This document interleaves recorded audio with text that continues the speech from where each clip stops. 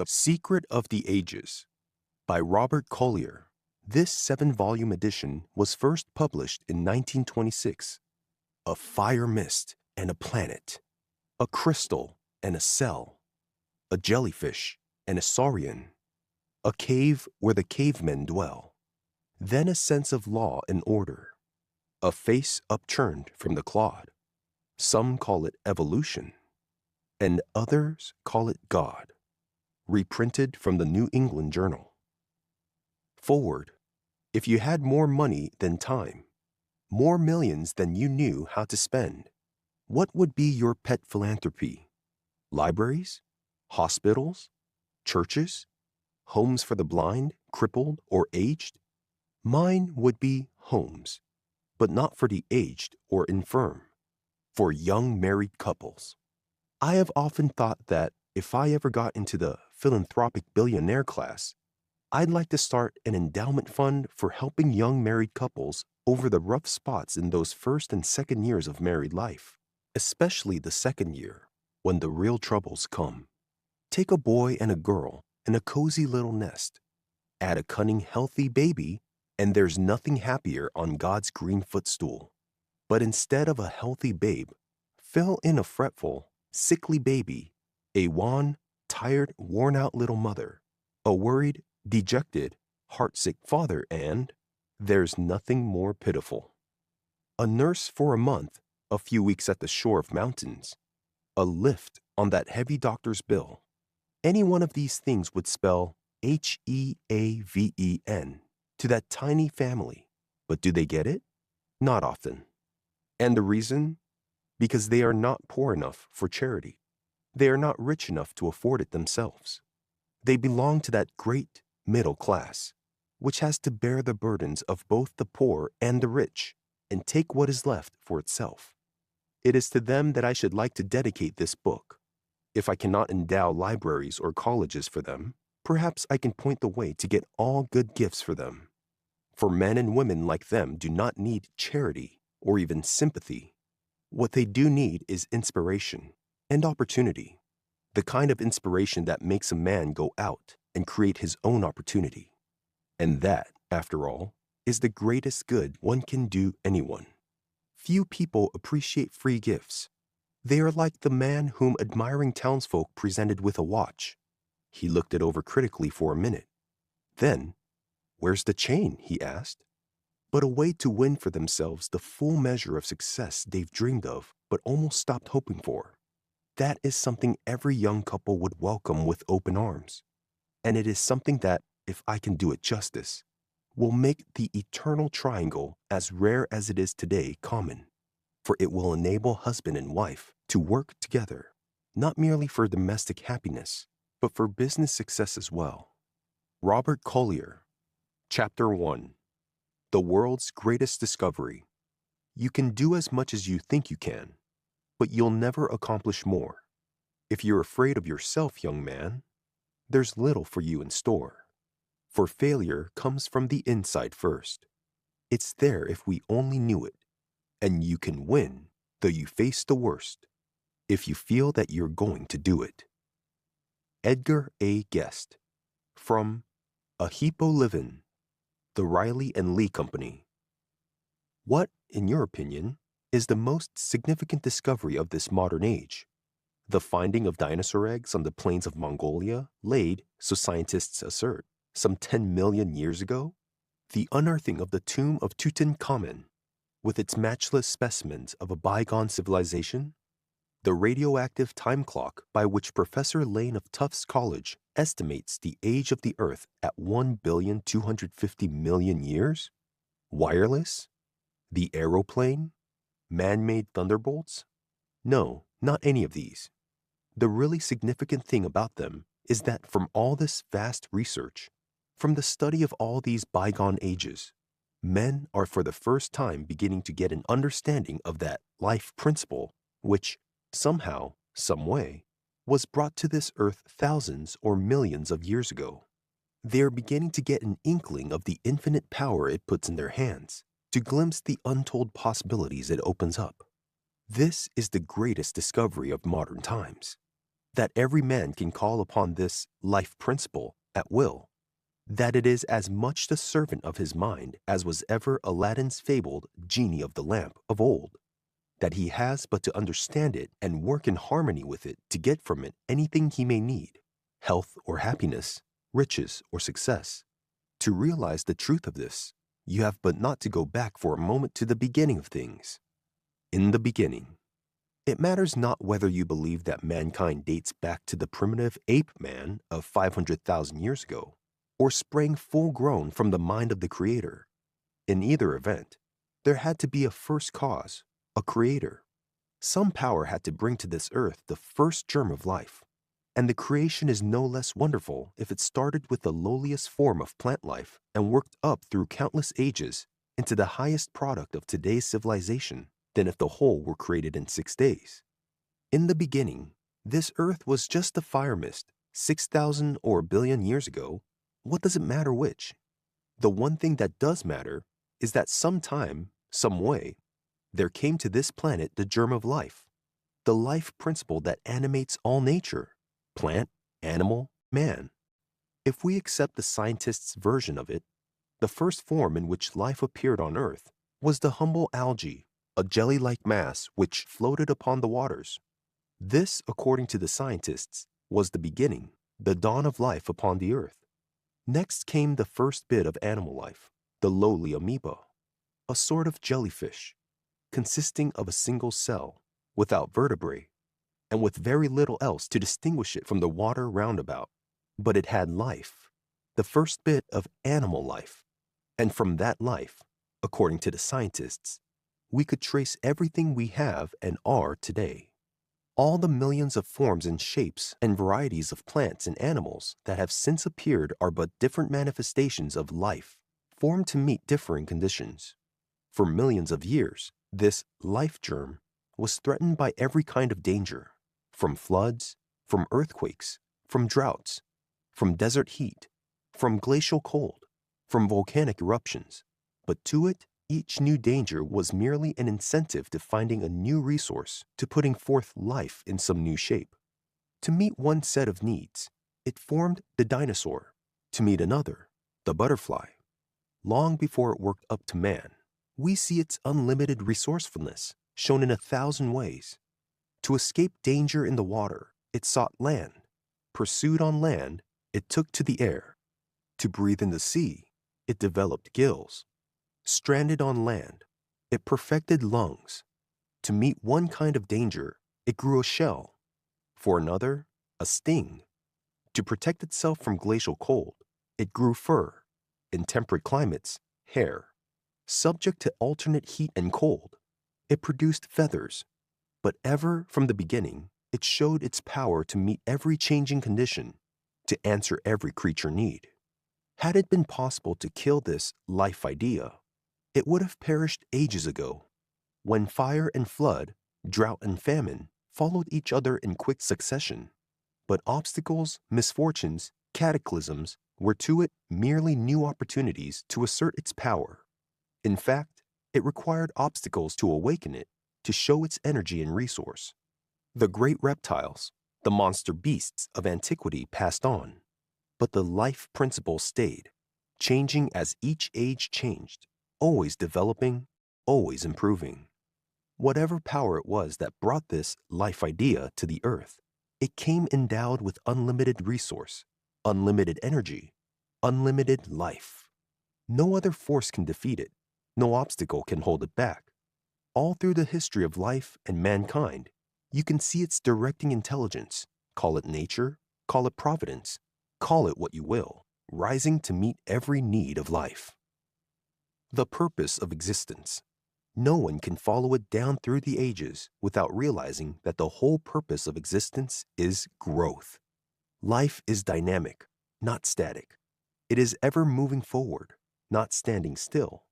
The one unpardonable sin of nature is to stand still, to stagnate.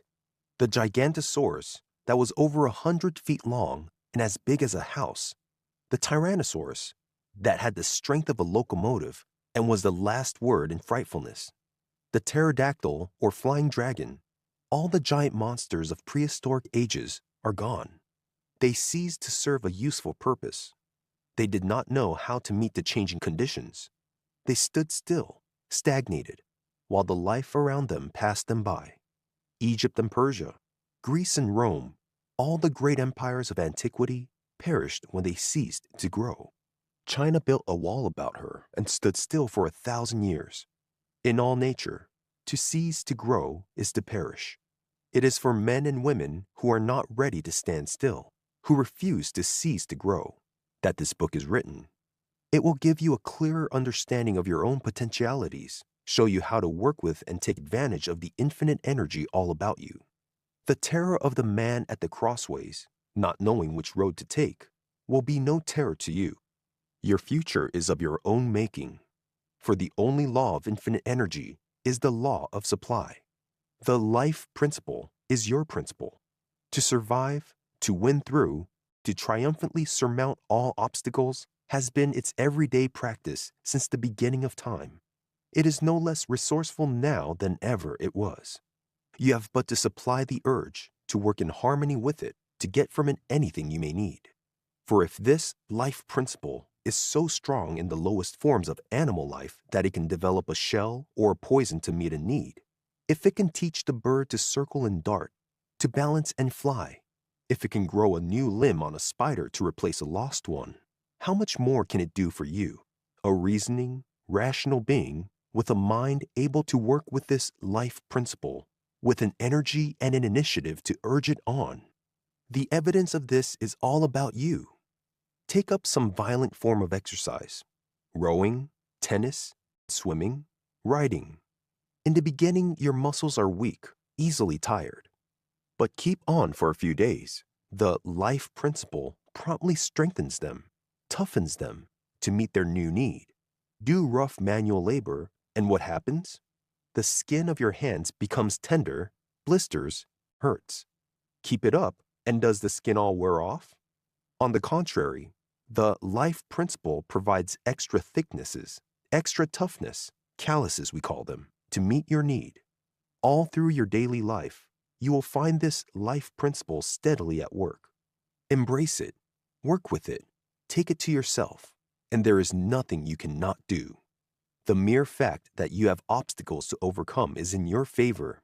For when there is nothing to be done, when things run along too smoothly, this life principle seems to sleep. It is when you need it, when you call upon it urgently, that it is most on the job. It differs from luck in this, that fortune is a fickle jade who smiles most often on those who need her least. Stake your last penny on the turn of a card.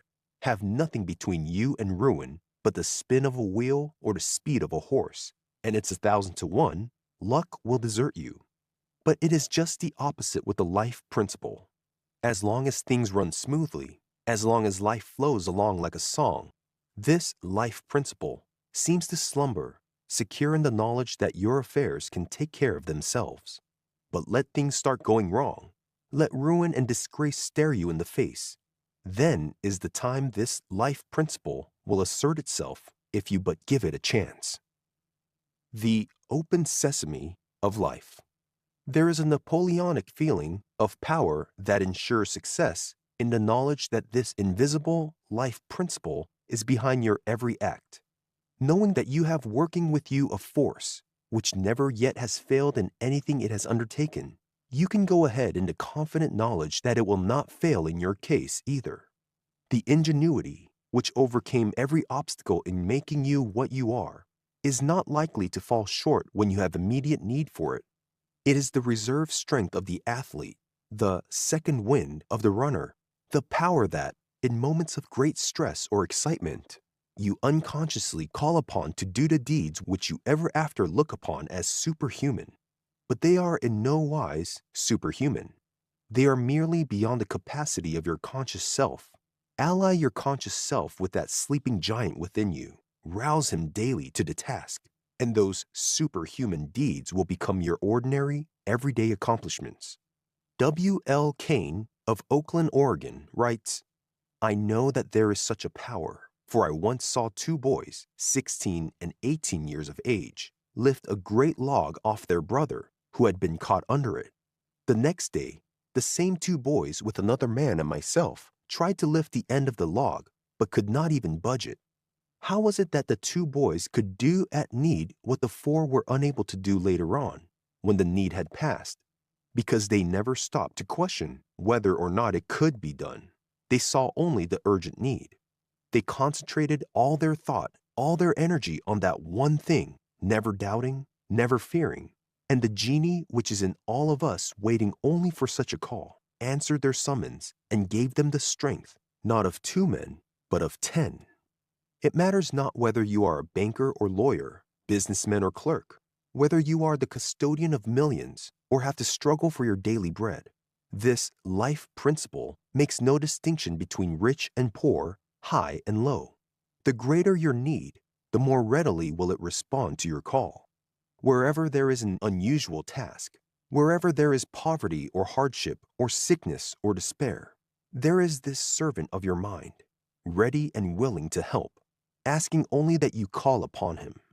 And not only is it ready and willing, but it is always able to help. Its ingenuity and resource are without limit.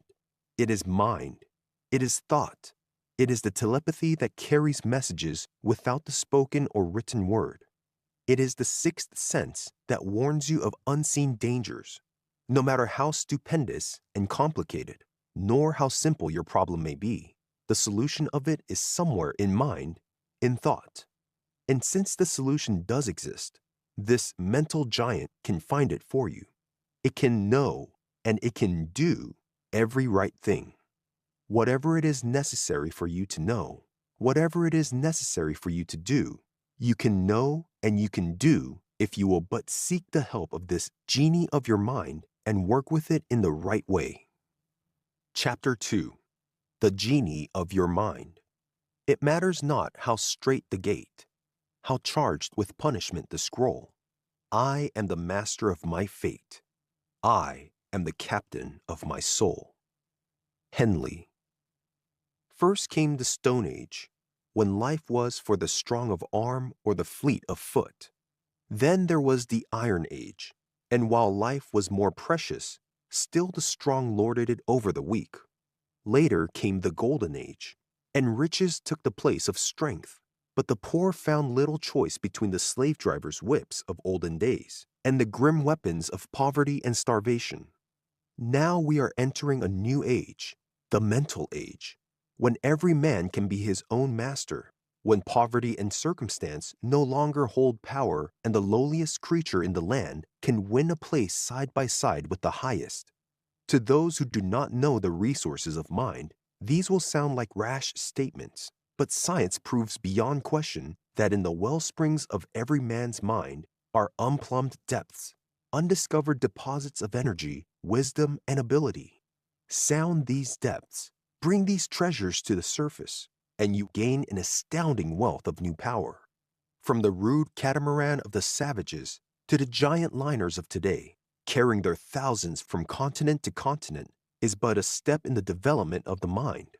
From the lowly caveman, cowering in his burrow in fear of lightning or fire or water, to the engineer of today, making servants of all the forces of nature, is but a measure of difference in mental development.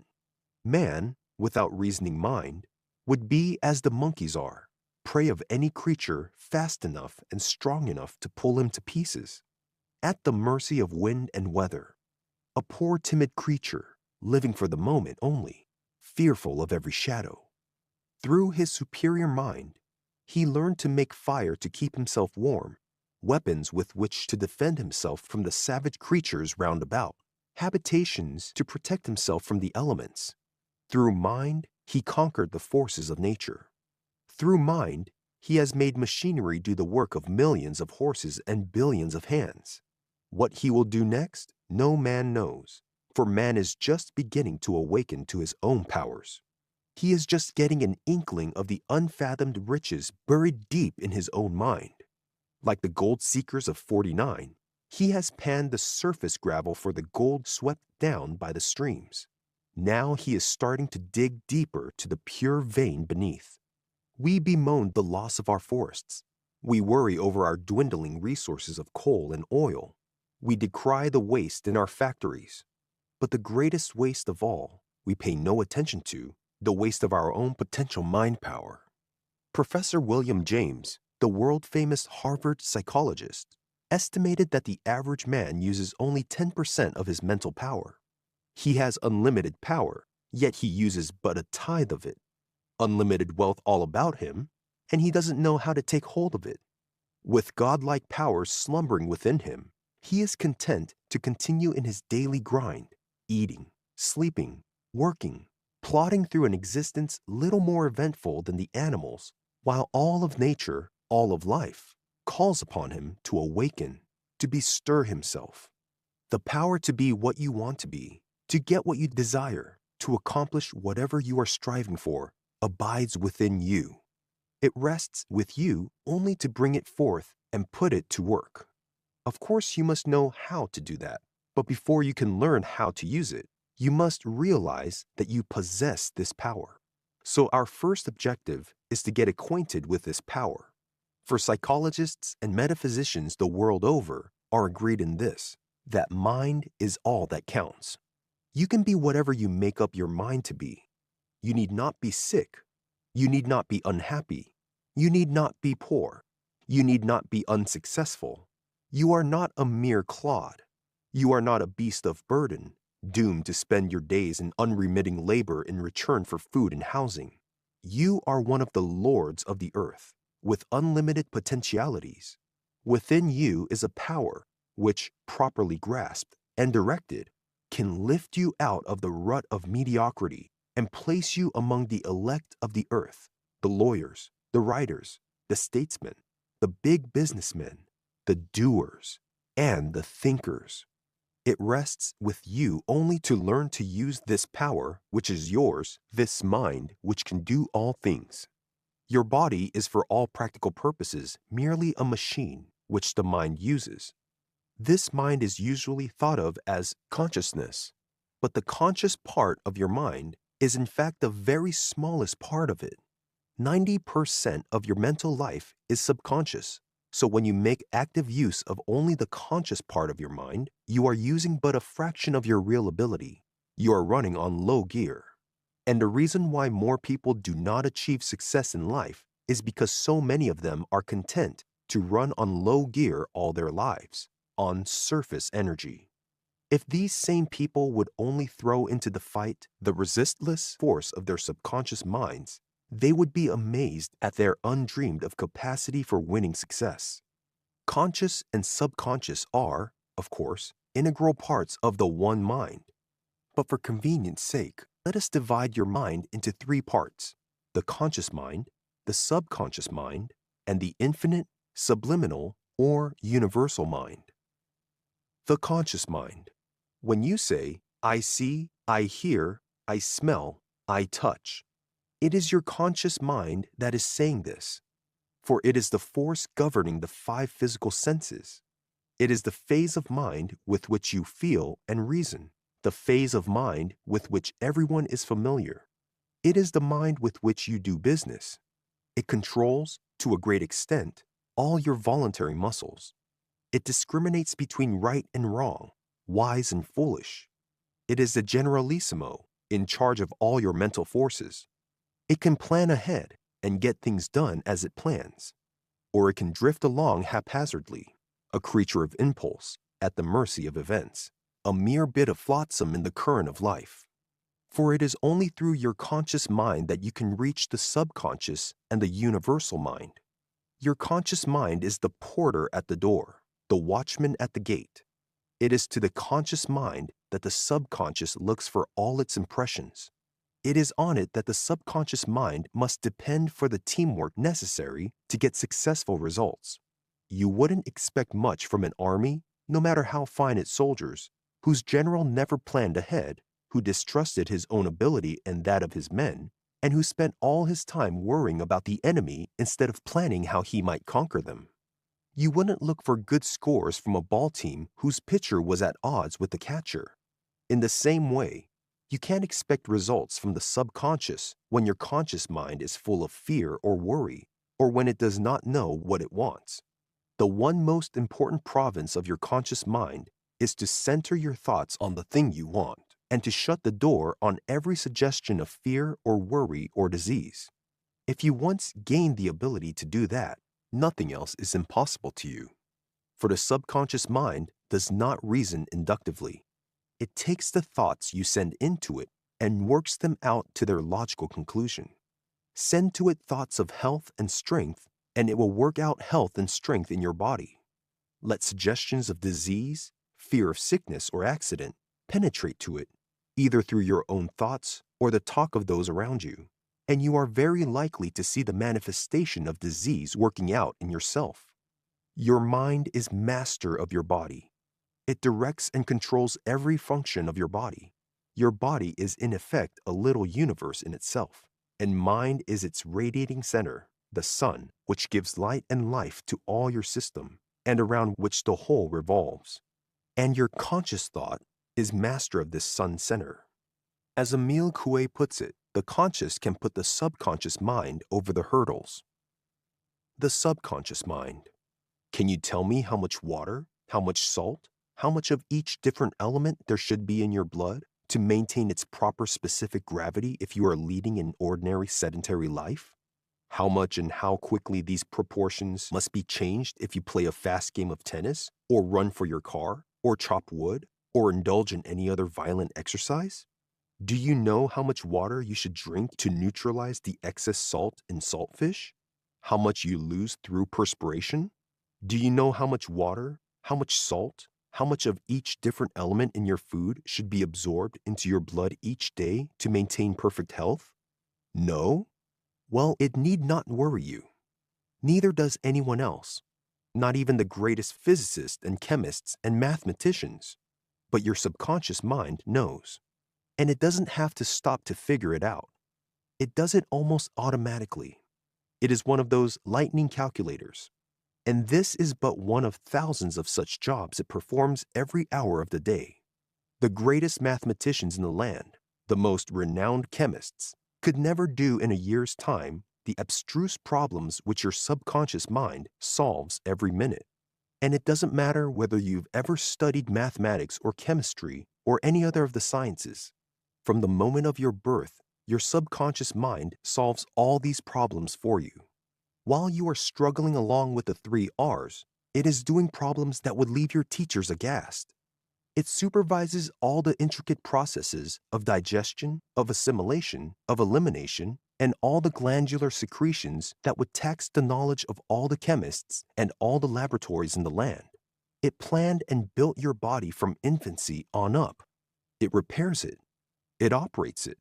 It has almost unlimited power, not merely for putting you and keeping you in perfect health, but for acquiring all the good things of life. Ignorance of this power is the sole reason for all the failures in this world. If you would intelligently turn over to this wonderful power all your business and personal affairs in the same way that you turn over to it the mechanisms of your body, no goal would be too great for you to strive for. Dr. G.O.C. Pitzer sums up the power of the subconscious mind very well in the following. The subconscious mind is a distinct entity. It occupies the whole human body and, when not opposed in any way, it has absolute control over all the functions, conditions, and sensations of the body. While the objective, conscious mind has control over all of our voluntary functions and motions, the subconscious mind controls all of the silent, involuntary, and vegetative functions. Nutrition, waste, all secretions and excretions, the action of the heart in the circulation of the blood, the lungs in respiration or breathing, and all cell life, cell changes, and development are positively under the complete control of the subconscious mind.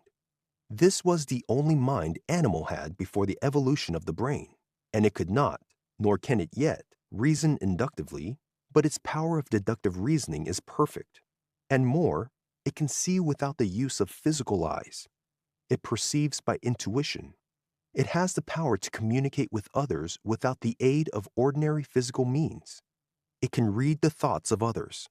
It receives intelligence and transmits it to people at a distance. distance offers no resistance against the successful missions of the subconscious mind. It never dies. We call this the soul mind. It is the living soul. In Practical Psychology and Sex Life by David Bush, Dr. Winbigler is quoted as going even further. To quote him, "It is this mind that carries on the work of assimilation and upbuilding whilst we sleep. It reveals to us things that the conscious mind has no conception of until the consummations have occurred. It can communicate with other minds without the ordinary physical means. It gets glimpses of things that ordinary sight does not behold. It makes God's presence an actual, realizable fact and keeps the personality in peace and quietness. It warns of approaching danger. It approves or disapproves of a course of conduct and conversation. It carries out all the best things which are given to it, providing the conscious mind does not intercept and change the course of its manifestation. It heals the body and keeps it in health, if it is at all encouraged.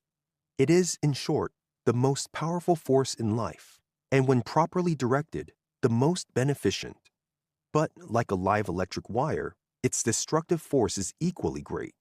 It can be either your servant or your master. It can bring to you evil or good. The Reverend William T. Walsh, in a new book just published, explains the idea very clearly. The subconscious part in us is called the subjective mind because it does not decide and command. It is a subject rather than a ruler. Its nature is to do what it is told, or what really in your heart of hearts you desire. The subconscious mind directs all the vital processes of your body. You do not think consciously about breathing. Every time you take a breath, you do not have to reason, decide, command. The subconscious mind sees to that. You have not been at all conscious that you have been breathing while you have been reading this page. So it is with the mind and the circulation of blood. The heart is a muscle like the muscle of your arm. It has no power to move itself or to direct its action. Only mind, only something that can think, can direct our muscles, including the heart. You are not conscious that you are commanding your heart to beat. The subconscious mind attends to that. And so it is with the assimilation of food, the building and repairing of the body. In fact, all the vital processes are looked after by the subconscious mind. Man lives and moves and has his being in this great subconscious mind. It supplies the intuition that so often carries a woman straight to a point that may require hours of cumbersome reasoning for a man to reach.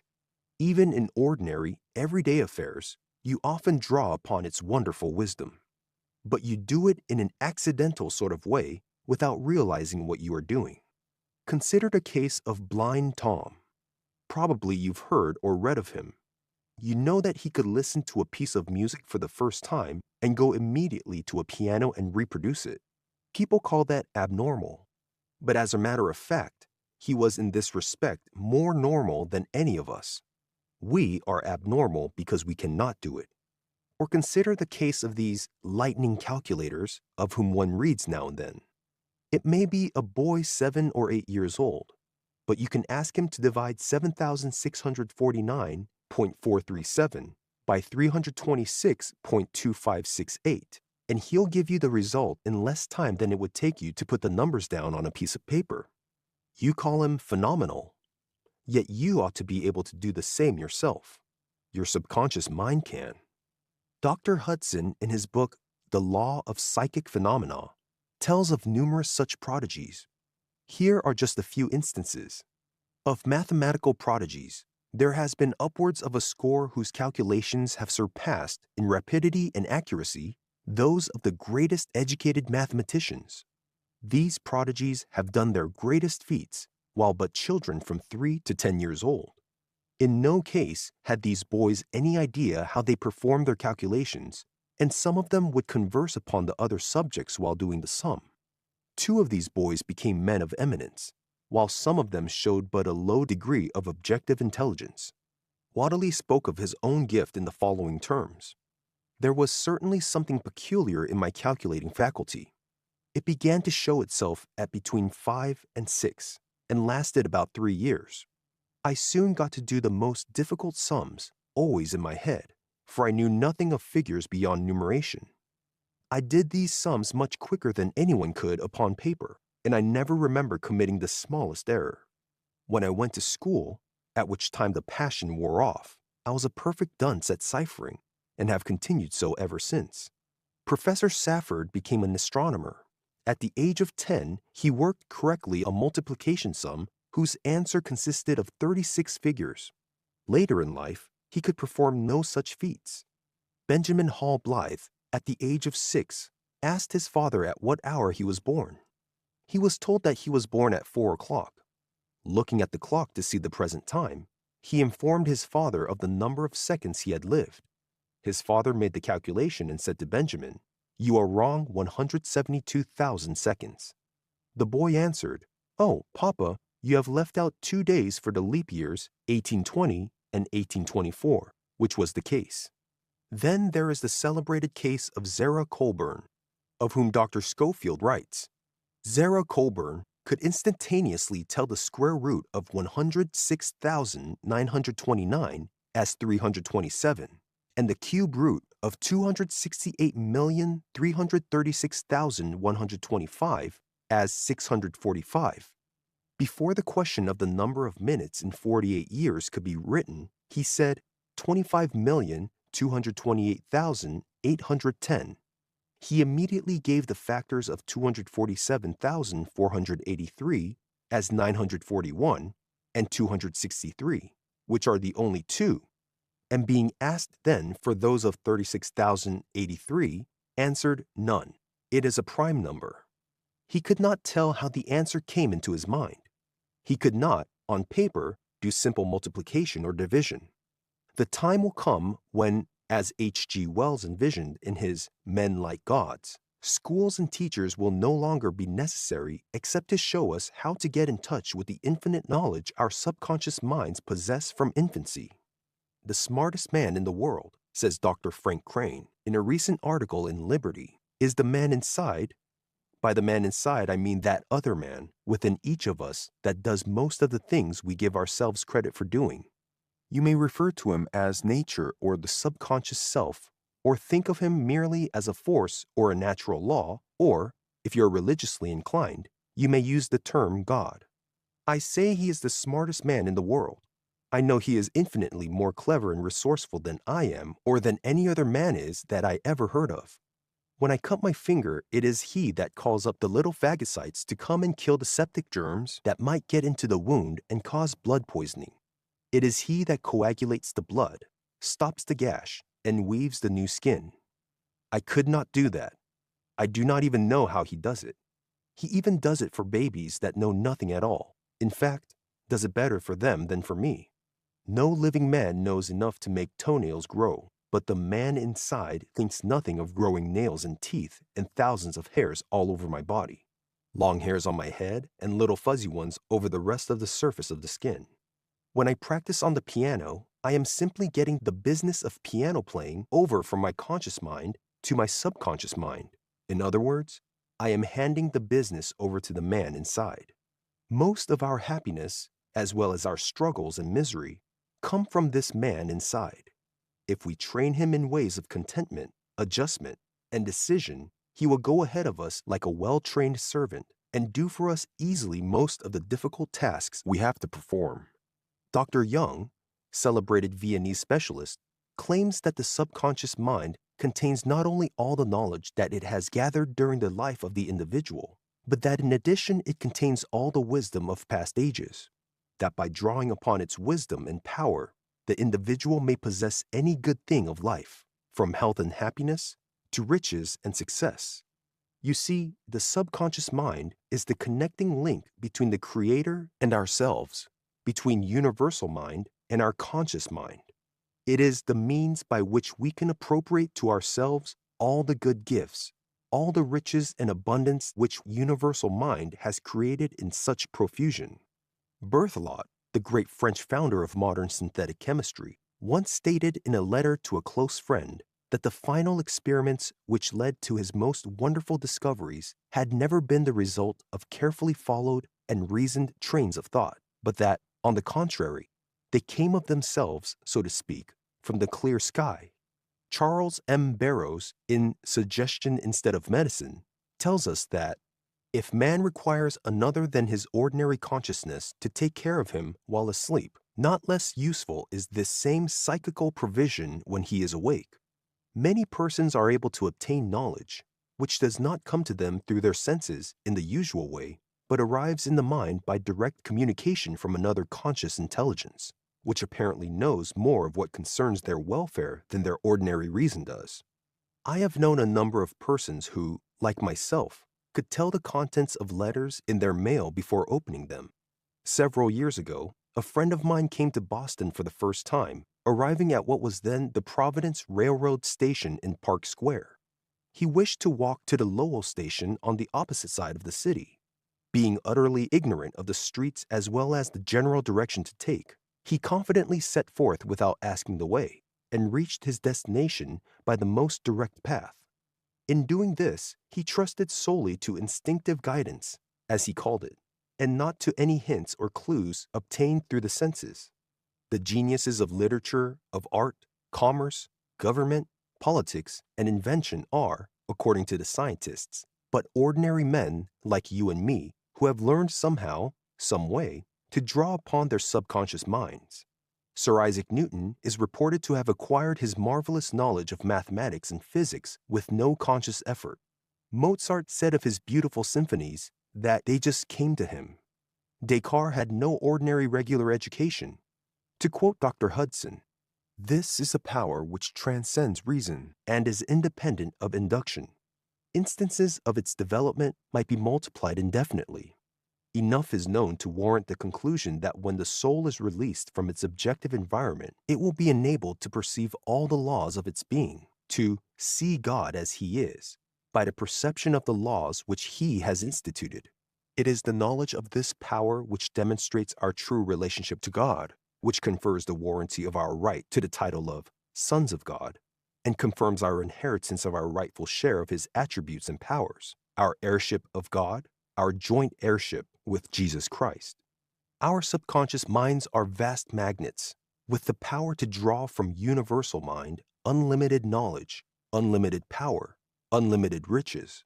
Considered from the standpoint of its activities, says Warren Hilton in Applied Psychology, the subconscious is that department of mind which on the one hand directs the vital operations of the body and on the other conserves, subject to the call of interest and attention, all ideas and complexes not at the moment active in consciousness. Observe, then, the possibility that lies before you. On the one hand, if you can control your mind in its subconscious activities, you can regulate the operation of your bodily functions and can thus assure yourself of bodily efficiency and free yourself of functional disease. On the other hand, if you can determine just what ideas shall be brought forth from subconsciousness into consciousness, you can thus select the materials out of which will be woven your conscious judgments, your decisions, and your emotional attitudes. To achieve control of your mind is, then, to attain A. Health, B. Success, and C. Happiness. Few understand or appreciate, however, that the vast storehouse of knowledge and power of the subconscious mind can be drawn upon at will. Now and then, through intense concentration or very active desire, we do accidentally penetrate to the realm of the subconscious and register our thought upon it. Such thoughts are almost invariably realized. The trouble is that as often as not, it is our negative thoughts, our fears, that penetrate. And these are realized just as surely as the positive thoughts. What you must manage to do is learn to communicate only such thoughts as you wish to see realized to your subconscious mind, for it is exceedingly amenable to suggestion.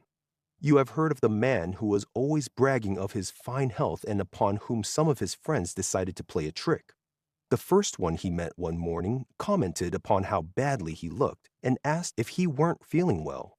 Then all the others, as they saw him, made similar remarks. By noontime, the man had come to believe them, and before the end of the day, he was really ill.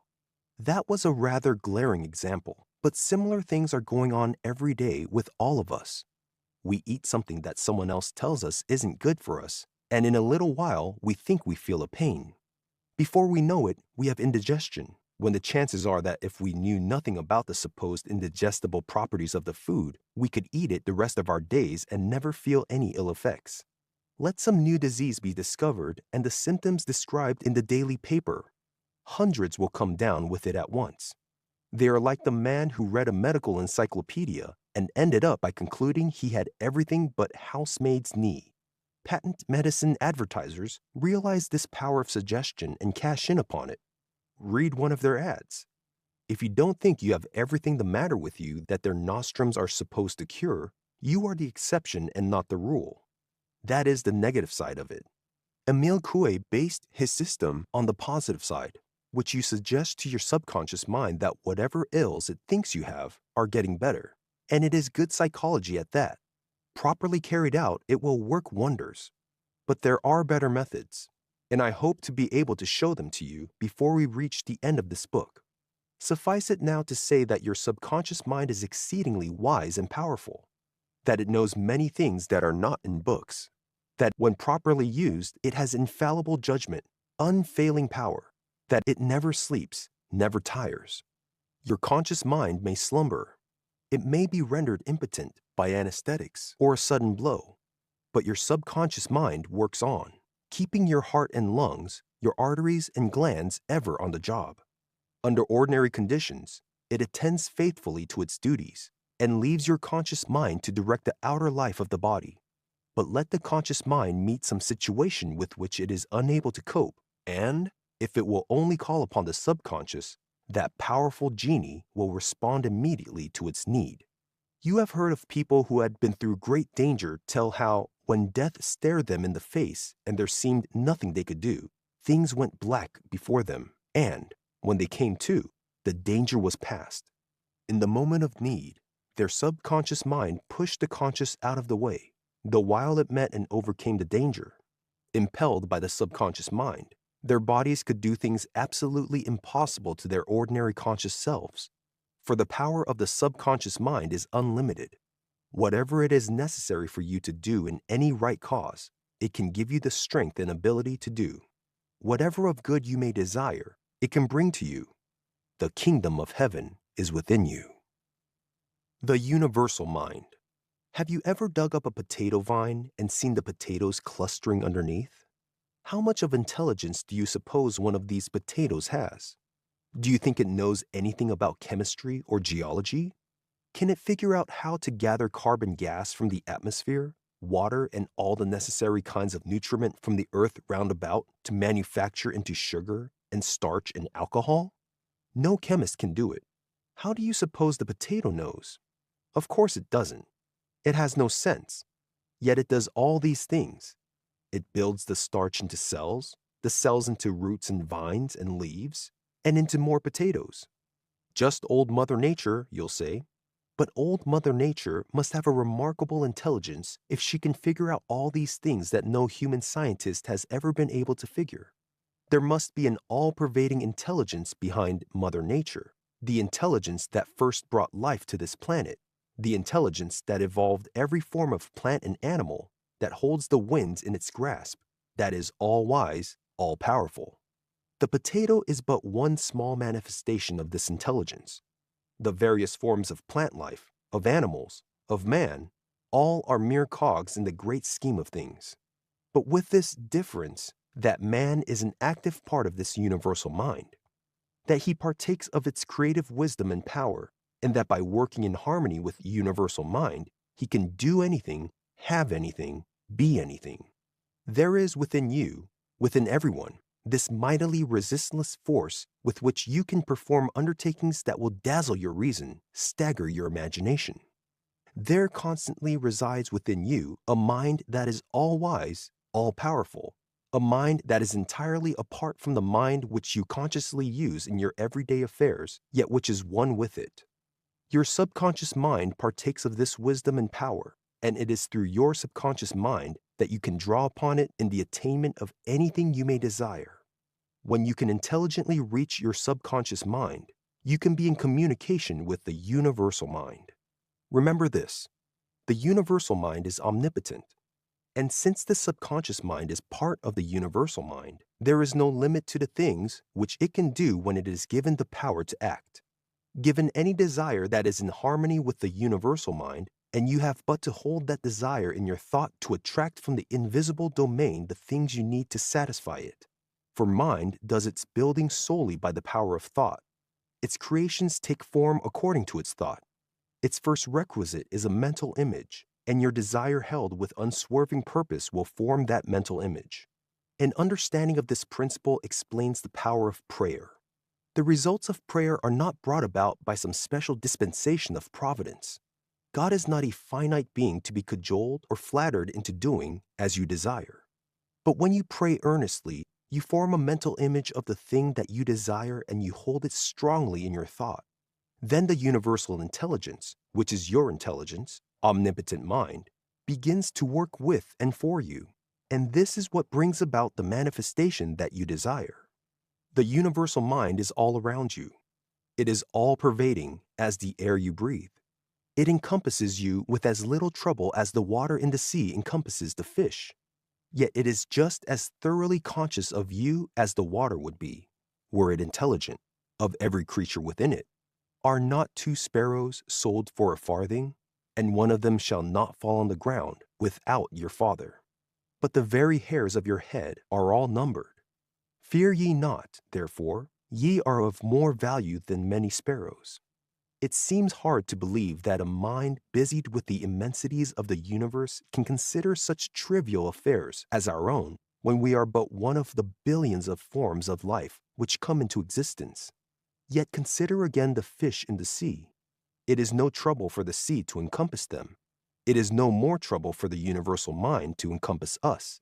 Its power, its thought, are as much at our disposal as the sunshine and the wind and the rain. Few of us take advantage to the full of these great forces. Fewer still take advantage of the power of the universal mind. If you have any lack, if you are prey to poverty or disease, it is because you do not believe or do not understand the power that is yours. It is not a question of the universal giving to you. It offers everything to everyone. There is no partiality. Ho, everyone that thirsteth, come ye to the waters. You have only to take. Whosoever will, let him take of the water of life freely. With all thy getting, get understanding, said Solomon. And if you will but get understanding, everything else will be added unto you. To bring you to a realization of your indwelling and unused power, to teach you simple, direct methods of drawing upon it, is the beginning and the end of this course. Volume 2. And the earth was without form and void, and darkness was upon the face of the deep, and the Spirit of God moved upon the face of the waters. Genesis 1:2. Chapter 3. The Primal Cause. This city, with all its houses, palaces, steam engines, cathedrals, and huge, immeasurable traffic and tumult, what is it but a thought, but millions of thoughts made into one, a huge, immeasurable spirit of a thought, embodied in brick, in iron, smoke, dust, palaces, parliaments, coaches, docks, and the rest of it. Not a brick was made, but some man had to think of the making of that brick. Carlyle. For thousands of years, the riddle of the universe has been the question of causation. Did the egg come first, or the chicken? The globe, says an Eastern proverb, rests upon the howdah of an elephant. The elephant stands upon a tortoise, swimming in a sea of milk. But then what? And what is life, as the Persian poet puts it? What without asking, hither hurried whence, and without asking, whither hurried hence? It has been said that every man, consciously or unconsciously, is either a materialist or an idealist.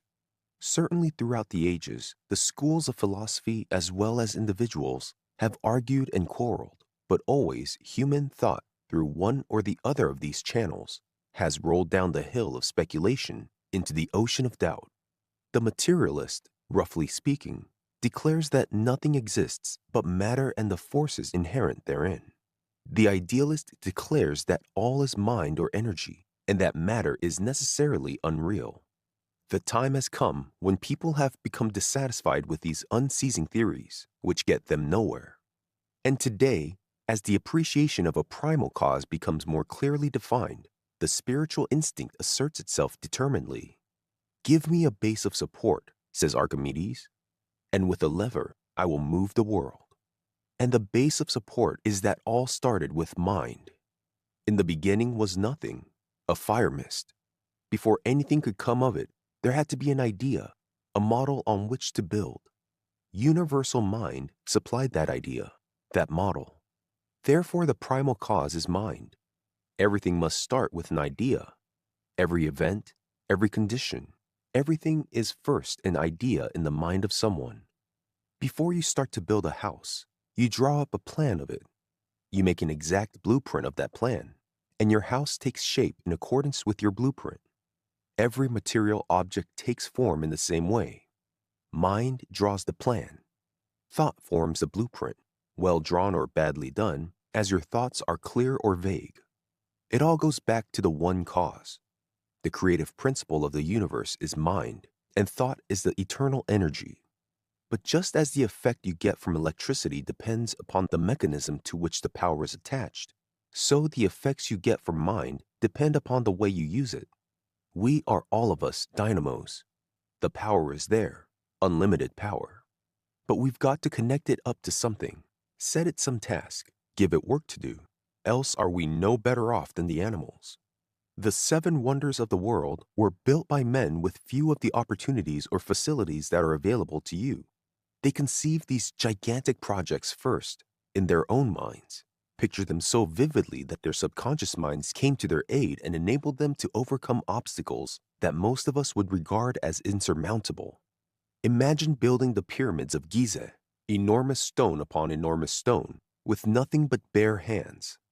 Imagine the labor, the sweat, the heartbreaking toil of erecting the colossus of Rhodes, between whose legs a ship could pass.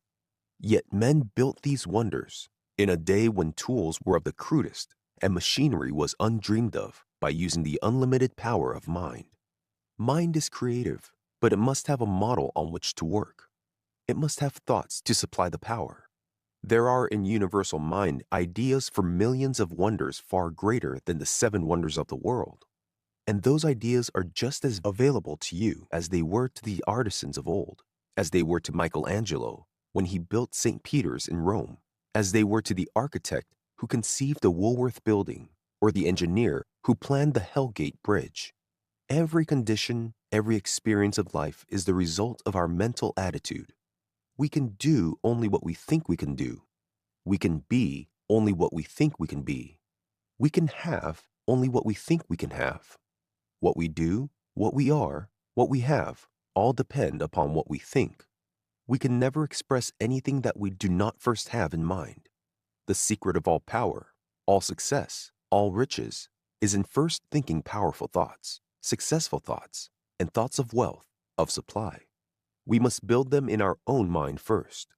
William James, the famous psychologist, said that the greatest discovery in 100 years was the discovery of the power of the subconscious mind. It is the greatest discovery of all time. It is the discovery that man has within himself the power to control his surroundings, that he is not at the mercy of chance or luck, that he is the arbiter of his own fortunes, that he can carve out his own destiny. He is the master of all the forces round about him. As James Allen puts it, dream lofty dreams, and as you dream, so shall you become. Your vision is the promise of what you shall one day be. Your ideal is the prophecy of what you shall at last unveil. For matter isn't the ultimate, but a product of thought. Even the most material scientists admit that matter is not what it appears to be. According to physics, matter, be it the human body or a log of wood, it makes no difference which, is made up of an aggregation of distinct minute particles called atoms. Considered individually, these atoms are so small that they can be seen only with the aid of a powerful microscope, if at all. Matter, dream or reality. Until recently, these atoms were supposed to be the ultimate theory regarding matter. We ourselves, and all the material world around us, were supposed to consist of these infinitesimal particles of matter, so small that they could not be seen or weighed or smelled or touched individually, but still particles of matter and indestructible. Now, however, these atoms have been further analyzed, and physics tells us that they are not indestructible at all, that they are mere positive and negative buttons of force or energy called protons and electrons, without hardness, without density, without solidity, without even positive actuality. In short, they are vortices in the ether, whirling bits of energy, dynamic, never static, pulsating with life, but the life is spiritual. As one eminent British scientist put it, science now explains matter by explaining it away. And that, mind you, is what the solid table in front of you is made of, is what your house, your body, the whole world is made of, whirling bits of energy. To quote the New York Herald Tribune of March 11, 1926, we used to believe that the universe was composed of an unknown number of different kinds of matter, one kind for each chemical element. The discovery of a new element had all the interest of the unexpected. It might turn out to be anything, to have any imaginable set of properties. That romantic prospect no longer exists. We know now that instead of many ultimate kinds of matter, there are only two kinds. Both of these are really kinds of electricity. One is negative electricity, being, in fact, the tiny particle called the electron, familiar to radio fans as one of the particles, vast swarms of which operate radio vacuum tubes. The other kind of electricity is positive electricity.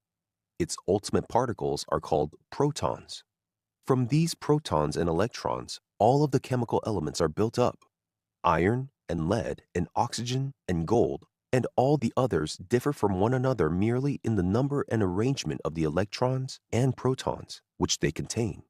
That is the modern idea of the nature of matter. Matter is really nothing but electricity. Can you wonder then that scientists believe the time will come when mankind, through mind, can control all this energy, can be absolute master of the winds and the waves, can literally follow the master's precept? If ye have faith as a grain of mustard seed, ye shall say unto this mountain, remove hence to yonder place, and it shall remove, and nothing shall be impossible unto you. For modern science is coming more and more to the belief that what we call matter is a force subject wholly to the control of mind. How tenuous matter really is perhaps best illustrated by the fact that a single violin string, tuned to the proper pitch, could start a vibration that would shake down the Brooklyn Bridge. Oceans and mountains, rocks and iron, all can be reduced to a point little short of the purely spiritual. Your body is 85% water, 15% ash and phosphorus, and they in turn can be dissipated into gas and vapor. Where do we go from there? Is not the answer that, to a great degree at least, and perhaps altogether, this world round about us is one of our mind's own creating, and that we can put into it and get from it pretty much what we wish? You see this illustrated every day. A panorama is spread before you. To you, it is a beautiful picture. To another, it appears a mere collection of rocks and trees. A girl comes out to meet you. To you, she is the embodiment of loveliness. To another, all that grace and beauty may look drab and homely. A moonlit garden, with its fragrant odors and dew-drenched grass, may mean all that is charming to you, while to another, it brings only thoughts of asthma or fever or rheumatism. A color may be green to you that to another is red. A prospect may be inviting for you that to another is rugged and hard. To quote Applied Psychology by Warren Hilton, the same stimulus acting on different organs of sense will produce different sensations. A blow upon the eye will cause you to see stars. A similar blow upon the ear will cause you to hear an explosive sound. In other words, the vibratory effect of a touch on eye or ear is the same as that of light or sound vibrations. The notion you may form of any object in the outer world depends solely upon what part of your brain happens to be connected with that particular nerve end that receives an impression from the object. You see the sun without being able to hear it because the only nerve ends tuned to vibrate in harmony with the ether waves set in action by the sun are nerve ends that are connected with the brain center devoted to sight. If, says Professor James, we could splice the outer extremities of our optic nerves to our ears and those of our auditory nerves to our eyes, we should hear the lightning and see the thunder, see the symphony and hear the conductor's movements. In other words, the kind of impressions we receive from the world about us, the sort of mental pictures we form concerning it, in fact, the character of the outer world, the nature of the environment in which our lives are cast, all these things depend for each one of us simply upon how he happens to be put together, upon his individual mental makeup. In short, it all comes back to the old fable of the three blind men and the elephant. To the one who caught hold of his leg, the elephant was like a tree. To the one who felt of his side, the elephant was like a wall. To the one who seized his tail, the elephant was like a rope. The world is to each one of us the world of his individual perceptions. You are like a radio receiving station. Every moment, thousands of impressions are reaching you. You can tune in on whatever ones you like. On joy or sorrow, on success or failure, on optimism or fear. You can select the particular impressions that will best serve you. You can hear only what you want to hear. You can shut out all disagreeable thoughts and sounds and experiences. Or you can tune in on discouragement and failure and despair. Yours is the choice. You have within you a force against which the whole world is powerless. By using it, you can make what you will of life and of your surroundings. But, you will say, objects themselves do not change. It is merely the difference in the way you look at them. Perhaps. But to a great extent, at least, we find what we look for, just as, when we turn the dial on the radio, we tune in on whatever kind of entertainment or instruction we may wish to hear. And who can say that it is not our thoughts that put it there?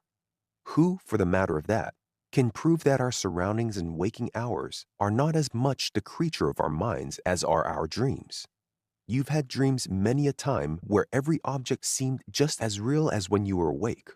You felt of the objects. You've pinched yourself, yet still you are convinced that you are actually living those dreams. May not your waking existence be largely the creation of your own mind, just as your dream pictures are? Many scientists believe that it is, and that in proportion as you try to put into your surroundings the good things you desire, rather than the evil ones you fear, you will find those good things. Certain it is that you can do this with your own body, just as certain that many people are doing it with the good things of life. They have risen above the conception of life in which matter is the master. Just as the most powerful forces in nature are the invisible ones, heat, light, air, electricity, so the most powerful forces of man are his invisible forces, his thought forces. And just as electricity can fuse stone and iron, so can your thought forces control your body, so can they make or mar your destiny. The philosopher's charm. There was once a shrewd necromancer who told a king that he had discovered a way to make gold out of sand. Naturally, the king was interested and offered him great rewards for his secret. The necromancer explained his process. It seemed quite easy, except for one thing. Not once during the operation must the king think of the word abracadabra. If he did, the charm was broken and the gold would not come. The king tried and tried to follow the directions, but he could not keep that word abracadabra out of his mind. And he never made the gold. Dr. Windbigler puts the same idea in another way. Inspiration, genius, power are often interfered with by the conscious mind's interposing, by man's failing to recognize his power, afraid to assist himself, lacking the faith in himself necessary to stimulate the subconscious so as to arouse the genius asleep in each. From childhood on, we are assured on every hand, by scientists, by philosophers, by our religious teachers, that ours is the earth and the fullness thereof. Beginning with the first chapter of Genesis, we are told that God said, "Let us make man in our image, after our likeness, and let them have dominion over the fish of the sea, and over the fowl of the air, and over the cattle, and over all the earth, and over every living thing that moveth upon the earth." All through the Old and New Testament, we are repeatedly adjured to use these God-given powers. "He that believeth on me," said Jesus, "the works that I do shall he do also, and greater works than these shall he do. If ye abide in me, and my words abide in you, ye shall ask what ye will, and it shall be done unto you." For verily I say unto you, that whosoever shall say unto this mountain, Be thou removed, and be thou cast into the sea, and shall not doubt in his heart, but shall believe that those things which he saith shall come to pass, he shall have whatsoever he saith. The kingdom of God is within you. We hear all this, perhaps we even think we believe, but always, when the time comes to use these God-given talents, there is the doubt in our heart. Baduin expressed it clearly. To be ambitious for wealth and yet always expecting to be poor, to be always doubting your ability to get what you long for, is like trying to reach east by traveling west. There is no philosophy which will help a man to succeed when he is always doubting his ability to do so, and thus attracting failure. You will go in the direction in which you face. There is a saying that every time the sheep bleats, it loses a mouthful of hay. Every time you allow yourself to complain of your lot, to say, I am poor, I can never do what others do, I shall never be rich, I have not the ability that others have, I am a failure, luck is against me, you are laying up so much trouble for yourself. No matter how hard you may work for success, if your thought is saturated with the fear of failure, it will kill your efforts, neutralize your endeavors, and make success impossible. And that is responsible for all our failures. We are like the old lady who decided she wanted the hill behind her house removed. So she got down on her knees and prayed the good Lord to remove it. The next morning she got up and hurried to the window. The hill was still in its same old place. I knew it, she snapped. I gave him his chance. But I knew all the time there was nothing to this prayer business.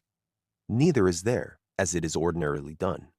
Prayer is not a mere asking of favors. Prayer is not a paean of praise. Rather, prayer is a realization of the God power within you, of your right of dominion over your own body, your environment, your business, your health, your prosperity.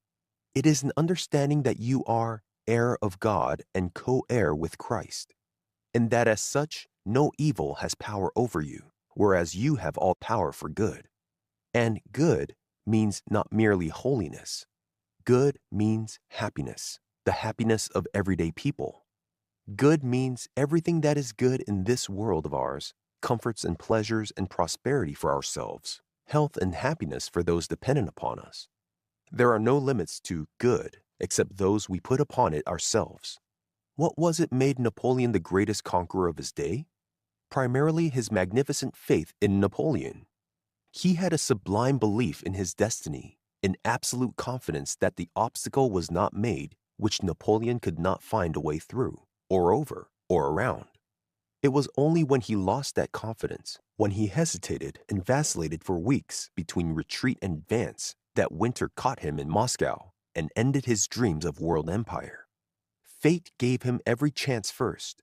The winter snows were a full month late in coming, but Napoleon hesitated and was lost. It was not the snows that defeated him. It was not the Russians. It was his loss of faith in himself. The kingdom of heaven. The kingdom of heaven is within you. Heaven is not some faraway state, the reward of years of tribulation here. Heaven is right here, here and now.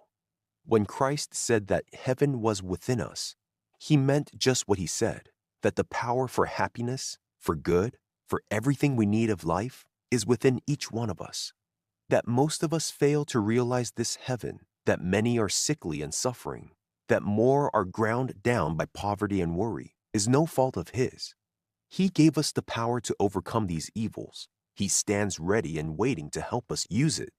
If we fail to find the way, the fault is ours. To enjoy the heaven that is within us, to begin here and now to live the life eternal, takes only a fuller understanding of the power that is within us. Even now, with the limited knowledge at our command, we can control circumstances to the point of making the world without an expression of our own world within, where the real thoughts, the real power resides. Through this world within, you can find the solution of every problem, the cause for every effect. Discover it, and all power, all possession is within your control. For the world without is but a reflection of that world within. Your thought creates the conditions your mind images. Keep before your mind's eye the image of all you want to be, and you will see it reflected in the world without. Think abundance, feel abundance, believe abundance, and you will find that as you think and feel and believe, abundance will manifest itself in your daily life. But let fear and worry be your mental companions. Thoughts of poverty and limitation dwell in your mind, and worry and fear, limitation and poverty will be your constant companions day and night. Your mental concept is all that matters. Its relation to matter is that of idea and form. There has got to be an idea before it can take form. As Dr. Terry Walter says, the impressions that enter the subconscious form indelible pictures, which are never forgotten, and whose power can change the body, mind, manner, and morals, can in fact revolutionize a personality. All during our waking hours, the conscious mind, through the five senses, acts as constant feeder to the subconscious. The senses are the temporal source of supply for the content of the soul mind. Therefore, it is most important that we know and realize definitely and explicitly that every time we think a thought or feel an emotion, we are adding to the content of this powerful mind, good or bad, as the case may be. Life will be richer or poorer for the thoughts and deeds of today. Your thoughts supply you with limitless energy, which will take whatever form your mind demands. The thoughts are the mold, which crystallizes this energy into good or ill according to the form you impress upon it. You are free to choose which, but whichever you choose, the result is sure. Thoughts of wealth, of power, of success can bring only results commensurate with your idea of them. Thoughts of poverty and lack can bring only limitation and trouble. A radical doctrine, you'll say, and think me wildly optimistic, because the world has been taught for so long to think that some must be rich and some poor, that trials and tribulations are our lot, that this is at best a vale of tears. The history of the race shows that what is considered to be the learning of one age is ignorance to the next age. Dr. Edwin E. Slauson, editor of Science Service, speaking of the popular tendency to fight against new ideas merely because they were new, said, "All through the history of science, we find that new ideas have to force their way into the common mind in disguise, as though they were burglars instead of benefactors of the race." And Emerson wrote, "The virtue in most request is conformity. Self-reliance is its aversion. It loves not realities and creators, but names and customs." In the ages to come, man will look back upon the poverty and wretchedness of so many millions today and think how foolish we were not to take advantage of the abundance all about us. Look at nature, how profuse she is in everything. Do you suppose the mind that imaged that profuseness ever intended you to be limited, to have to scrimp and save in order to eke out a bare existence? There are hundreds of millions of stars in the heavens. Do you suppose the mind, which could bring into being worlds without number in such prodigality, intended to stint you of the few things necessary to your happiness? What is money but a mere idea of mind, a token of exchange? The paper money you have in your pocket is supposed to represent so much gold or silver currency. There are billions upon billions of this paper money in circulation, yet all the gold in the world amounts to only about $8 billion. Wealth is in ideas, not in money or property. You can control these ideas through mind. Reduced to the ultimate, to the atom or to the electron, everything in this world is an idea of mind. All of it has been brought together through mind. If we can change the things we want back into mental images, we can multiply them as often as we like, possesses all that we like. To him that hath. Take as an example the science of numbers. Suppose all numbers were of metal, that it was against the law to write figures for ourselves.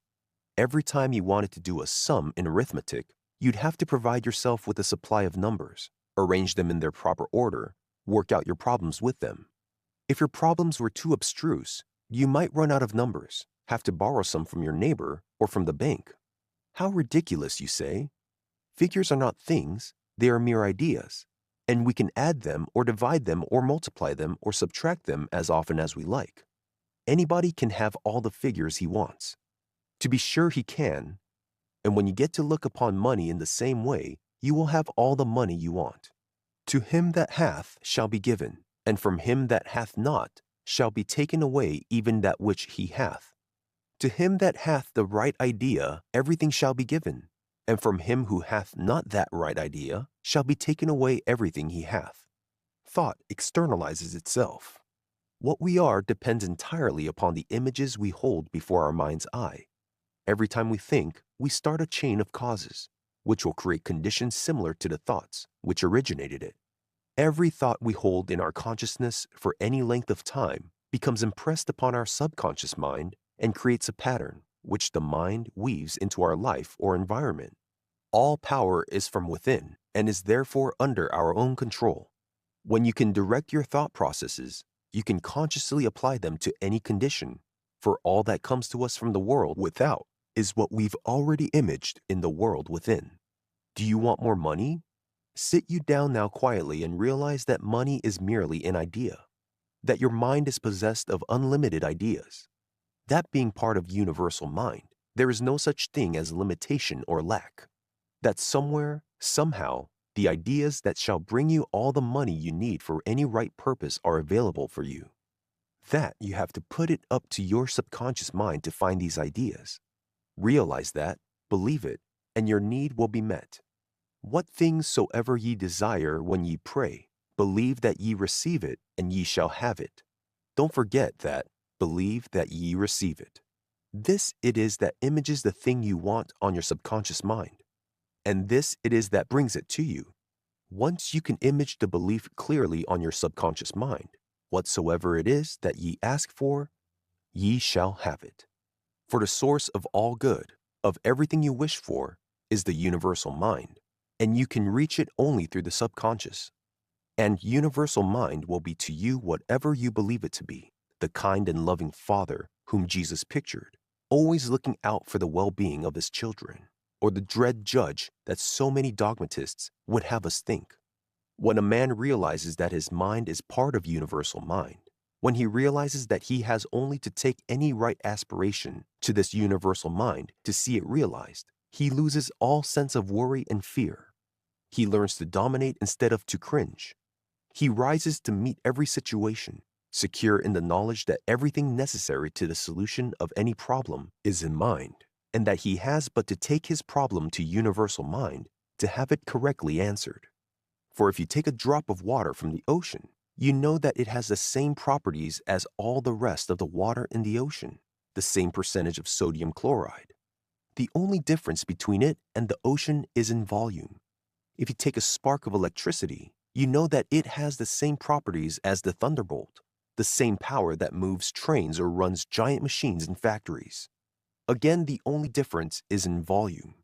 It is the same with your mind and universal mind.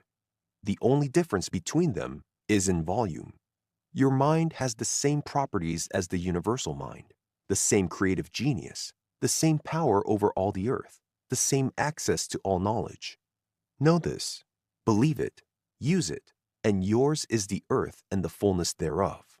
In the exact proportion that you believe yourself to be part of universal mind, sharing in its all power in that proportion, can you demonstrate the mastery over your own body and over the world about you? All growth, all supply is from the world within. If you would have power, if you would have wealth, you have but to image it on this world within, on your subconscious mind, through belief and understanding. If you would remove discord, you have but to remove the wrong images, images of ill health, of worry and trouble from within. The trouble with most of us is that we live entirely in the world without. We have no knowledge of that inner world which is responsible for all the conditions we meet and all the experiences we have.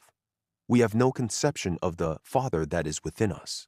The inner world promises us life and health, prosperity and happiness, dominion over all the earth. It promises peace and perfection for all its offspring. It gives you the right way and the adequate way to accomplish any normal purpose. Business, labor professions exist primarily in thought, and the outcome of your labors in them is regulated by thought. Consider the difference, then, in this outcome if you have at your command only the limited capacity of your conscious mind compared with the boundless energy of the subconscious and a universal mind. Thought, not money, is the real business capital. says Harvey S. Firestone. And if you know absolutely that what you are doing is right, then you are bound to accomplish it in due season. Thought is a dynamic energy with the power to bring its object out from the invisible substance all about us. Matter is inert, unintelligent. Thought can shape and control. Every form in which matter is today is but the expression of some thought, some desire, some idea. You have a mind. You can originate thought, and thoughts are creative. Therefore, you can create for yourself that which you desire. Once you realize this, you are taking a long step toward success in whatever undertaking you have in mind. More than half the prophecies in the scriptures refer to the time when man shall possess the earth, when tears and sorrow shall be unknown, and peace and plenty shall be everywhere. That time will come. It is nearer than most people think possible. You are helping it along. Every man who is honestly trying to use the power of mind in the right way is doing his part in the great cause. For it is only through mind that peace and plenty can be gained. The earth is laden with treasures as yet undiscovered, but they are every one of them known to universal mind, for it was universal mind that first imaged them there. And as part of universal mind, they can be known to you. How else did the prophets of old foretell thousands of years ago the aeroplane, the cannon, the radio?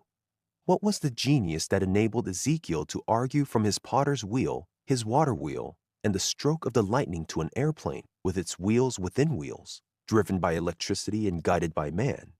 How are we to explain the descriptions of artillery in the Apocalypse and the astonishing declaration in the Gospels that the utterances of the chamber would be broadcast from the housetops? To the manner born. Few of us have any idea of our mental powers. The old idea was that man must take this world as he found it. He'd been born into a certain position in life, and to try to rise above his fellows was not only the height of bad taste, but sacrilegious as well. An all-wise Providence had decreed by birth the position a child should occupy in the web of organized society. For him to be discontented with his lot, for him to attempt to raise himself to a higher level, was tantamount to tempting Providence. The gates of hell yawned wide for such scatterbrains, who were lucky if in this life they incurred nothing worse than the ribald scorn of their associates. That is the system that produced aristocracy and feudalism. That is the system that feudalism and aristocracy strove to perpetuate. The new idea, the basis of all democracies, is that man is not bound by any system, that he need not accept the world as he finds it. He can remake the world to his own ideas. It is merely the raw material. He can make what he wills of it. It is this new idea that is responsible for all our inventions, all our progress. Man is satisfied with nothing. He is constantly remaking his world. And now more than ever will this be true, for psychology teaches us that each one has within himself the power to become what he wills. Learn to control your thought. Learn to image upon your mind only the things you want to see reflected there. You will never improve yourself by dwelling upon the drawbacks of your neighbors. You will never attain perfect health and strength by thinking of weakness or disease. No man ever made a perfect score by watching his rival's target. You have got to think strength, think health, think riches. To paraphrase Pascal, our achievements today are but the sum of our thoughts of yesterday. For thought is energy. Mental images are concentrated energy, and energy concentrated on any definite purpose becomes power.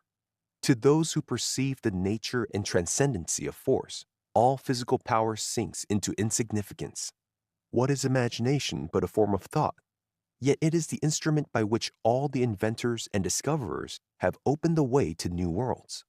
Those who grasp this force, be their state ever so humble, their natural gifts ever so insignificant, becomes our leading men. They are our governors and supreme lawgivers, the guides of the drifting host, which follows them as by an irrevocable decree. To quote Glenn Clark in the Atlantic Monthly, whatever we have of civilization is their work, theirs alone. If progress was made, they made it. If spiritual facts were discerned, they discerned them. If justice and order were put in place of insolence and chaos, they wrought the change. Never is progress achieved by the masses. Creation ever remains the task of the individual. Our railroads, our telephones, our automobiles, our libraries, our newspapers, our thousands of other conveniences, comforts, and necessities are due to the creative genius of but 2% of our population. And the same 2% own a great percentage of the wealth of the country. The question arises, who are they? What are they? The sons of the rich? College men? No. Few of them had any early advantages. Many of them have never seen the inside of a college. It was grim necessity that drove them, and somehow, some way, they found a method of drawing upon their genie of the mind, and through that inner force, they have reached success. You don't need to stumble and grope. You can call upon your inner forces at will. There are 3 steps necessary. First, to realize that you have the power. Second, to know what you want. Third, to center your thought upon it with singleness of purpose. To accomplish these steps takes only a fuller understanding of the power that is within you. But what is this power? Where should you go to locate it? Is it a thing, a place, an object? Has it bounds, form, or material shape? No. Then how shall you go about finding it? If you have begun to realize that there is a power within you, if you have begun to arouse in your conscious mind the ambition and desire to use this power, you have started in the pathway of wisdom. If you are willing to go forward, to endure the mental discipline of mastering this method, nothing in the world can hinder you or keep you from overcoming every obstacle. Begin at once, today, to use what you have learned. All growth comes from practice. All the forces of life are active: peace, joy, power. The unused talent decays. Open the door. Behold, I stand at the door and knock. If any man hear my voice and open the door, I will come in to him, and will sup with him, and he with me.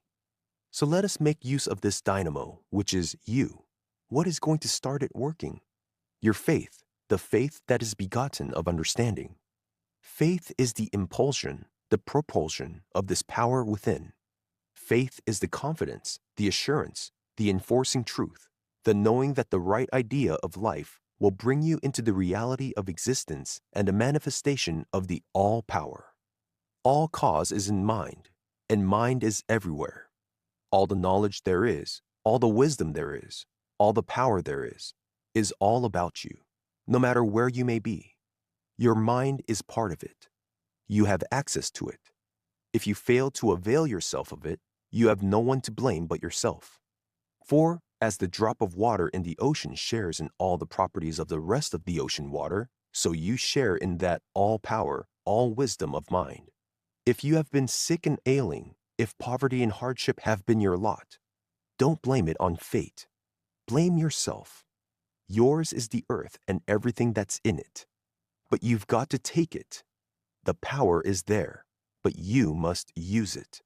It is round about you like the air you breathe. You don't expect others to do your breathing for you.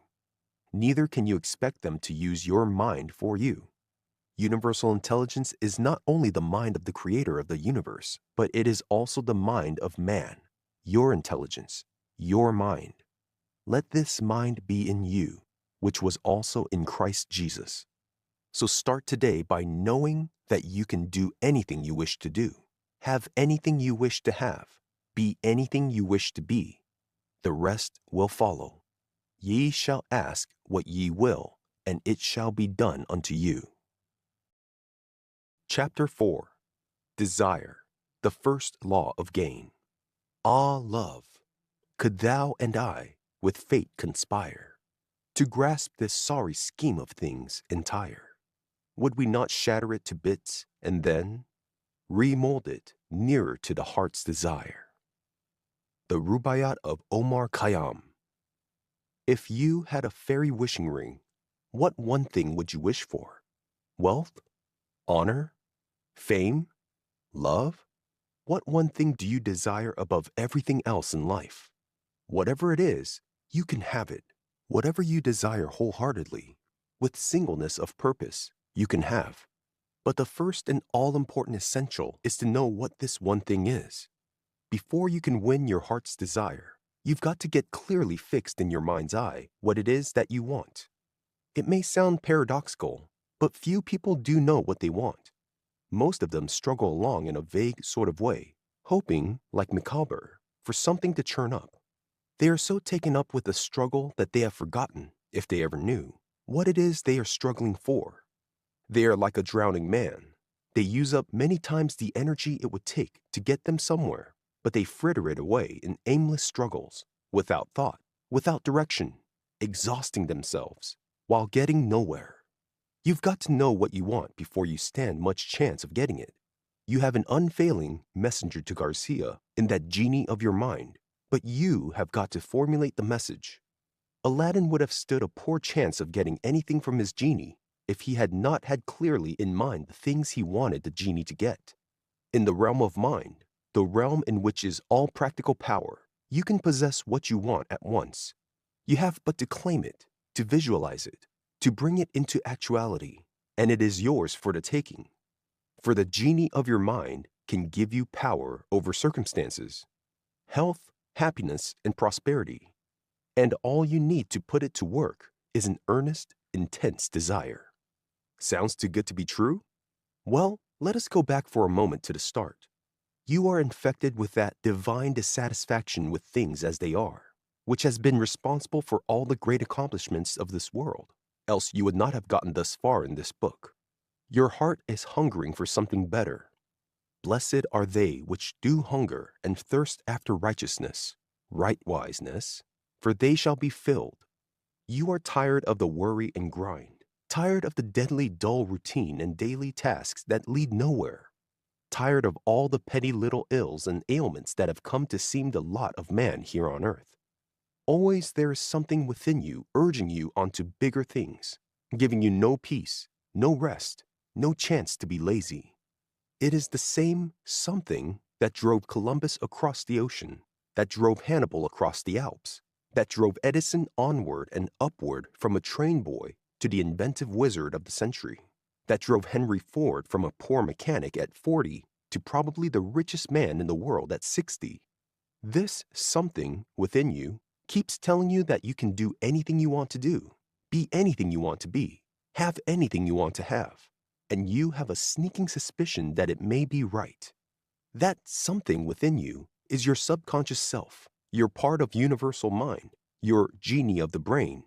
Men call it ambition, and lucky is the man, says Arthur Brisbane, whom the demon of ambition harnesses and drives through life. This wonderful coachman is the champion driver of the entire world and all of history. Lucky you if he is your driver. He will keep you going until you do something worthwhile, working, running, and moving ahead. And that is how a real man ought to be driven. This is the little demon that works in men's brains, that makes the blood tingle at the thought of achievement, and that makes the face flush and grow white at the thought of failure. Every one of us has this demon for a driver, in youth at least. Unfortunately, the majority of us he gives up as very poor, hopeless things, not worth driving, by the time we reach 25 or 30. How many men look back to their teens when they were harnessed to the wagon of life with ambition for a driver, when they could not wait for the years to pass and for opportunity to come? It is the duty of ambition to drive, and it is your duty to keep ambition alive and driving. If you are doing nothing, if there is no driving, no hurrying, no working, you may count upon it that there will be no results, nothing much worthwhile in the years to come. Those that are destined to be the big men 20 years from now, when the majority of us will be nobodies, are those whom this demon is driving relentlessly, remorselessly, through the hot weather and the cold weather, through early hours and late hours. Lucky you if you are in harness and driven by the demon of ambition. Suppose you have had disappointments, disillusionments along the way.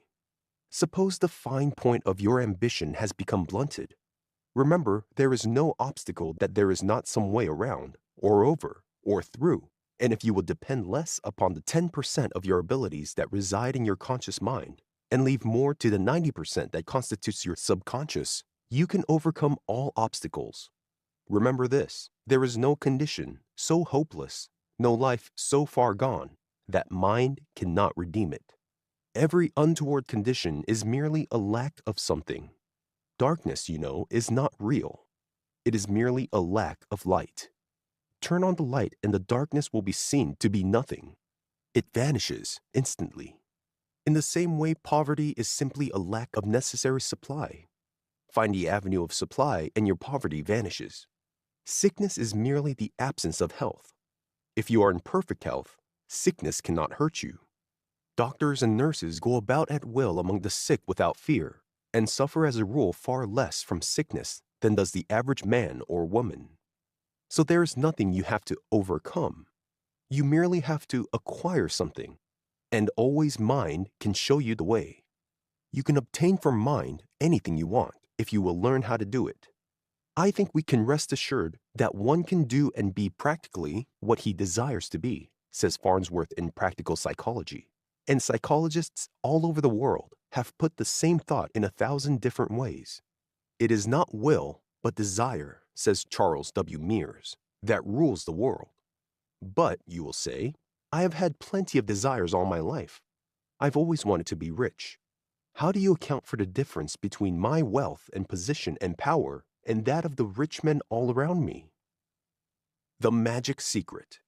The answer is simply that you have never focused your desires into one great dominating desire. You have a host of mild desires. You mildly wish you were rich. You wish you had a position of responsibility and influence. You wish you could travel at will. The wishes are so many and varied that they conflict with each other and you get nowhere in particular. You lack one intense desire, to the accomplishment of which you are willing to subordinate everything else. Do you know how Napoleon so frequently won battles in the face of numerically superior foe? By concentrating his men at the actual point of contact.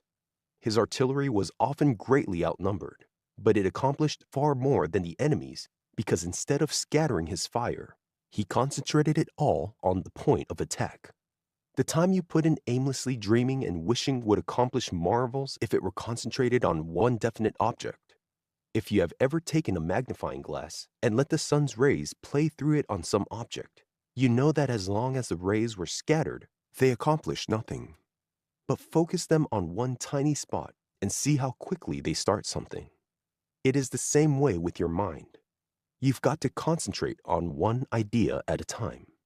But how can I learn to concentrate? Many people write me. Concentration is not a thing to be learned. It is merely a thing to do. You concentrate whenever you become sufficiently interested in anything. Get so interested in a ball game that you jump up and down on your hat, slap a man you have never seen before on the back, embrace your nearest neighbor. That is concentration. Become so absorbed in thrilling play or movie that you no longer realize the orchestra is playing or there are people around you. That is concentration. And that is all concentration ever is. Getting so interested in some one thing that you pay no attention to anything else that is going on around you. If you want a thing badly enough, you need have no worry about your ability to concentrate on it. Your thoughts will just naturally center on it like bees on honey. Hold in your mind the thing you most desire. Affirm it. Believe it to be an existing fact. Let me quote again the words of the Master, because there's nothing more important to remember in this whole book. Therefore I say unto you, what things soever ye desire, when ye pray, believe that ye receive them, and ye shall have them. And again I say, the most important part is the believe that ye receive them. Your subconscious mind is exceedingly amenable to suggestion. If you can truly believe that you have received something, can impress that belief upon your subconscious mind, depend upon it, it will see that you have it. For being a part of universal mind, it shares that universal mind's all power. The Father that is within me, he doeth the works. Your mind will respond to your desire in the exact proportion in which you believe. As thy faith is, so be it unto thee. The people who live in beautiful homes, who have plenty to spend, who travel about in yachts and fine cars, are for the most part people who started out to accomplish some one definite thing. They had one clear goal in mind, and everything they did centered on that goal. Most men just jog along in a rut, going through the same old routine day after day, eking out a bare livelihood with no definite desire other than the vague hope that fortune will someday drop in their lap. Fortune doesn't often play such pranks. And a rut, differs from a grave only in depth. A life such as that is no better than the animals live. Work all day for money to buy bread, to give you strength to work all the next day to buy more bread. There is nothing to it but the daily search for food and sustenance. No time for aught but worry and struggle. No hope of anything but the surcease of sorrow and death. You can have anything you want if you want it badly enough. You can be anything you want to be, have anything you desire, accomplish anything you set out to accomplish if you will hold to that desire with singleness of purpose, if you will understand and believe in your own powers to accomplish. What is it that you wish in life? Is it health? In the chapter on health, I will show you that you can be radiantly well without drugs, without tedious exercises. It matters not if you are crippled or bedridden or infirm. Your body rebuilds itself entirely every 11 months. You can start now rebuilding along perfect lines. Is it wealth you wish? In the chapter on success, I will show you how you can increase your income, how you can forge rapidly ahead in your chosen business or profession. Is it happiness you ask for? Follow the rules herein laid down and you will change your whole outlook on life. Doubts and uncertainty will vanish, to be followed by calm assurance and abiding peace. You will possess the things your heart desires. You will have love and companionship. You will win to contentment and happiness. But desire must be impressed upon the subconscious before it can be accomplished. Merely conscious desire seldom gets you anything. It is like the daydreams that pass through your mind. Your desire must be visualized, must be persisted in, must be concentrated upon, and must be impressed upon your subconscious mind. Don't bother about the means for accomplishing your desire. You can safely leave that to your subconscious mind. It knows how to do a great many things besides building and repairing your body. If you can visualize the thing you want, if you can impress upon your subconscious mind the belief that you have it, you can safely leave to it the finding of the means of getting it. Trust the universal mind to show the way. The mind that provided everything in such profusion must joy in seeing us take advantage of that profusion. For herein is the Father glorified, that ye bear much fruit. You do not have to wait until tomorrow or next year or the next world for happiness. You do not have to die to be saved. The kingdom of heaven is within you. That does not mean that it is up in the heavens or on some star or in the next world. It means here and now. All the possibilities of happiness are always here and always available. At the open door of every man's life, there lies this pearl of great price, the understanding of man's dominion over the earth. With that understanding and conviction, you can do everything which lies before you to do, and you can do it to the satisfaction of everyone and the well-being of yourself. God and good are synonymous, and God good is absent only to those who believe He is absent. Find your desire, impress it upon your thought, and you have opened the door for opportunity. And remember, in this new heaven and new earth, which I am trying to show you, the door of opportunity is never closed. As a matter of fact, you constantly have all that you will take. So keep yourself in a state of receptivity. It is your business to receive abundantly and perpetually. The law of opportunity enforces its continuance and availability. Every good gift and every perfect gift is from above, and cometh down from the Father of light, with whom is no variableness, neither shadow of turning. Infinite mind saith to every man, Come ye to the open fountain. The understanding of the law of life will remedy every discord, giving beauty for ashes, the oil of joy for mourning, and the garment of praise for the spirit of heaviness. Believe that you share in that goodness and bounty. Act the part you wish to play in this life. Act healthy, act prosperous, act happy. Make such showing with what you have that you will carry the conviction to your subconscious mind that all good and perfect gifts are yours. Register health, prosperity, and happiness on your inner mind and some fine morning, soon you awake to find that you are healthy, prosperous, and happy, that you have your dearest wish in life. The soul's sincere desire. Do you know what prayer is? Just an earnest desire that we take to God, to universal mind, for fulfillment. As Montgomery puts it, prayer is the soul's sincere desire, uttered or unexpressed. It is our heart's desire. At least, the only prayer that is worth anything is the prayer that asks for our real desires. That kind of prayer is heard. That kind of prayer is answered. Mere lip prayers get you nowhere. It doesn't matter what your lips may say. The thing that counts is what your heart desires, what your mind images on your subconscious thought, and through it on universal mind. Thou, when thou prayest, be not as the hypocrites are, for they love to pray standing in the synagogue and at the corners of the streets, that they may be seen of men. Verily I say unto you, they have their reward. What was it these hypocrites that Jesus speaks of really wanted? To be seen of men. And their prayers were answered. Their sincere desire was granted. They were seen of men. They have their reward. But as for what their lips were saying, neither God nor they paid any attention to it. Thou, when thou prayest, enter into thy closet, and when thou hast shut the door, pray to thy Father which is in secret, and thy Father which seeth in secret shall reward thee openly. Go where you can be alone, where you can concentrate your thoughts on your one inmost sincere desire, where you can impress that desire upon your subconscious mind without distraction, and so reach the universal mind, the Father of all things. But even sincere desire is not enough by itself. There must be belief, too. What things soever ye desire, when ye pray, believe that ye receive them, and ye shall have them. You must realize God's ability to give you every good thing. You must believe in His readiness to do it. Model your thoughts after the psalmists of old. They first asked for that which they wanted, then killed all doubts and fears by affirming God's power and His willingness to grant their prayers. Read any of the Psalms and you will see what I mean. So when you pray, ask for the things you want. Then affirm God's readiness and His power to grant your prayer. Glenn Clark, in The Soul's Sincere Desire, gives some wonderfully helpful suggestions along these lines.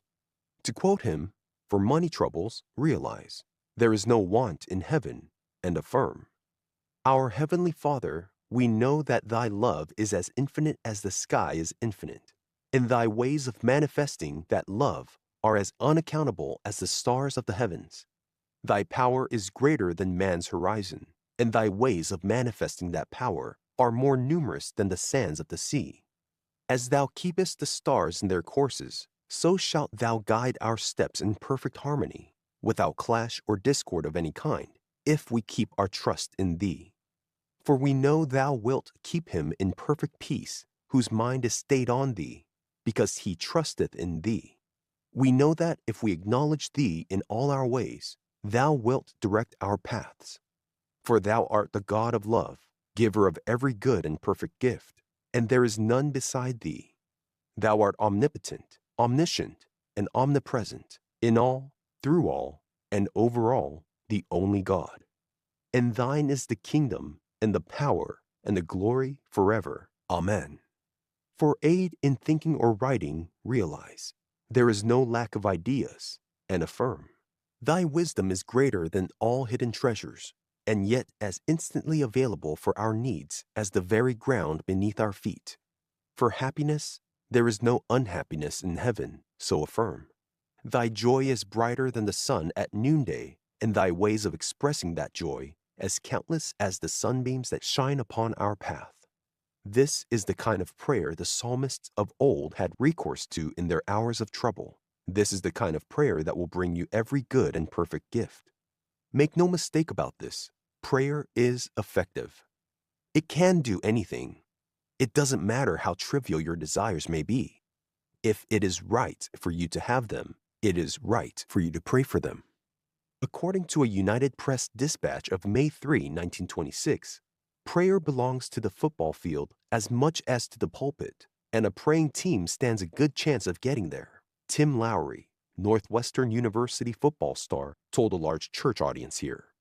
Just before the Indiana Northwestern game last year, Tim said, we worried a great deal about the outcome.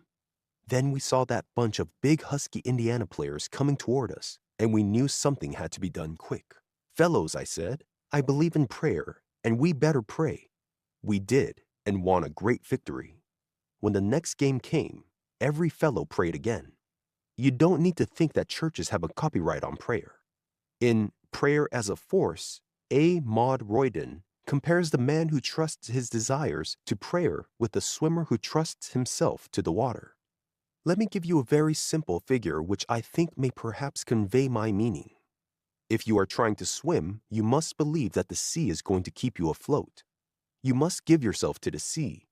There is the ocean, and there are you in it. And I say to you, according to your faith, you will be able to swim. I know perfectly well that it is literally according to your faith.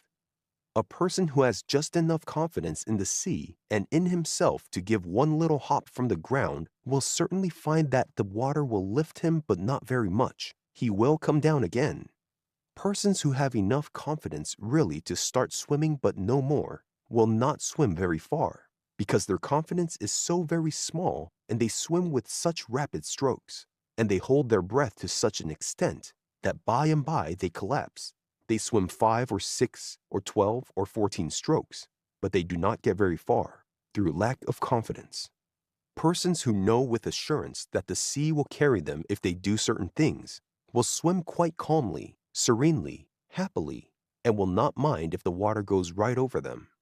Oh, you say, that person is doing the whole thing. He can't do it without the sea. You might hypnotize people into faith, you might say. You are now in the ocean. Swim off the edge of this precipice, which is really a cliff. You might make them do it. They might have implicit faith in you. You might hypnotize them into thinking they were swimming. But if they swam off the edge of the cliff, they would fall. You can't swim without the sea. I might say to you, it lies with you whether you swim or not. According to your faith, be it unto you. But if the sea is not there, you can't swim. That is exactly what I feel about God. According to your faith, be it unto you.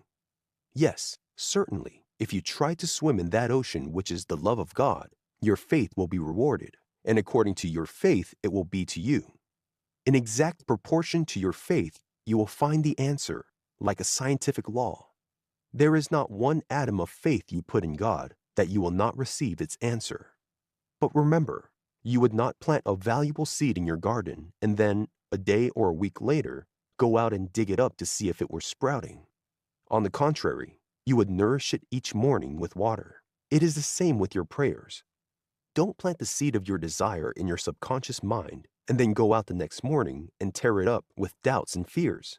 Nourish it by holding in thought the thing you desire, by believing in it, visualizing it, seeing it as an accomplished fact.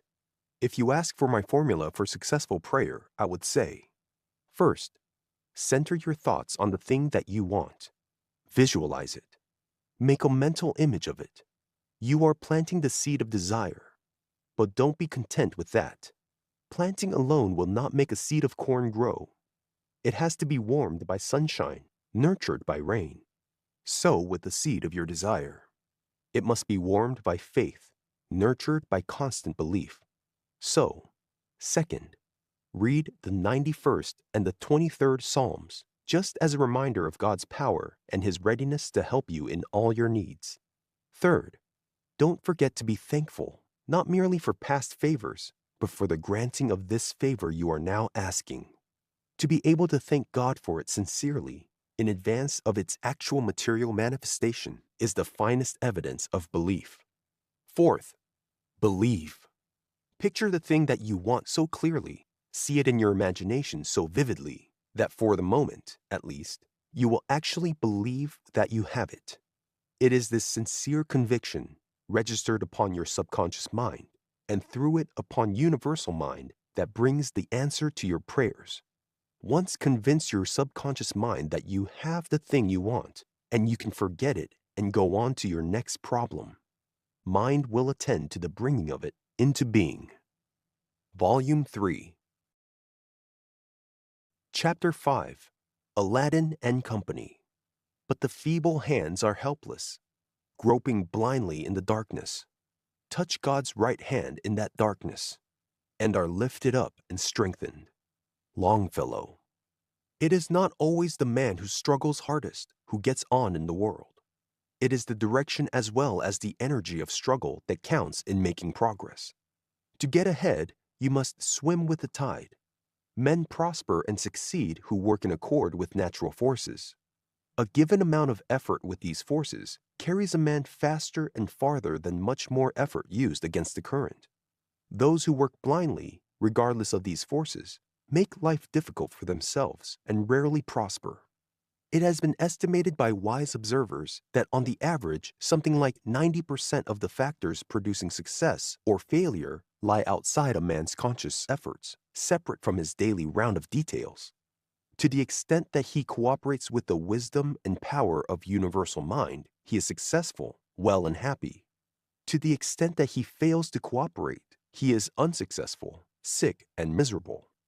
All down the ages, some have been enabled to taste and see that the Lord is good.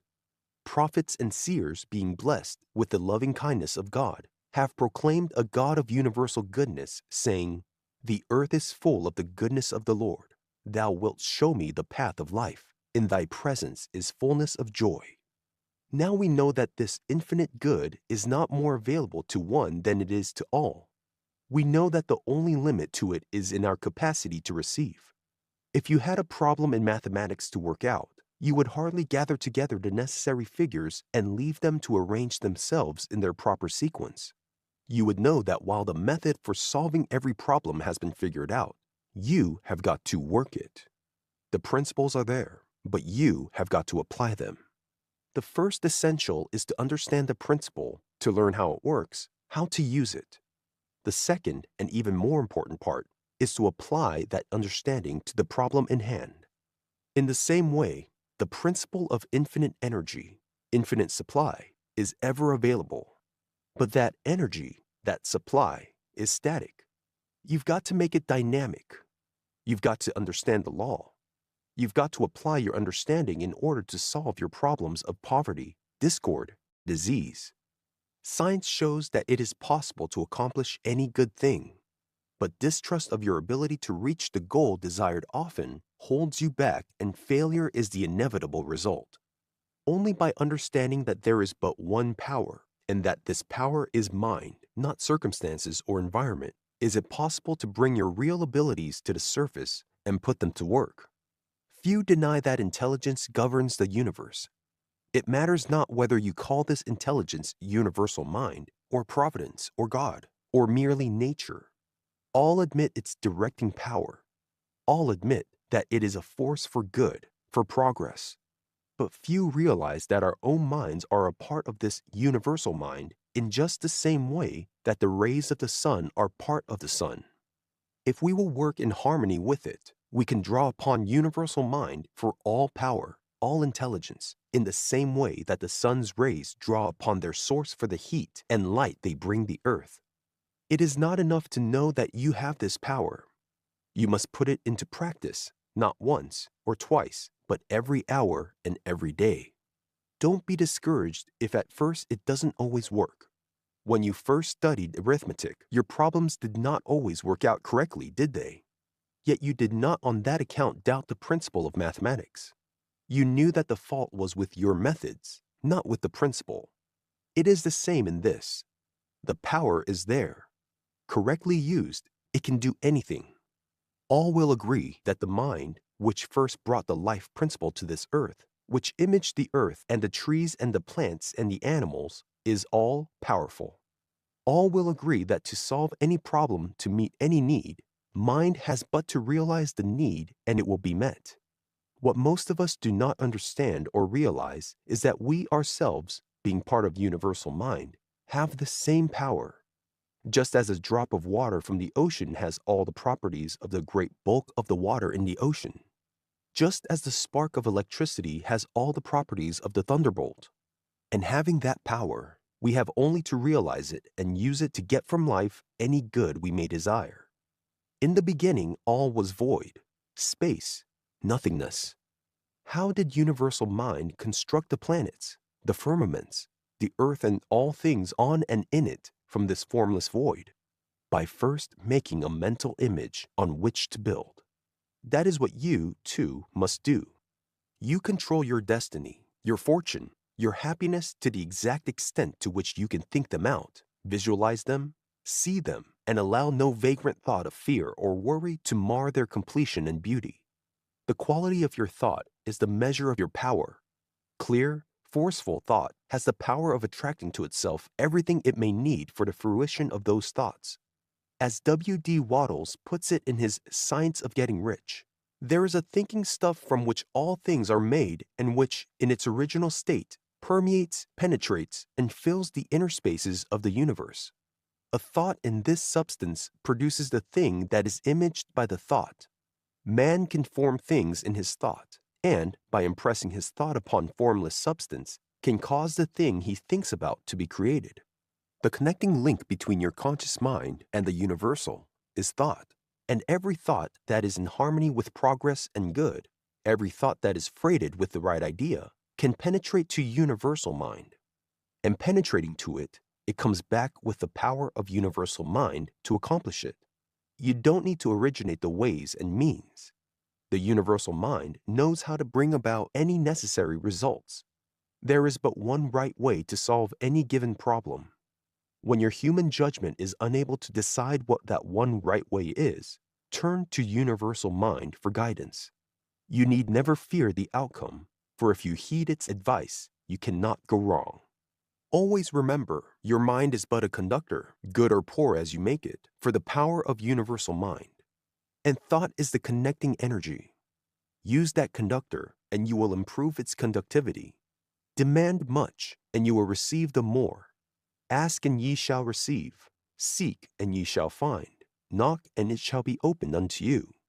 That is the law of life, and the destiny of man lies not in poverty and hardship, but in living up to his high estate in unity with universal mind, with the power that governs the universe. To look upon poverty and sickness as sent by God, and therefore inevitable, is the way of the weakling. God never sent us anything but good. What is more, he has never yet failed to give to those who would use them the means to overcome any condition not of his making. Sickness and poverty are not of his making. They are not evidences of virtue, but of weakness. God gave us everything in abundance, and he expects us to manifest that abundance. If you had a son you loved very much, and you surrounded him with good things which he had only to exert himself in order to reach, you wouldn't like it if he showed himself to the world half-starved, ill-kempt, and clothed in rags, merely because he was unwilling to exert himself enough to reach for the good things you had provided. No more, in my humble opinion, does God. Man's principal business in life, as I see it, is to establish a contact with universal mind. It is to acquire an understanding of this power that is in him. With all thy getting, get understanding, said Solomon. Happy is the man that findeth wisdom, and the man that getteth understanding.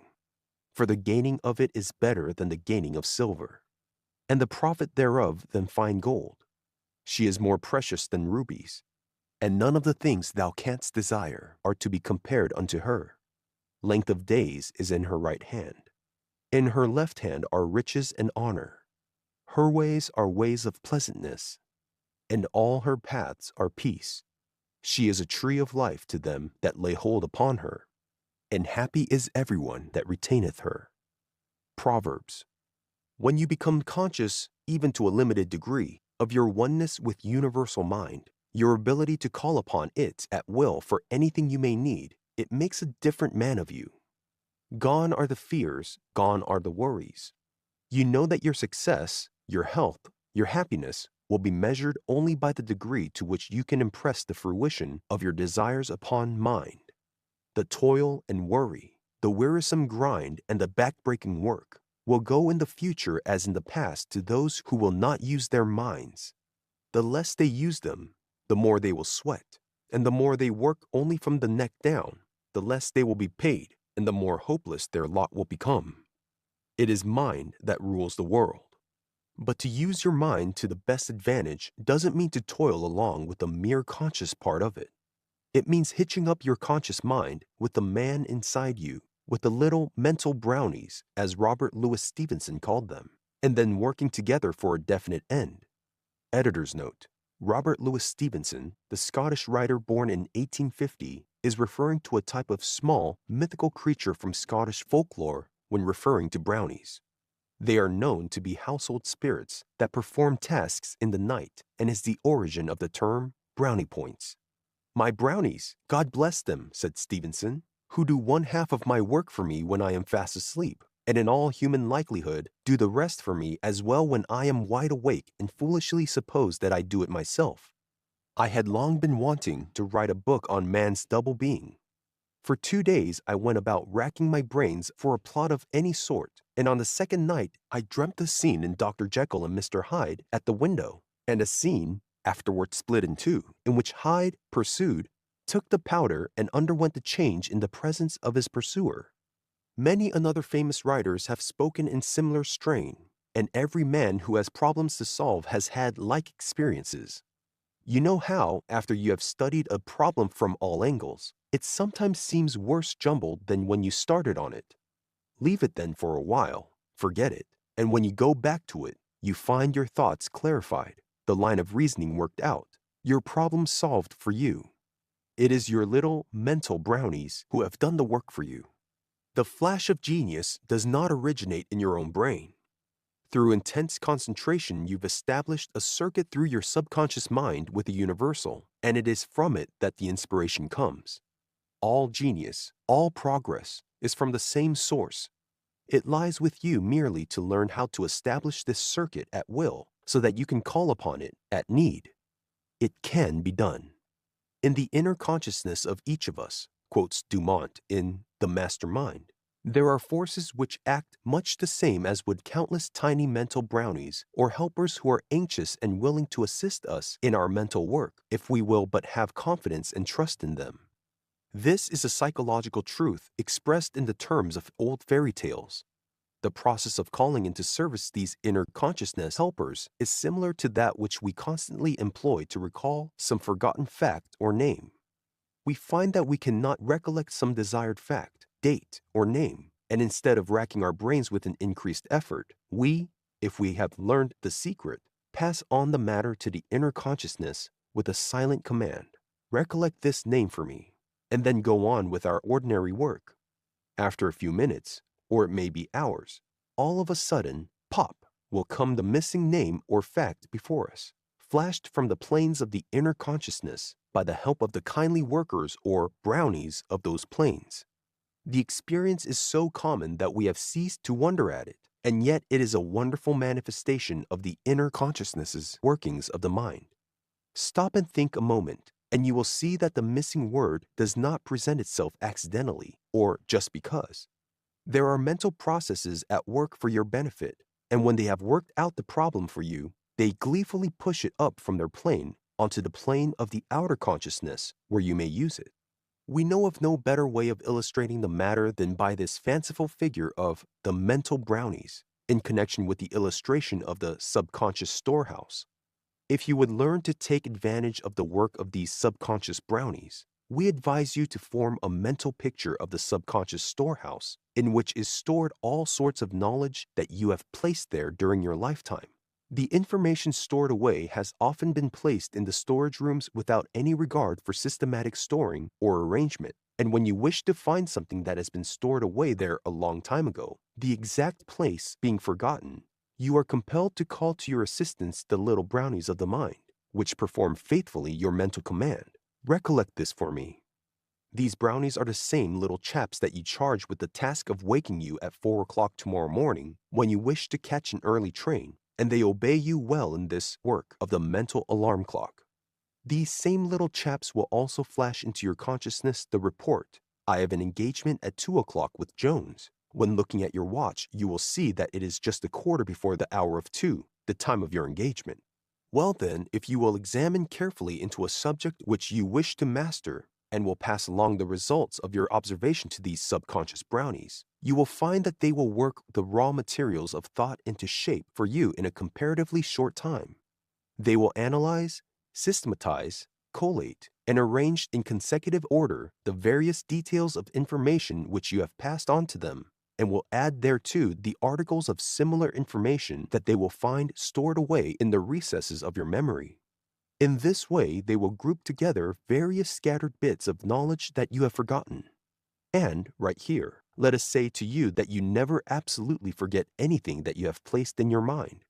You may be unable to recollect certain things, but they are not lost. Some time later, some associative connection will be made with some other fact, and lo, the missing idea will be found fitted nicely into its place in the larger idea, the work of our little brownies.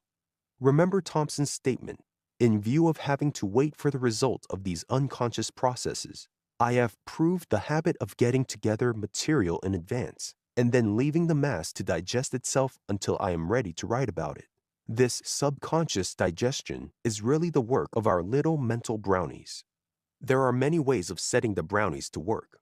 Nearly everyone has had some experience, more or less, in the matter, although often it is produced almost unconsciously and without purpose and intent. Perhaps the best way for the average person, or rather the majority of persons, to get the desired results is for one to get as clear an idea of what one really wants to know, as clear an idea or mental image of the question you wish answered. Then, after rolling it around in your mind, mentally chewing it, as it were, giving it a high degree of voluntary attention, you can pass it on to your subconscious mentality with the mental command, attend to this for me, work out the answer, or some similar order. This command may be given silently or else spoken aloud. Either will do. Speak to the subconscious mentality or its little workers, just as you would speak to persons in your employ, kindly but firmly. Talk to the little workers and firmly command them to do your work. And then forget all about the matter. Throw it off your conscious mind and attend to your other tasks. Then in due time will come your answer, flashed into your consciousness. Perhaps not until the very minute that you must decide upon the matter or need the information. You may give your brownies orders to report at such and such a time, just as you do when you tell them to awaken you at a certain time in the morning so as to catch the early train, or just as they remind you of the hour of your appointment if you have them all well trained. Have you ever read the story by Richard Harding Davis of The Man Who Could Not Lose? In it, the hero is intensely interested in racing. He has studied records and dope sheets until he knows the history of every horse backward and forward. The day before the big race, he is reclining in an easy chair, thinking of the morrow's race, and he drops off to sleep with that thought on his mind. Naturally, his subconscious mind takes it up, with the result that he dreams the exact outcome of the race. That was mere fiction, of course, but if races were run solely on the speed and stamina of the horses, it would be entirely possible to work out the results in just that way. Unfortunately, other factors frequently enter into every betting game. But the idea behind Davis's story is entirely right. The way to contact with your subconscious mind, the way to get the help of the man inside you in working out any problem is, first, fill your mind with every bit of information regarding that problem that you can lay your hands on. Second, pick out a chair or lounge or bed where you can recline in perfect comfort, where you can forget your body entirely. Third, let your mind dwell upon the problem for a moment, not worrying, not fretting, but placidly, and then turn it over to the man inside you. Say to him, this is your problem. You can do anything. You know the answer to everything. Work this out for me. And utterly relax. Drop off to sleep if you can. At least, drop into one of those half-sleepy, half-wakeful reveries that keep other thoughts from obtruding upon your consciousness. Do as Aladdin did. Summon your genie. Give him your orders. Then forget the matter, secure in the knowledge that he will attend to it for you. When you awaken, you will have the answer. For whatever thought, whatever problem you can get across to your subconscious mind at the moment of dropping off to sleep, that man inside you, that genie of your mind, will work out for you. Of course, not everyone can succeed in getting the right thought across to the subconscious at the first or the second attempt. It requires understanding and faith, just as the working out of problems in mathematics requires an understanding of and faith in the principles of mathematics. But keep on trying, and you will do it. And when you do, the results are sure. If it is something that you want, visualize it first in your mind's eye. See it in every possible detail. See yourself going through every move it will be necessary for you to go through when your wish comes into being. Build up a complete story, step by step, just as though you were acting it all out. Get from it every ounce of pleasure and satisfaction that you can. Be thankful for this gift that has come to you. Then relax, go on to sleep if you can. Give the man inside you a chance to work out the consummation of your wish without interference. When you waken, hold it all pleasurably in thought again for a few moments. Don't let doubts and fears creep in, but go ahead, confidently, knowing that your wish is working itself out. Know this, believe it, and if there is nothing harmful in it, it will work out. For somewhere in universal mind, there exists the correct solution of every problem. It matters not how stupendous and complicated, nor how simple a problem may appear to be. There always exists the right solution in universal mind. And because this solution does exist, there also exists the ability to ascertain and to prove what that solution is. You can know and you can do every right thing. Whatever it is necessary for you to know, whatever it is necessary for you to do, you can know and you can do, if you will but seek the help of universal mind and be governed by its suggestions. Try this method every night for a little while, and the problem does not exist that you cannot solve. Chapter 6. See yourself doing it. You say big corporations scheme to keep a fellow down. They drive him, shame him, starve him too, if he so much as frown. God knows I hold no brief for them. Still, come with me today, and watch those fat directors meet, for this is what they say. In all our force not one to take, the new work that we plan. In all the 1,000 men we've hired, where shall we find a man? St. Clair Adams, from It Can Be Done, copyright 1921, George Sully and Company. You've often heard it said that a man is worth $2 a day from the neck down. How much he's worth from the neck up depends upon how much he is able to see. Without vision, the people perish did not refer to good eyesight. It was the eyes of the mind that counted in the days of old, just as they do today. Without them, you are just so much power on the hoof to be driven as a horse or an ox is driven, and you are worth only a little more than they. But given vision, imagination, the ability to visualize conditions and things a month or a year ahead, given the eyes of the mind, there's no limit to your value or to your capabilities. The locomotive, the steamboat, the automobile, the aeroplane, all existed complete in the imagination of some man before ever they became facts. The wealthy men, the big men, the successful men, visioned their success in their mind's eyes before ever they won them from the world. From the beginning of time, nothing has ever taken on material shape without first being visualized in mind. The only difference between the sculptor and the mason is in the mental image behind their work. Rodin employed masons to hew his blocks of marble into the general shape of the figure he was about to form. That was mere mechanical labor. Then Rodin took it in hand, and from that rough-hewn piece of stone there sprang the wondrous figure of the thinker. That was art. The difference was all in the imagination behind the hands that wielded mallet and chisel. After Rodin had formed his masterpiece, ordinary workmen copied it by the thousands. Rodin's work brought fabulous sums. The copies brought day wages. Conceiving ideas, creating something, is what pays, in sculpture as in all else. Mere handwork is worth only hand wages. The imagination, says Glenn Clark in The Soul's Sincere Desire, is of all qualities in man the most godlike, that which associates him most closely with God. The first mention we read of man in the Bible is where he is spoken of as an image. Let us make man in our image, after our likeness. The only place where an image can be conceived is in the imagination. Thus man, the highest creation of God, was a creation of God's imagination. The source and center of all man's creative power, the power that above all others lifts him above the level of brute creation and that gives him dominion, is his power of making images, or the power of the imagination. There are some who have always thought that the imagination was something which makes believe that which is not. This is fancy, not imagination. Fancy would convert that which is real into pretense and sham. Imagination enables one to see through the appearance of a thing to what it really is. There is a very real law of cause and effect which makes the dream of the dreamer come true. It is the law of visualization, the law that calls into being in this outer material world everything that is real in the inner world. Imagination pictures the thing you desire. Vision idealizes it. It reaches beyond the thing that is into the conception of what can be.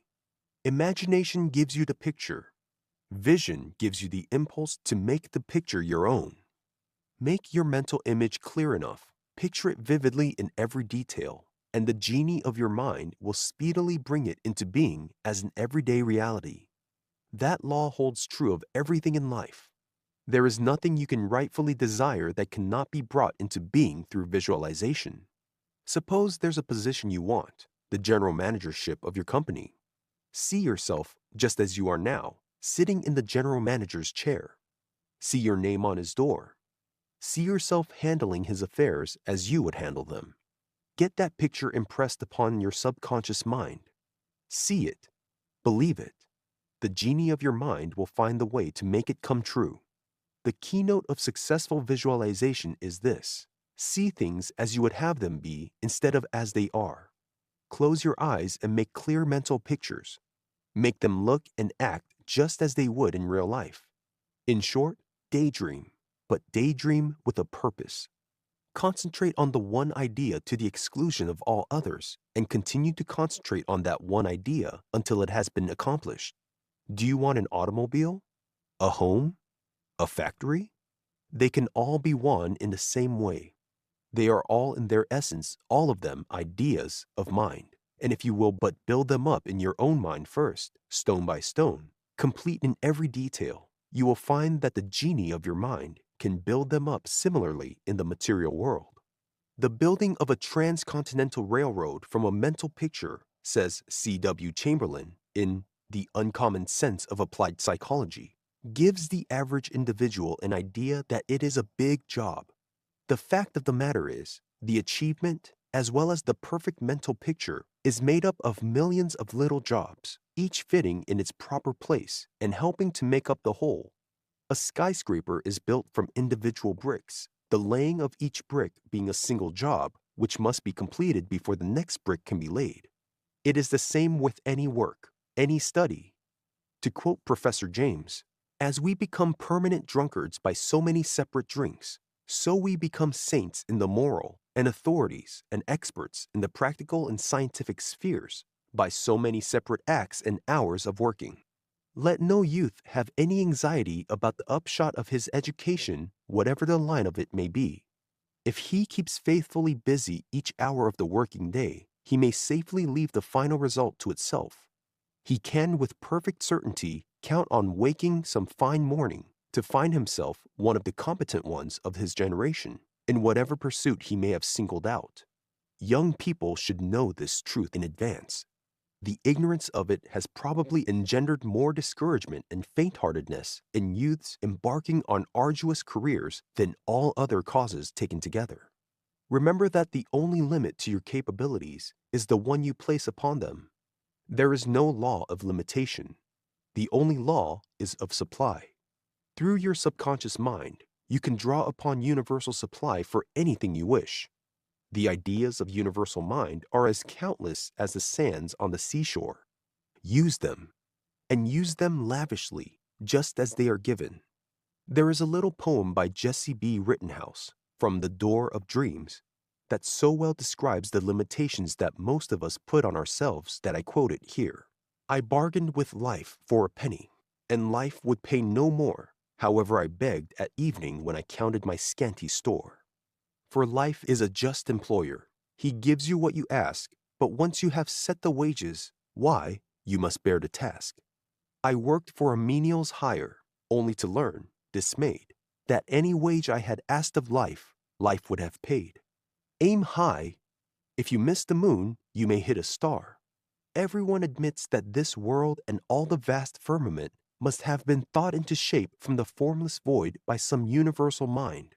That same universal mind rules today, and it has given to each form of life power to attract to itself whatever it needs for its perfect growth.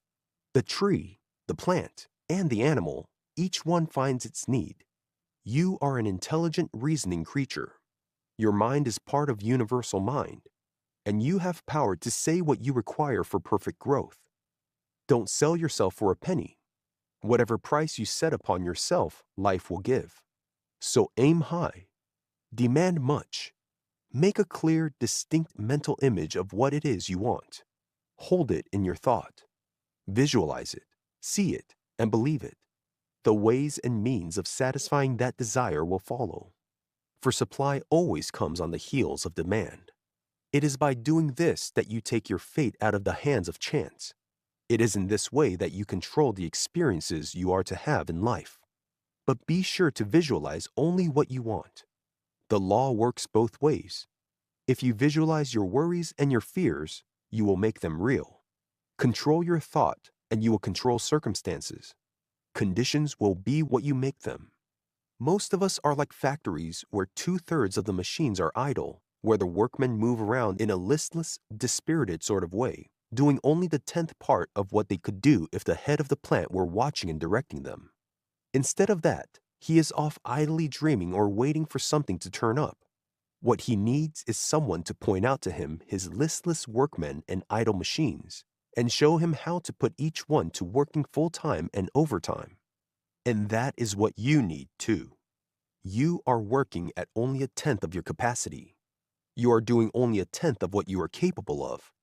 The time you spend idly wishing or worrying can be used in so directing your subconscious mind that it will bring you anything of good you may desire.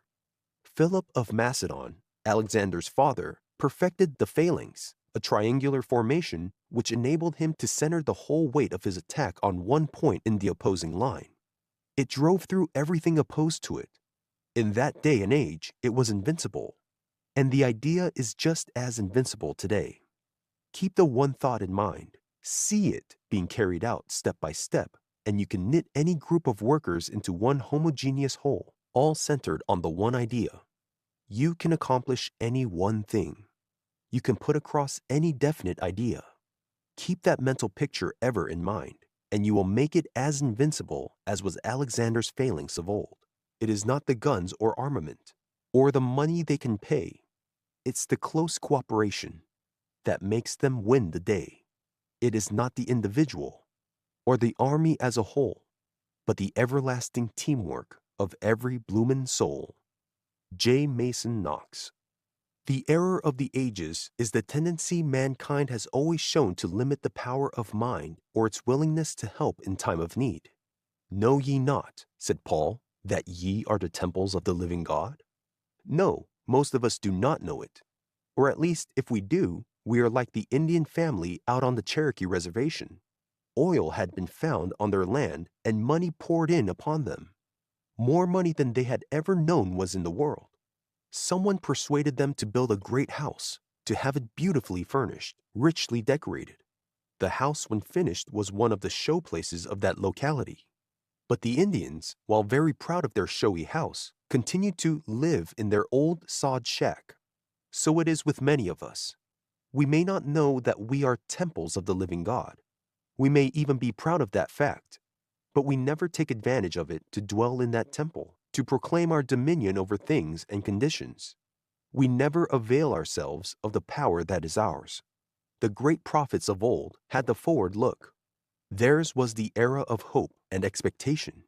They looked for the time when the revelation should come that was to make men sons of God. They shall obtain joy and gladness, and sorrow and sighing shall flee away. Jesus came to fulfill that revelation. Ask, and ye shall receive, that your joy may be full. The world has turned in vain to matter and materialistic philosophy for deliverance from its woes. In the future, the only march of actual progress will be in the mental realm, and this progress will not be in the way of human speculation and theorizing, but in the actual demonstration of the universal, infinite mind. The world stands today within the vestibule of the vast realm of divine intelligence, wherein is found the transcendent, practical power of mind over all things. What eye never saw, nor ear ever heard, what never entered the mind of man, even all that God has prepared for those who love him. Chapter 7. As a man thinketh. Our remedies in ourselves do lie, which we ascribe to heaven. Shakespeare. In our great-grandfather's day, when witches flew around by night and cast their spell upon all unlucky enough to cross them, men thought that the power of sickness or health, of good fortune or ill, resided outside themselves. We laugh today at such benighted superstition. But even in this day and age, there are few who realize that the things they see are but effects. Fewer still who have any idea of the causes by which those effects are brought about. Every human experience is an effect. You laugh, you weep, you joy, you sorrow, you suffer, or you are happy. Each of these is an effect, the cause of which can be easily traced. But all the experiences of life are not so easily traceable to their primary causes. We save money for our old age. We put it into a bank or into safe bonds, and the bank breaks or the railroad or corporation goes into a receivership. We stay at home on a holiday to avoid risk of accident and fall off a stepladder or down the stairs and break a limb. We drive slowly for fear of danger, and a speeding car comes from behind and knocks us into a ditch. A man goes over Niagara Falls in a barrel without harm, and then slips on a banana peel, breaks his leg, and dies of it. What is the cause back of it all? If we can find it and control it, we can control the effect. We shall no longer be the football of fate. We shall be able to rise above the conception of life in which matter is our master. There is but one answer. The world without is a reflection of the world within. We image thoughts of disaster upon our subconscious minds, and the genie of our mind finds ways of bringing them into effect, even though we stay at home, even though we take every possible precaution. The mental image is what counts, be it for good or ill. It is a devastating or a beneficent force, just as we choose to make it. To paraphrase Thackeray, the world is a looking glass and gives back to every man the reflection of his own thought. For matter is not real substance. Material science today shows that matter has no natural external existence. Dr. Willis R. Whitney, in an address before the American Chemical Society on August 8, 1925, discussing matter, is there anything in it, stated, "The most we know about matter is that it is almost entirely space. It is as empty as the sky. It is almost as empty as a perfect vacuum, although it usually contains a lot of energy. Thought is the only force. Just as polarity controls the electron, gravitation the planets, tropism the plants and lower animals, just so thought controls the action and the environment of man. And thought is subject wholly to the control of mind. Its direction rests with us." Walt Whitman had the right of it when he said, "Nothing external to me has any power over me." The happenings that occur in the material world are in themselves neither cheerful nor sorrowful, just as outside of the eye that observes them, colors are neither green nor red. It is our thoughts that make them so, and we can color those thoughts according to our own fancy. We can make the world without but a reflection of the world within. We can make matter of force subject entirely to the control of our mind. For matter is merely our wrong view of what universal mind sees rightly. We cannot change the past experience, but we can determine what the new ones shall be like. We can make the coming day just what we want it to be. We can be tomorrow what we think today. For the thoughts are causes and the conditions are the effects. What is the reason for most failures in life? The fact that they first thought failure, they allowed competition, hard times, fear and worry to undermine their confidence.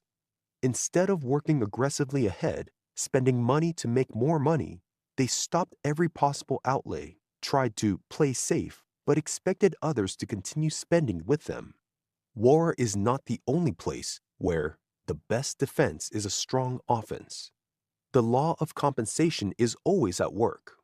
Man is not at the caprice of fate. He is his own fate. As a man thinketh in his heart, so is he. We are our own past thoughts, with the things that these thoughts have attracted to us added on. The successful man has no time to think of failure. He is too busy thinking up new ways to succeed. You can't pour water into a vessel already full.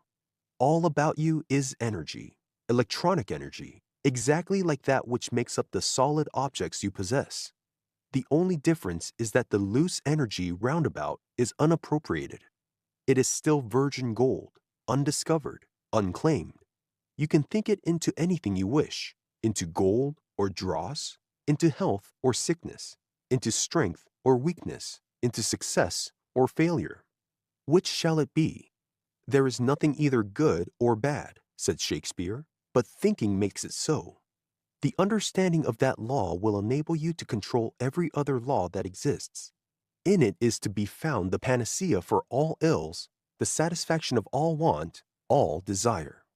It is creative mind's own provision for man's freedom. Have you ever read Basil King's Conquest of Fear? If you haven't, do so by all means. Here is the way he visions the future. Taking him, Jesus, as our standard, we shall work out, I venture to think, to the following points of progress. A. The control of matter in furnishing ourselves with food and drink by means more direct than at present employed, as he turned water into wine and fed the multitudes with the loaves and fishes. B. The control of matter by putting away from ourselves, by methods more sure and less roundabout than those of today, sickness, blindness, infirmity, and deformity. C. The control of matter by regulating our atmospheric conditions as he stilled the tempest. D. The control of matter by restoring to this phase of existence those who have passed out of it before their time, or who can ill be spared from it, as he raised 3 young people from the dead, and Peter and Paul followed his example. E. The control of matter in putting it off and on at will, as he in his death and resurrection. F. The control of matter in passing altogether out of it, as he in what we call his ascension into heaven.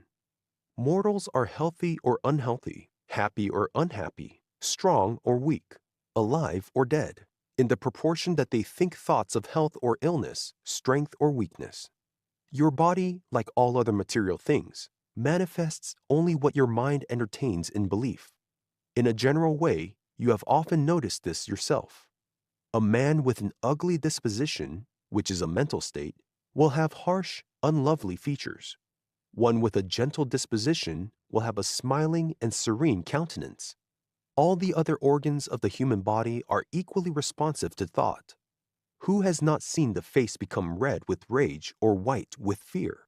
Who has not known of people who became desperately ill following an outburst of temper?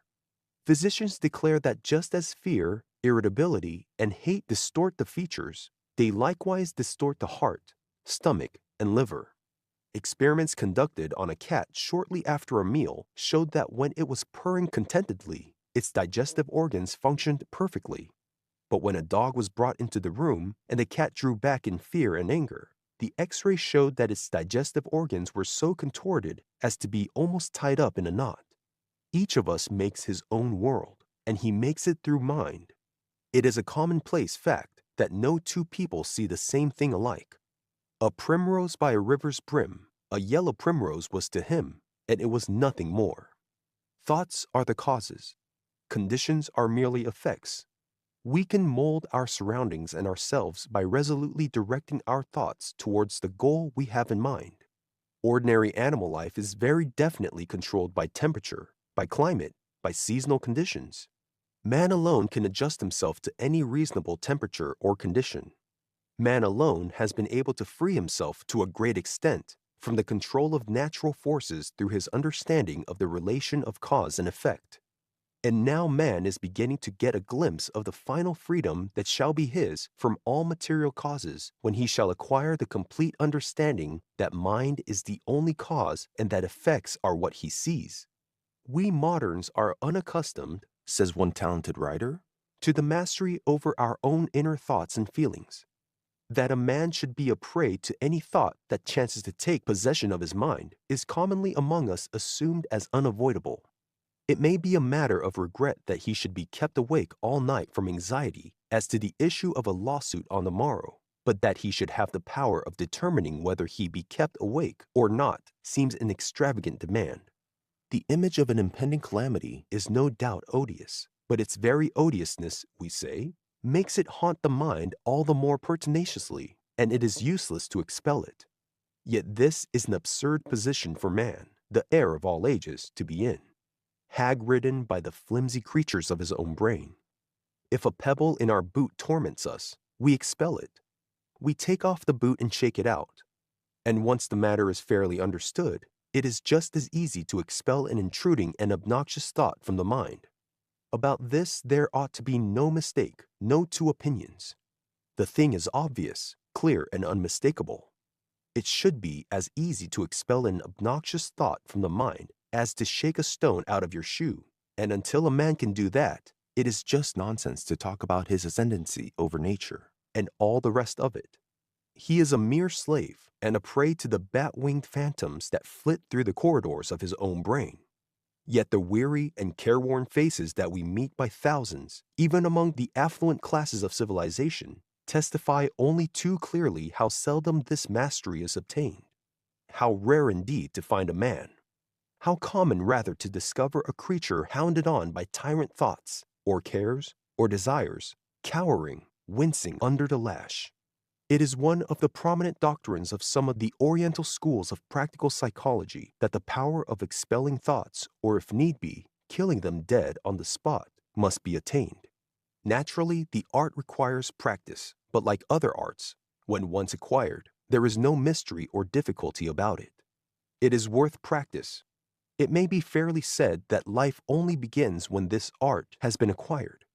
For obviously when, instead of being ruled by individual thoughts, the whole flock of them in their immense multitude and variety and capacity is ours to direct and dispatch and employ where we list, life becomes a thing so vast and grand compared to what it was before that its former condition may well appear almost antenatal.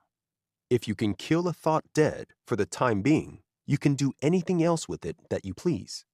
And therefore it is that this power is so valuable. And it not only frees a man from mental torment, which is 9/10 at least of the torment of life, but it gives him a concentrated power of handling mental work absolutely unknown to him before. The two are co-relative to each other. There is no intelligence in matter, whether that matter be electronic energy made up in the form of stone, or iron, or wood, or flesh. It all consists of energy, the universal substance from which mind forms all material things. Mind is the only intelligence. It alone is eternal. It alone is supreme in the universe. When we reach that understanding, we will no longer have cause for fear, because we will realize that universal mind is the creator of life only, that death is not an actuality, it is merely the absence of life, and life will be ever present. Remember the old fairy story of how the sun was listening to a lot of earthly creatures talking of a very dark place they had found? A place of Stygian blackness. Each told how terrifically dark it had seemed. The sun went and looked for it. He went to the exact spot they had described. He searched everywhere, but he could not find even a tiny dark spot. And he came back and told the earth creatures he did not believe there was any dark place. When the sun of understanding shines on all the dark spots in our lives, we will realize that there is no cause, no creator, no power, except good. Evil is not an entity, it is merely the absence of good. And there can be no ill effects without an evil cause. Since there is no evil cause, only good can have reality or power. There is no beginning or end to good. From it there can be nothing but blessing for the whole race. In it is found no trouble.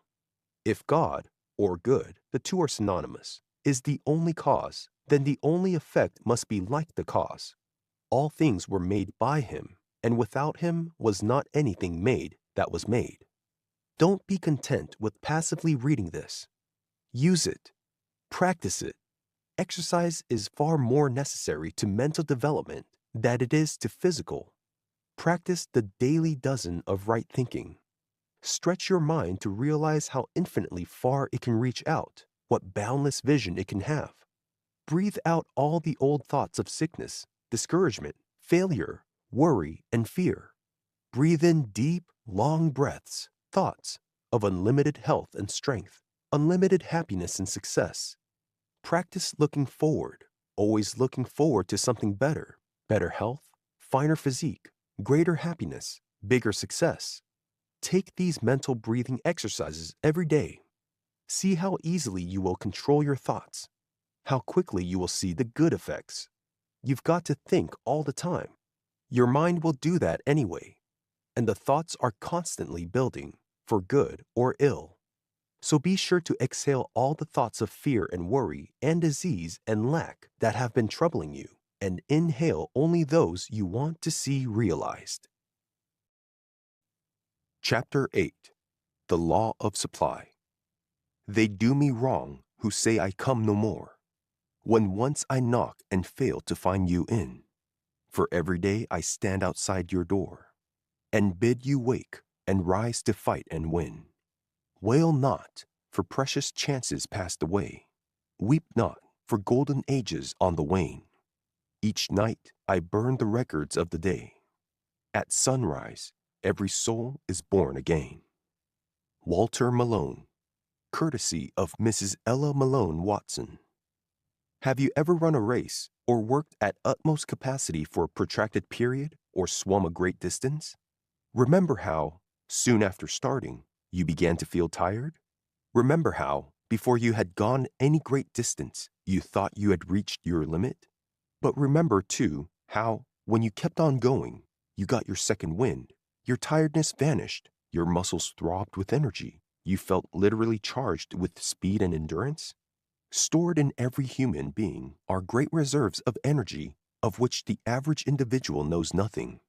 Most people are like a man who drives a car in low gear, not knowing that by the simple shift of a lever, he can set it in high and not merely speed up the car, but do it with far less expenditure of power. The law of the universe is the law of supply. You see it on every hand. Nature is lavish in everything she does. Look at the heavens at night. There are millions of stars there, millions of worlds, millions of suns among them. Surely there is no lack of wealth or profusion in the mind that could image all of these, no place for limitation there. Look at the vegetation in the country round about you. Nature supplies all that the shrubs or trees may need for their growth and sustenance. Look at the lower forms of animal life, the birds and the wild animals, the reptiles and the insects, the fish in the sea. Nature supplies them bountifully with everything they need. They have but to help themselves to what she holds out to them with such lavish hand. Look at all the natural resources of the world, coal and iron and oil and all metals. There is plenty for everyone.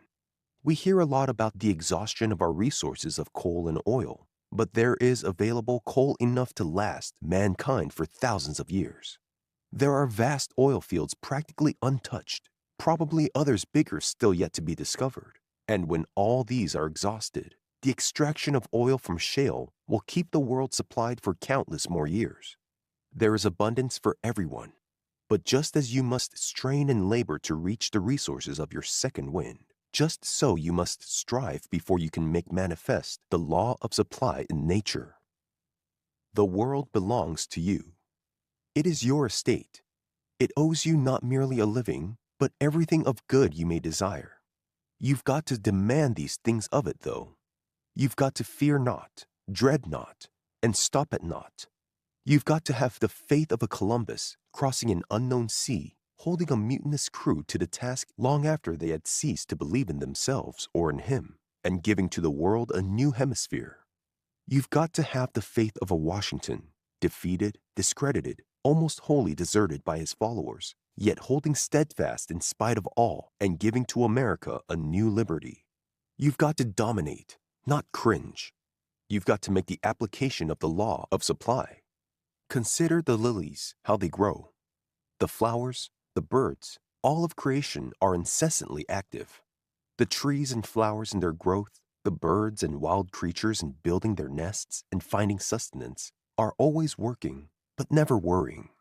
Your Father knoweth that ye have need of these things, and all these things shall be added unto you. If all would agree to give up worrying, to be industrious, but never anxious about the outcome, it would mean the beginning of a new era in human progress, an age of liberty, of freedom from bondage. Jesus set forth the universal law of supply when he said, "Therefore I say unto you, be not anxious for the morrow, what ye shall eat, or wherewithal ye shall be clothed, but seek first the kingdom of God, and all those things shall be added unto you." What is the kingdom of God? Jesus tells us, the kingdom of God is within you. It is the Father within you to which he so frequently referred. It is mind. You're part of universal mind. Seek first the kingdom of God. Seek first an understanding of this power within you. Learn to contact with it, to use it, and all those things shall be added unto you. All riches have their origin in mind. Wealth is in ideas, not money. Money is merely the material medium of exchange for ideas. The paper money in your pockets is in itself worth no more than so many Russian rubles. It is the idea behind it that gives it value. Factory buildings, machinery, materials are in themselves worthless without a manufacturing or a selling idea behind them. How often you see a factory fall to pieces, the machinery rusts away after the idea behind them gave out. Factories, machines are simply the tools of trade. It is the idea behind them that makes them go. So don't go out as seeking of wealth. Look within you for ideas. The kingdom of God is within you. Use it purposefully. Use it to think constructively. Don't say you are thinking when all you are doing is exercising your faculty of memory. As Dumont says in The Master Mind, they are simply allowing the stream of memory to flow through their field of consciousness, while the ego stands on the banks and idly watches the passing waters of memory flow by. They call this thinking, while in reality, there is no process of thought underway. They are like the old mountaineer sitting in the shade alongside his cabin. Asked what he did to pass the long hours away, he said, "Well, sometimes I sit and think, and sometimes I just sit." Dumont goes on to say, in quoting another writer, "When I use the word thinking, I mean thinking with a purpose, with an end in view, thinking to solve a problem. I mean the kind of thinking that is forced on us when we are deciding on a course to pursue, on a life work to take up perhaps, the kind of thinking that was forced upon us in our younger days when we had to finish a solution to a problem in mathematics, or when we tackled psychology in college. I do not mean thinking in snatches or holding petty opinions on this subject and on that. I mean thought on significant questions which lie outside the bounds of your narrow personal welfare. This is the kind of thinking which is now so rare, so sadly needed. The kingdom of God is the kingdom of thought, of achievement, of health, of happiness and prosperity. I came that ye might have life and have it more abundantly. But you have got to seek it. You have got to do more than ponder. You have got to think constructively, to seek how you may discover new worlds, new methods, new needs. The greatest discoveries, you know, have arisen out of things which everybody had seen, but only one man had noticed. The biggest fortunes have been made out of the opportunities which many men had, but only one man grasped. Why is it that so many millions of men and women go through life in poverty and misery, in sickness and despair? Why? Primarily because they make a reality of poverty through their fear of it. They visualize poverty, misery, and disease, and thus bring them into being. And secondly, they cannot demonstrate the law of supply for the same reason that so many millions cannot solve the first problem in algebra.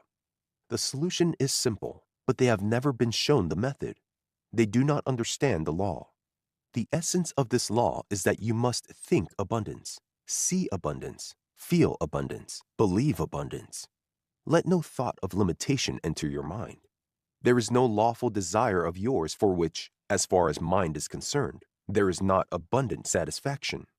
And if you can visualize it in mind, You can realize it in your daily world. Blessed is the man whose delight is in the law of the Lord, and he shall be like a tree planted by the rivers of water, that bringeth forth his fruit in his season. His leaf also shall not wither, and whatsoever he doeth shall prosper. Don't worry. Don't doubt. Don't dig up the seeds of prosperity and success to see whether they have sprouted. Have faith. Nourish your seeds with renewed desire. Keep before your mind's eye the picture of the thing you want. Believe in it. No matter if you seem to be in the clutch of misfortune, no matter if the future looks black and dreary, forget your fears. Realize that the future is of your own making. There is no power that can keep you down but yourself. Set your goal. Forget the obstacles between. Forget the difficulties in the way. Keep only the goal before your mind's eye, and you'll win it. Judge Troward, in his Edinburgh lectures on mental science, shows the way.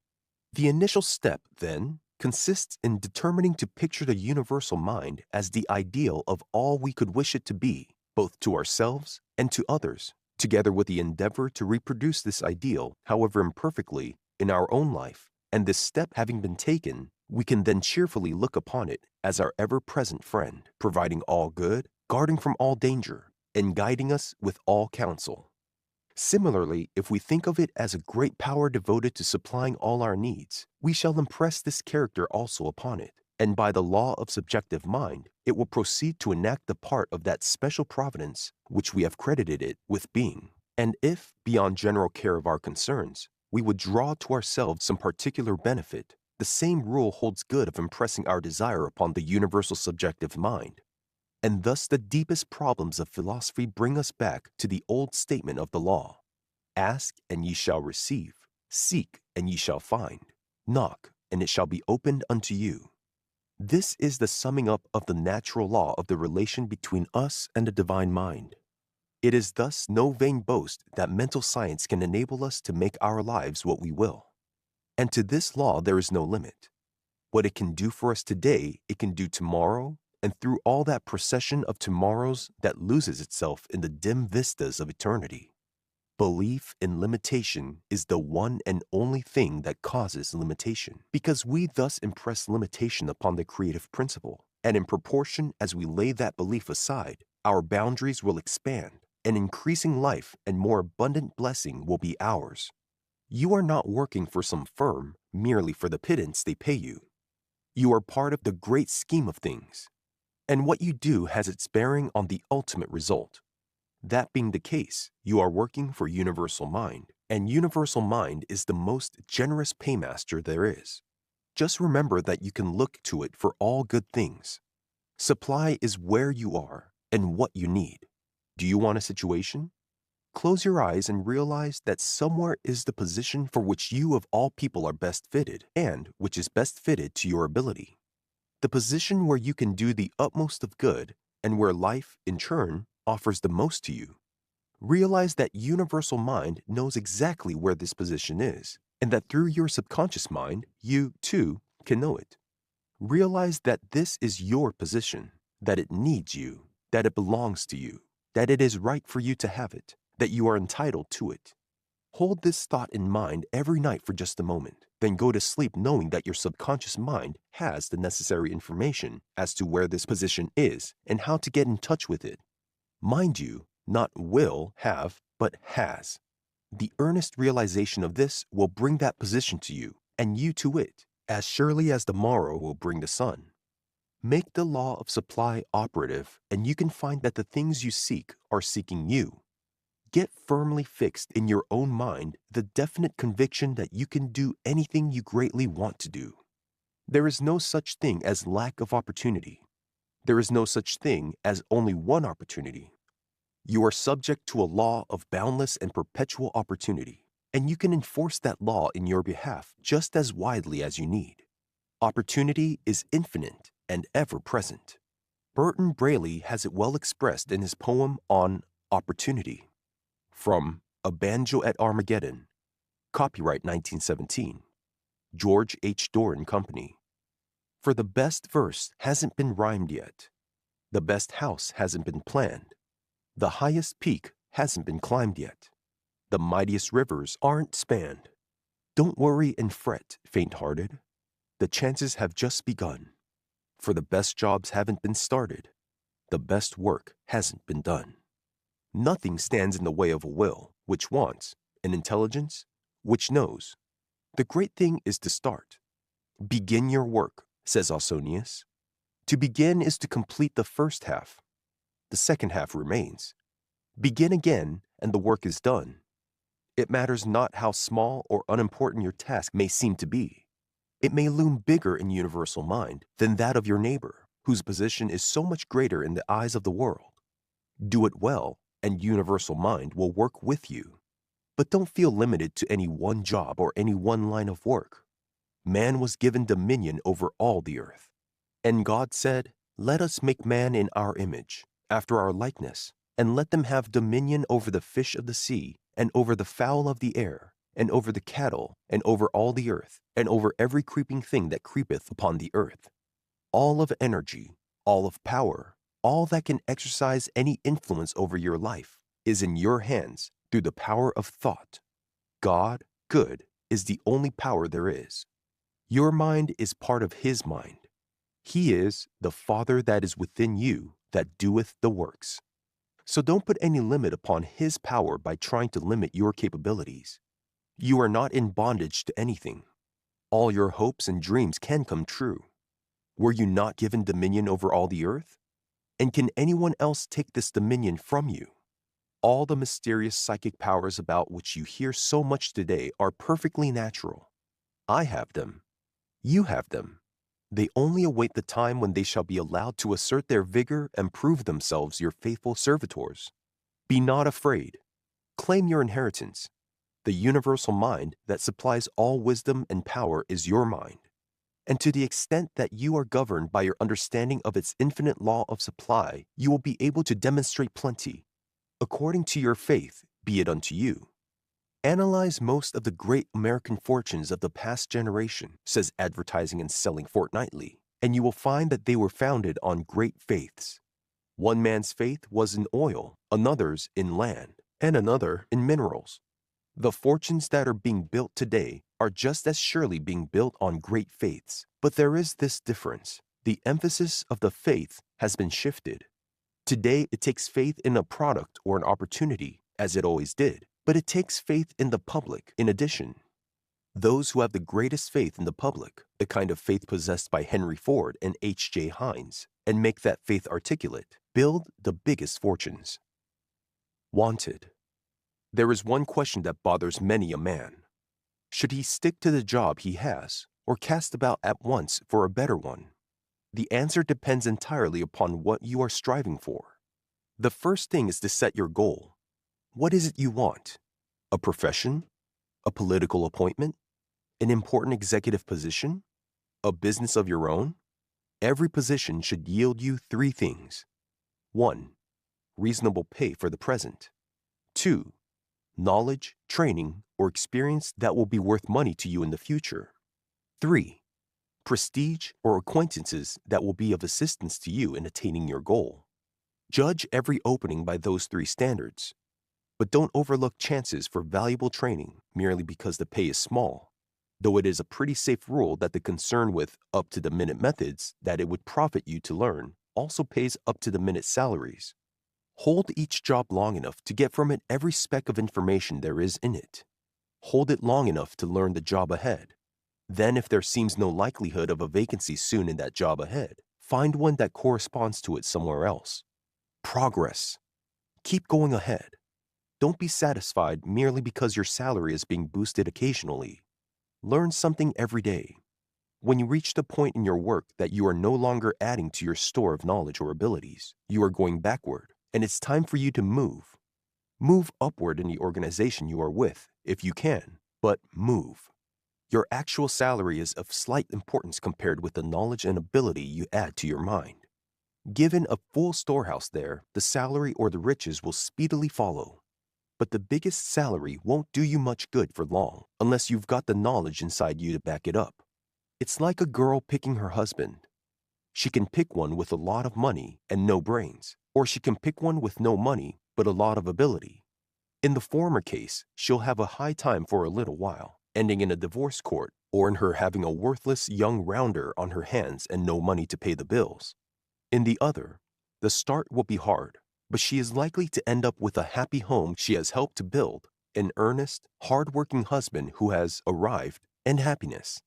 Money ought to be a consideration in marriage, but never the consideration. Of course, it's an easy matter to pick a man with neither money nor brains.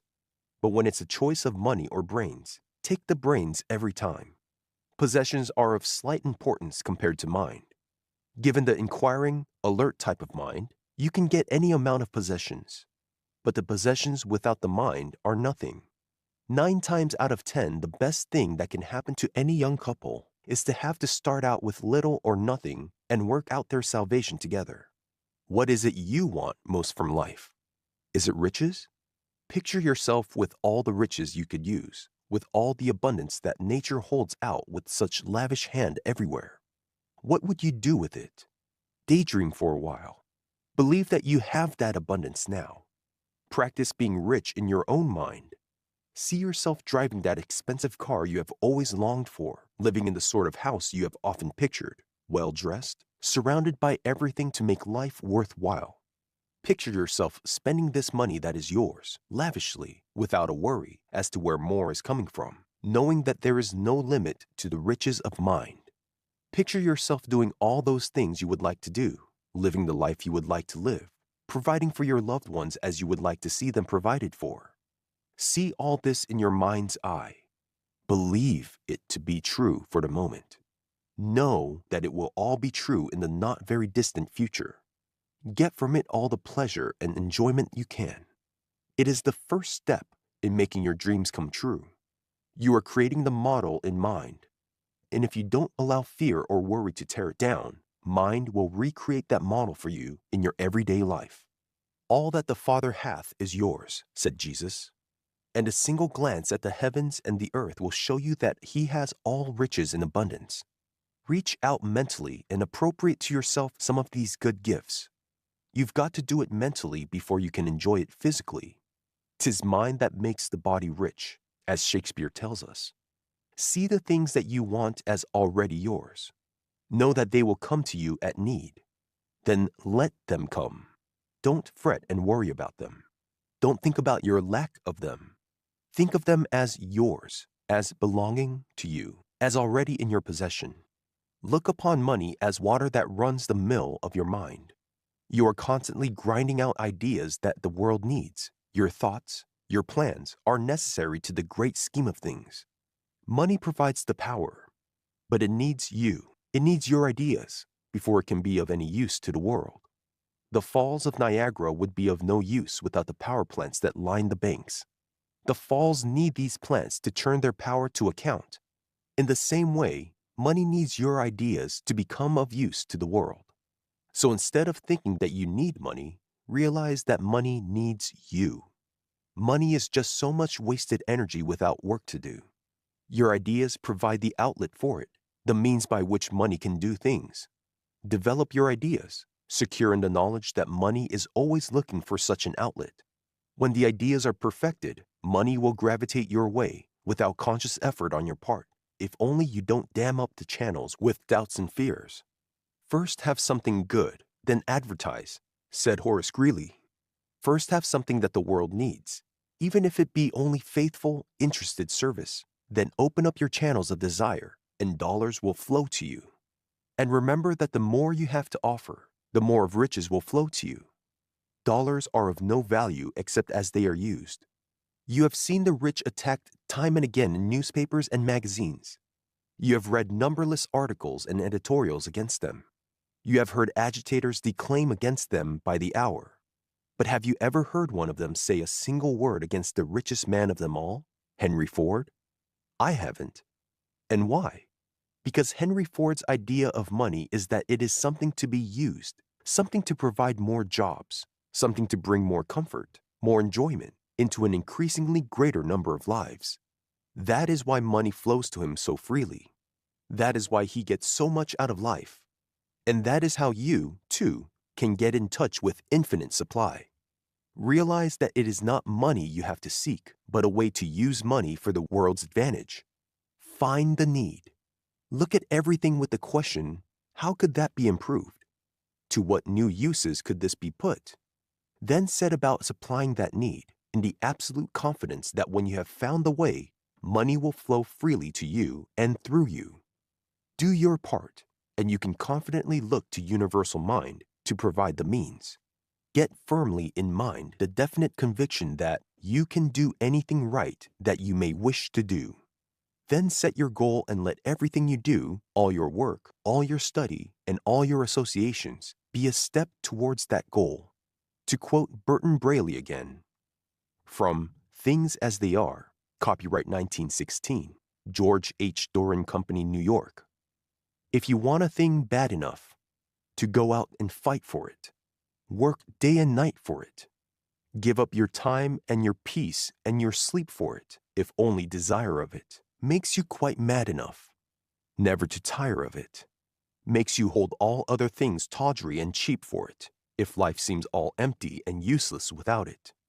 And all that you scheme and you dream about it, if gladly you'll sweat for it, fret for it, plan for it, lose all your terror of God or man for it, if you'll simply go after that thing that you want, with all your capacity, strength and sagacity, faith, hope and confidence, stern pertinacity, if neither cold poverty, famished and gaunt, nor sickness nor pain of body or brain can churn you away from the thing that you want, if dogged and grim you besiege and beset it, you'll get it. Volume 4. Chapter 9. The Formula of Success. One ship drives east and another drives west, with the self-same winds that blow. 'Tis the set of the sails and not the gales, which tells us the way they go. Like the waves of the sea are the ways of fate, as we voyage along through life. 'Tis the set of the soul which decides its goal, and not the calm or the strife. Ella Wheeler Wilcox. What is the eternal question which stands up and looks you and every sincere man squarely in the eye every morning? How can I better my condition? That is the real life question which confronts you and will haunt you every day till you solve it. Read this chapter carefully, and I think you will find the answer to this important life question which you and every man must solve if he expects ever to have more each Monday morning, after payday, than he had the week before. To begin with, all wealth depends upon a clear understanding of the fact that mind, thought, is the only creator. The great business of life is thinking. Control your thoughts, and you control circumstance. Just as the first law of gain is desire, so the formula of success is belief. Believe that you have it, see it as an existent fact, and anything you can rightly wish for is yours. Belief is the substance of things hoped for, the evidence of things not seen. You have seen men, inwardly no more capable than yourself, accomplish the seemingly impossible. You have seen others, after years of hopeless struggle, suddenly win their most cherished dreams. And you've often wondered, what is the power that gives new life to their dying ambitions, that supplies new impetus to their jaded desires, that gives them a new start on the road to success? That power is belief, faith. Someone, something, gave them a new belief in themselves and a new faith in their power to win, and they leaped ahead and wrested success from seemingly certain defeat. Do you remember the picture Harold Lloyd was in 2 or 3 years ago, showing a country boy who was afraid of his shadow? Every boy in the countryside bedeviled him, until one day his grandmother gave him a talisman that she assured him his grandfather had carried through the Civil War and which, so she said, had the property of making its owner invincible. Nothing could hurt him, she told him, while he wore this talisman. Nothing could stand up against him. He believed her. And the next time the bully of the town started to cuff him around, he wiped up the earth with him. And that was only the start. Before the year was out, he had made a reputation as the most daring soul in the community. Then, when his grandmother felt that he was thoroughly cured, she told him the truth, that the talisman was merely a piece of old junk she'd picked up by the roadside, that she knew all he needed was faith in himself, belief that he could do these things. The Talisman of Napoleon. Stories like that are common. It is such a well-established truth that you can do only what you think you can, that the theme is a favorite one with authors. I remember reading a story years ago of an artist, a mediocre sort of artist, who was visiting the field of Waterloo and happened upon a curious lump of metal half buried in the dirt, which so attracted him that he picked it up and put it in his pocket. Soon thereafter, he noticed a sudden increase in confidence, in absolute faith in himself, not only as to his own chosen line of work, but in his ability to handle any situation that might present itself. He painted a great picture, just to show that he could do it. Not content with that, he envisioned an empire with Mexico as its basis, actually led a revolt that carried all before it, until one day he lost his talisman. And immediately his bubble burst. I instance this just to illustrate the point that it is your own belief in yourself that counts. It is the consciousness of dominant power within you that makes all things attainable. You can do anything you think you can. This knowledge is literally the gift of the gods, for through it, you can solve every human problem. It should make you of an incurable optimist. It is the open door to welfare. Keep it open by expecting to gain everything that is right. You are entitled to every good thing. Therefore, expect nothing but good. Defeat does not need to follow victory. You don't have to knock wood every time you congratulate yourself that things have been going well with you. Victory should follow victory, and it will if you let this mind be in you, which was also in Christ Jesus. It is the mind that means health and life and boundless opportunity and recompense.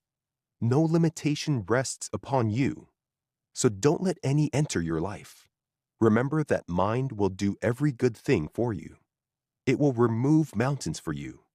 Bring ye all the tithes into the storehouse, and prove me now herewith, saith the Lord of hosts, if I will not open you the windows of heaven, and pour you out a blessing that there shall not be room enough to receive it.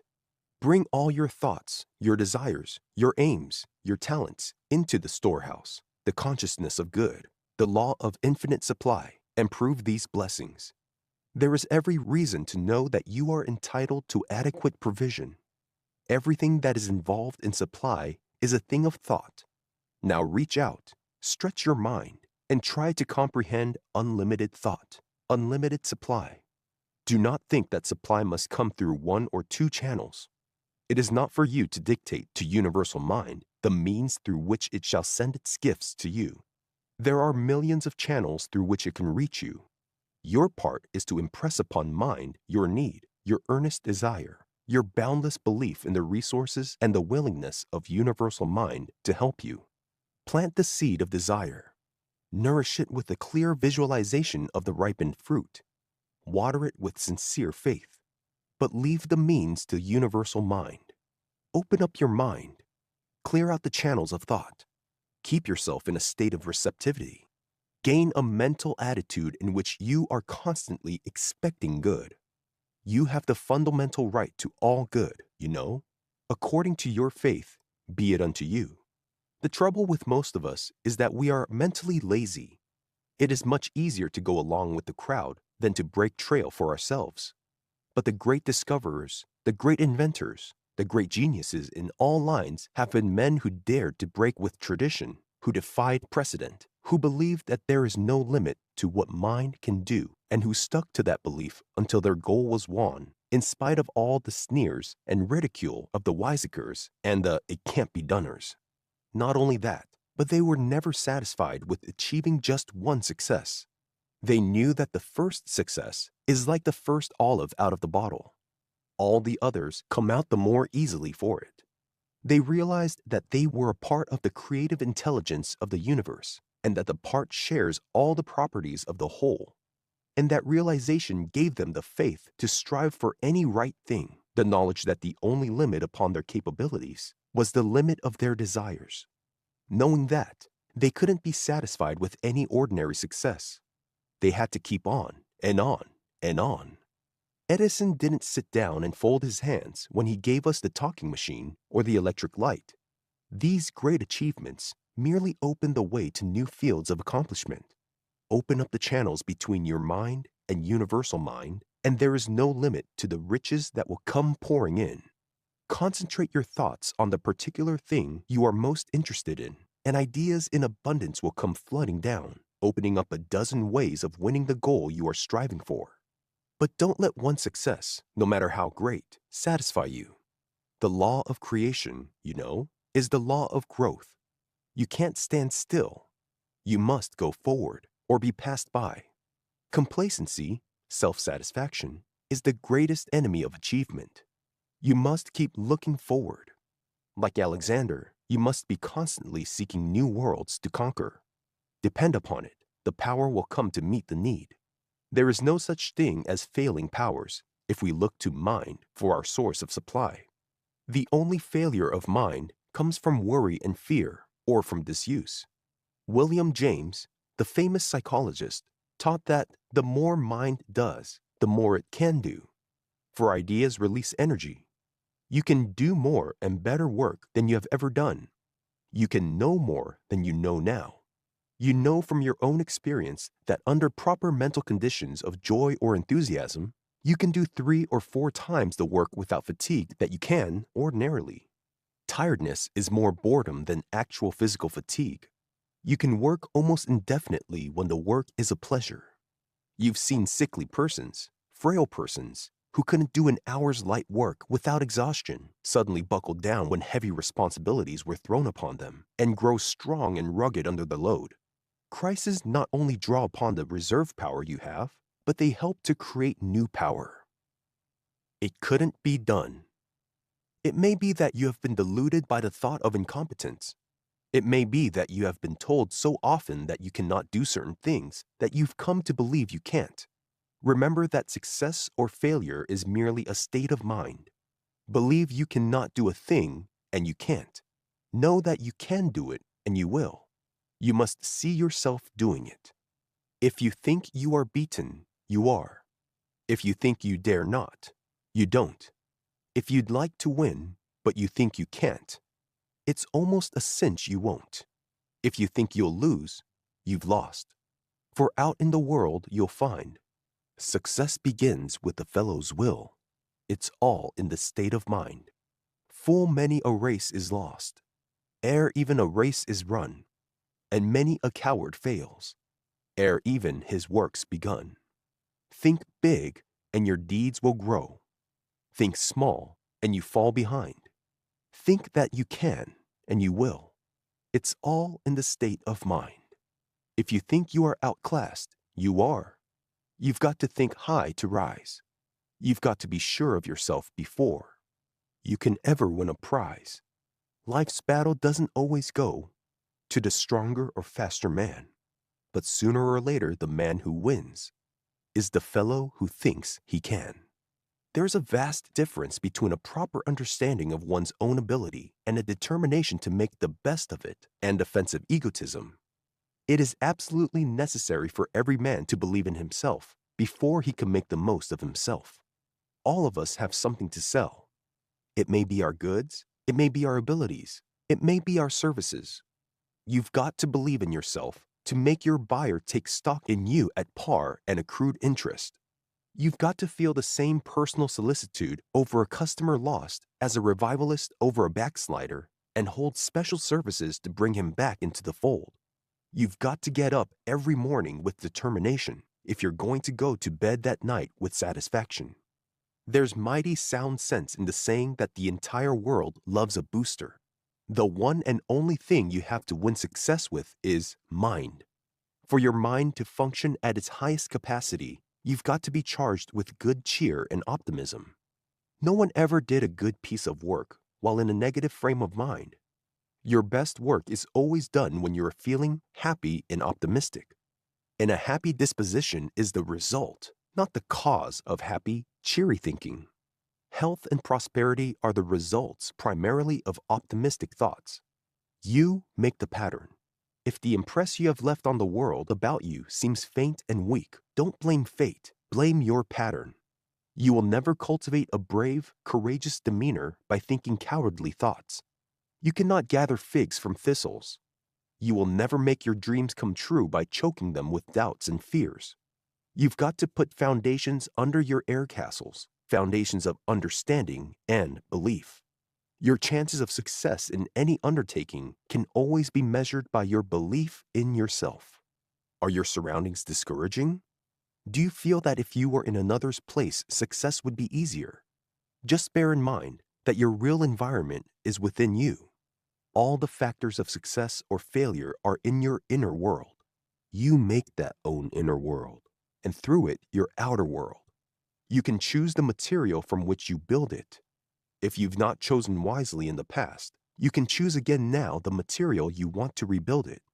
The richness of life is within you. No one has failed so long as he can begin again. Start right in and do all those things you feel you have it in you to do. Ask permission of no man. Concentrating your thought upon any proper undertaking will make its achievement possible. Your belief that you can do the thing gives your thought forces their power. Fortune waits upon you. Seize her boldly, hold her, and she is yours. She belongs rightfully to you. But if you cringe to her, if you go up to her doubtfully, timidly, she will pass you by in scorn. For she is a fickle jade who must be mastered, who loves boldness, who admires confidence. A Roman boasted that it was sufficient for him to strike the ground with his foot and legions would spring up, and his very boldness cowed his opponents. It is the same with your mind. Take the first step, and your mind will mobilize all its forces to your aid. But the first essential is that you begin. Once the battle is started, all that is within and without you will come to your assistance if you attack in earnest and meet each obstacle with resolution. But you have got to start things. The Lord helps them that help themselves is a truth as old as man. It is, in fact, plain common sense. Your subconscious mind has all power, but your conscious mind is the watchman at the gate. It has got to open the door. It has got to press the spring that releases the infinite energy. No failure is possible in the accomplishment of any right object you may have in life if you but understand your power and will perseveringly try to use it in the proper way. The men who have made their mark in this world all had one trait in common. They believed in themselves. But, you may say, how can I believe in myself when I have never yet done anything worthwhile? When everything I put my hand to seems to fail? You can't, of course. That is, you couldn't if you had to depend upon your conscious mind alone. But just remember what one far greater than you said, I can of my own self do nothing. The Father that is within me, he doeth the works. That same Father is within you. And it is by knowing that he is in you and that through him you can do anything that is right, that you can acquire that belief in yourself, which is so necessary. Certainly the mind that imaged the heavens and the earth and all that they contain has all wisdom, all power, and all abundance. With this mind to call upon, you know there is no problem too difficult for you to undertake. The knowing of this is the first step, faith. But St. James tells us, faith without works is dead. So go on to the next step. Decide on the one thing you want most from life, no matter what it may be. There is no limit, you know, to mind. Visualize this thing that you want. See it, feel it, believe in it. Make your mental blueprint and begin to build. Suppose some people do laugh at your idea. Suppose reason does say, it can't be done. People laughed at Galileo. They laughed at Henry Ford. Reason contended for countless ages that the earth was flat. Reason said, or so numerous automotive engineers argued, that the Ford motor wouldn't run. But the earth is round, and the 12th or 15th million Ford is on the road. Let us start right now putting into practice some of these truths that you have learned. What do you want most of life right now? Take that one desire, concentrate on it, and impress it upon your subconscious mind. Psychologists have discovered that the best time to make suggestions to your subconscious mind is just before going to sleep, when the senses are quiet and the attention is lax. So let us take your desire and suggest it to your subconscious mind tonight. The two prerequisites are the earnest desire and an intelligent, understanding belief. Someone has said, you know, That education is 3/4 encouragement, and the encouragement is the suggestion that the thing can be done. You know that you can have what you want if you want it badly enough and can believe in it earnestly enough. So tonight, just before you drop off to sleep, concentrate your thought on this thing that you most desire from life. Believe that you have it. See yourself possessing it. Feel yourself using it. Do that every night until you actually do believe that you have the thing you want. When you reach that point, you will have it. Chapter 10. This freedom. Ye shall know the truth, and the truth shall make you free. I have heard that quotation ever since I was a little child. Most of us have. But to me, it was never anything much but a quotation until a few years ago.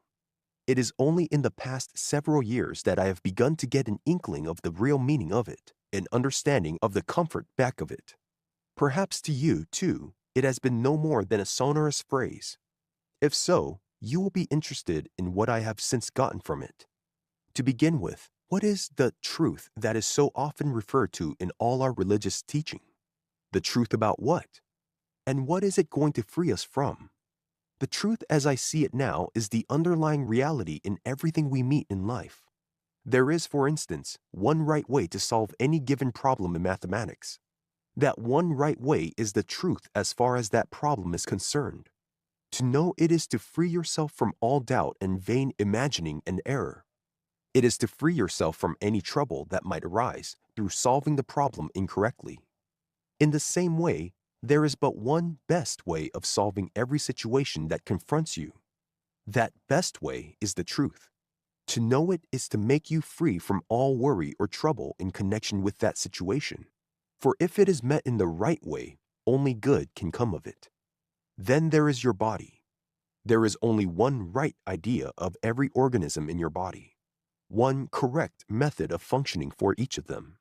And universal mind holds that right idea, that correct method. The functioning of your body, the rebuilding of each cell and tissue, is the work of your subconscious mind.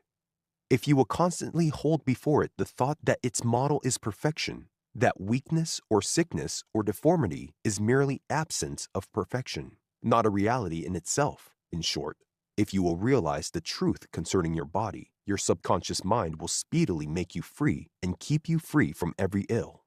It matters not what is troubling you today. If you will know that whatever it may seem to be is merely the absence of the true idea, if you will realize that the only thing that counts is the truth that universal mind knows about your body, you can make that truth manifest. Affirm the good, the true, and the evil will vanish. It is like turning on the light. The darkness immediately disappears. For there is no actual substance in darkness. It is merely absence of light. Nor is there any substance in sickness or evil. It is merely the absence of health or good. That is the truth that was the mentality of Jesus, what Paul describes as the mind which was also in Christ Jesus. Jesus declared that we should know the truth, and the truth would make us free.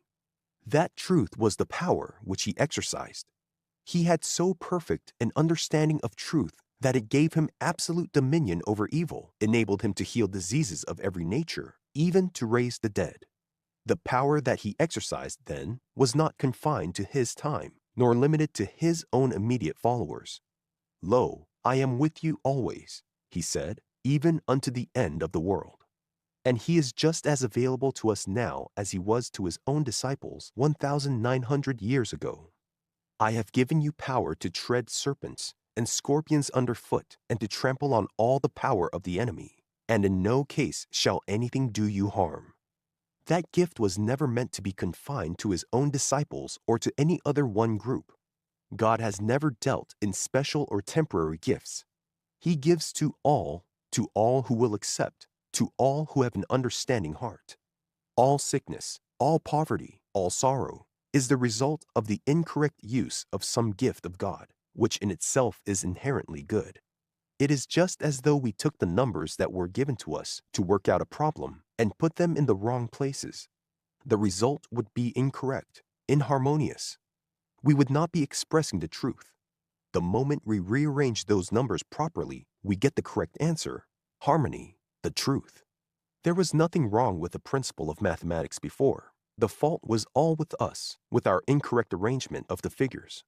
What is true of the principle of mathematics is true of every principle. The principle is changeless, undying. It is only our expression of the principle that changes as our understanding of it becomes more thorough. Lightning held only terror for man until he made of electricity his servant. Steam was only so much waste until man learned to harness it. Fire and water are the most destructive forces known until properly used, and then they are man's greatest helpers. There is nothing wrong with any gift of God once we find the way to use it. The truth is always there if we can find the principle behind it. The figures in mathematics are never bad. It is merely our incorrect arrangement of them. The great need is an open mind and a desire for understanding. How far in the science of mathematics would you get if you approached the study of it with the perceived notion that 2 plus 2 makes 5, and nothing you heard to the contrary was going to change that belief? Except ye churn and become as little children, ye shall not enter into the kingdom of heaven. You must drop all your preconceived ideas, all your prejudices. You must never say, "Oh, that sounds like so-and-so. I don't want any of it." Just remember that any great movement must have at least a grain of truth back of it, else it could never grow to any size. Seek that grain of truth. Be open-minded. Keep your eyes and ears open for truth. If you can do this, you will find that new wordings, different interpretations, are but the outer shell. You can still see the truth beneath, the Christ that, before Abraham was, I am. The only power. He who is looking for wisdom, power, or permanent success will find it only within. Mind is the only cause. Your body is healthy or sick according to the images of thought you impress upon your subconscious mind. If you will hold thoughts of health instead of sickness, if you will banish all thoughts of disease and decay, you can build up a perfect body. Dr. William S. Patton of New York says, "To know and to understand the organization of mind and to recognize the action of mind is the first and the only requisite of a sound body. For all disease starts in mind. It may be in your own conscious mind, from reading of an epidemic or from meeting with circumstances which education has taught you will bring about disease. It may be suggested to your subconscious mind, as so frequently happens with young children, by the fears and worries and thoughts of contagion of those around you. But whichever it is fear that starts it. You visualize, consciously or unconsciously, the disease that you fear, and because that is the image held before your thought, your body proceeds to build in accordance with that model. You believe that disease is necessary, that you have got to expect a certain amount of it. You hear of it every day, and subconsciously at least you are constantly in fear of it.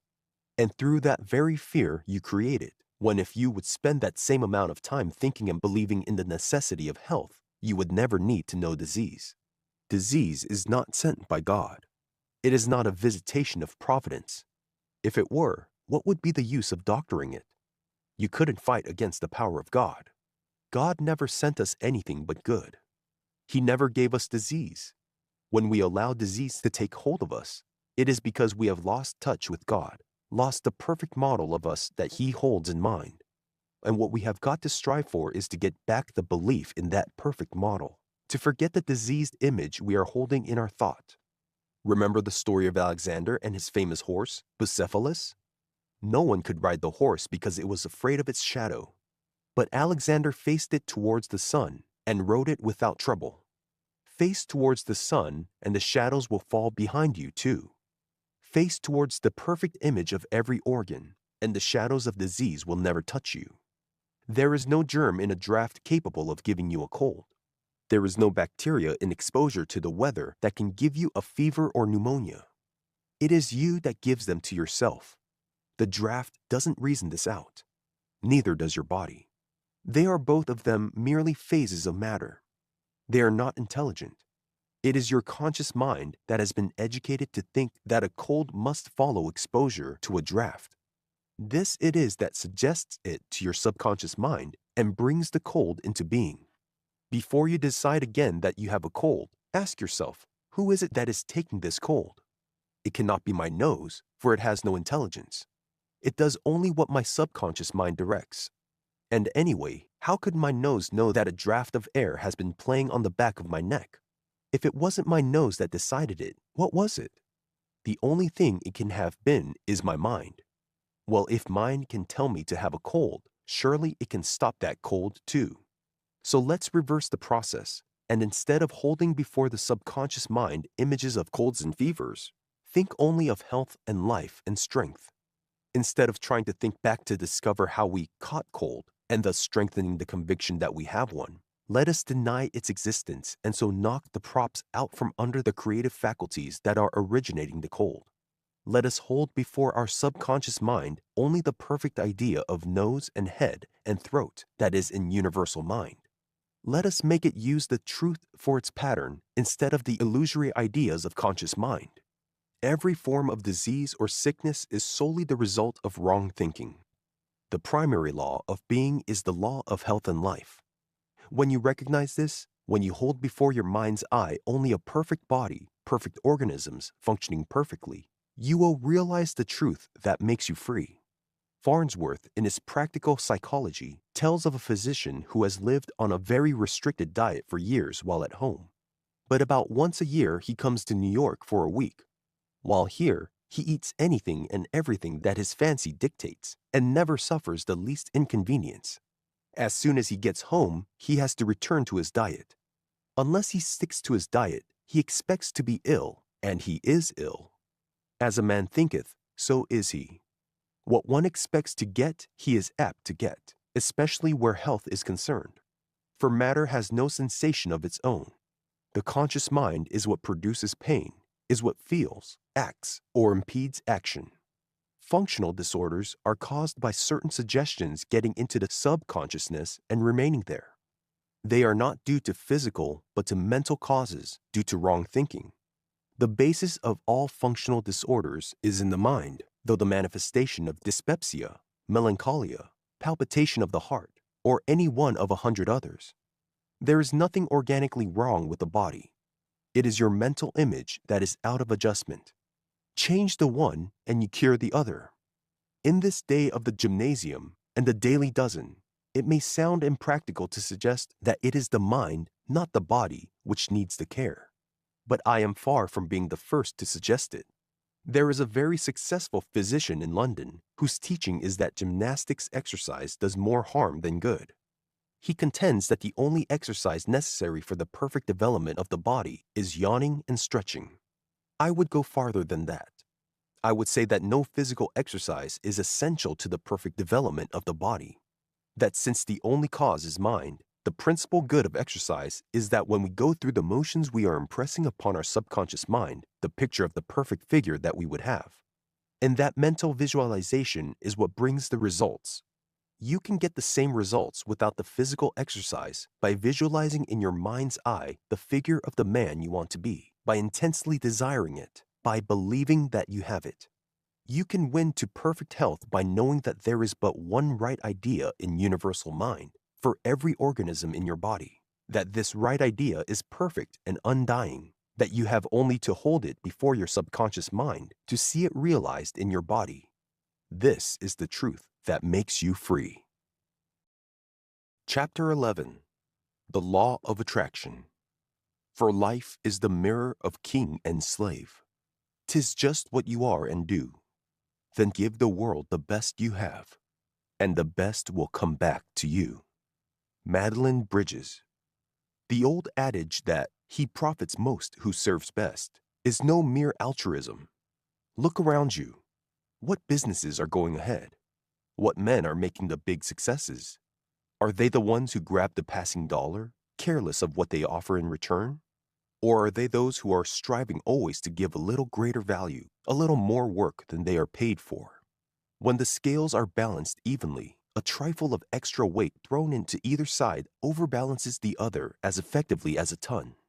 In the same way, a little better value, a little extra effort, makes the man or the business stand out from the great mass of mediocrity like a tall man among pygmies, and brings results out of all proportion to the additional effort involved.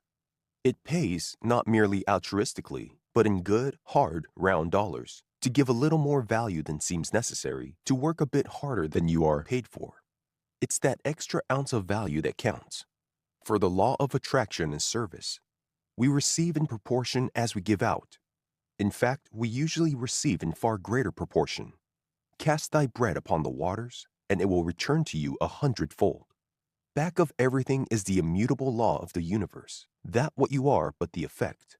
Your thoughts are the causes. The only way you can change the effect is by first changing the cause. People live in poverty and want because they are so wrapped up in their sufferings that they give out thoughts only of lack and sorrow. They expect want. They open the door of their mind only to hardship and sickness and poverty. True, they hope for something better, but their hopes are so drowned by their fears that they never have a chance. You cannot receive good while expecting evil. You cannot demonstrate plenty while looking for poverty. Blessed is he that expecteth much, for verily his soul shall be filled. Solomon outlined the law when he said, There is that scattereth and increaseth yet more, and there is that withholdeth more than is meet, but it tendeth only to want. The liberal soul shall be made fat, and he that watereth shall be watered also himself. The universal mind expresses itself largely through the individual. It is continually seeking an outlet. It is like a vast reservoir of water, constantly replenished by mountain springs.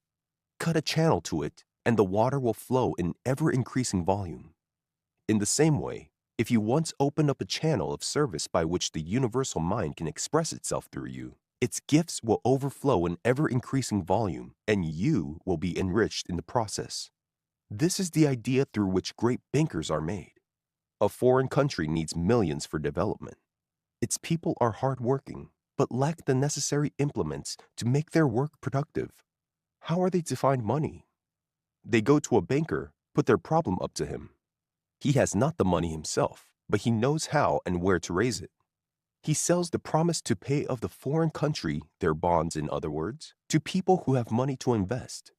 His is merely a service, but it is such an invaluable service that both sides are glad to pay him liberally for it. In the same way, by opening up a channel between universal supply and human needs, by doing your neighbors or your friends or your customers service, you are bound to profit yourself. And the wider you open your channel, the greater service you give, or the better values you offer, the more things are bound to flow through your channel, the more you are going to profit thereby. But you've got to use your talent if you want to profit from it. It matters not how small your service, using it will make it greater. You don't have to retire to a cell and pray. That is a selfish method, selfish concern for your own soul to the exclusion of all others. Mere self-denial or asceticism, as such, does no one good. You've got to do something, to use the talents God has given you to make the world better for your having been in it. Remember the parable of the talents. You know what happened to the man who went off and hid his talent, whereas those who made use of theirs were given charge over many things. That parable, it has always seemed to me, expresses the whole law of life. The only right is to use all the forces for good. The only wrong is to neglect or abuse them. Thou shalt love the Lord thy God. This is the first and the greatest commandment. Thou shalt show thy love by using to the best possible advantage the good things, the talents of the parable, that he has placed in your hands. And the second is like unto it. Thou shalt love thy neighbor as thyself. Thou shalt not abuse the good things that have been provided you in such prodigality by using them against your neighbor. Instead, thou shalt treat him, love him, as you would be treated by him. Thou shalt use the good about you for the advantage of all. If you are a banker, you've got to use the money you have in order to make more money. If you are a merchant, you've got to sell the goods you have in order to buy more goods. If you are a doctor, you must help the patient you have in order to get more practice. If you are a clerk, you must do your work a little better than those around you if you want to earn more money than they. And if you want more of the universal supply, you must use that which you have in such a way as to make yourself of greater service to those around you. Whosoever shall be great among you, said Jesus, shall be your minister, and whosoever of you will be the chiefest shall be servant of all. In other words, if you would be great, you must serve. And he who serves most shall be greatest of all.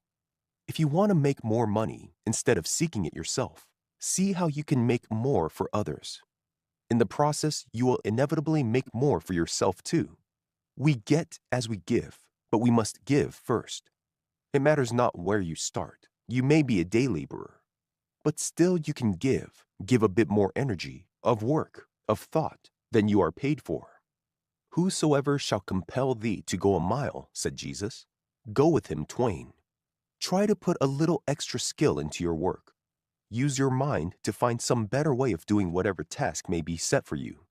It won't be long before you are out of the common labor class. There is no kind of work that cannot be bettered by thought. There is no method that cannot be improved by thought. So give generously of your thought to work. Think every minute you are at it. Isn't there some way in which this could be done easier, quicker, better? Read in your spare time everything that relates to your own work or to the job ahead of you. In these days of magazines and books and libraries, few are the occupations that are not thoroughly covered in some good work. Remember in Lorimer's Letters of a Self-Made Merchant to His Son, the young fellow that Gorgon Graham hired against his better judgment and put in the barrel gang just to get rid of him quickly? Before the month was out, the young fellow had thought himself out of that job by persuading the boss to get a machine that did the work at half the cost and with a third of the gang. Graham just had to raise his pay and put him higher up. But he wouldn't stay put. No matter what the job, he always found some way it could be done better with fewer people until he reached the top of the ladder. There are plenty of men like that in actual life. They won't stay down. They are as full of bounce as a cat with a small boy and a dog after it. Thrown to the dog from an upper window, it is using the time of falling to get set for the next jump. By the time the dog leaps for where it hit, the cat is up the tree across the street. The true spirit of business is the spirit of that plucky old Danish sea captain, Peter Tordenskjold.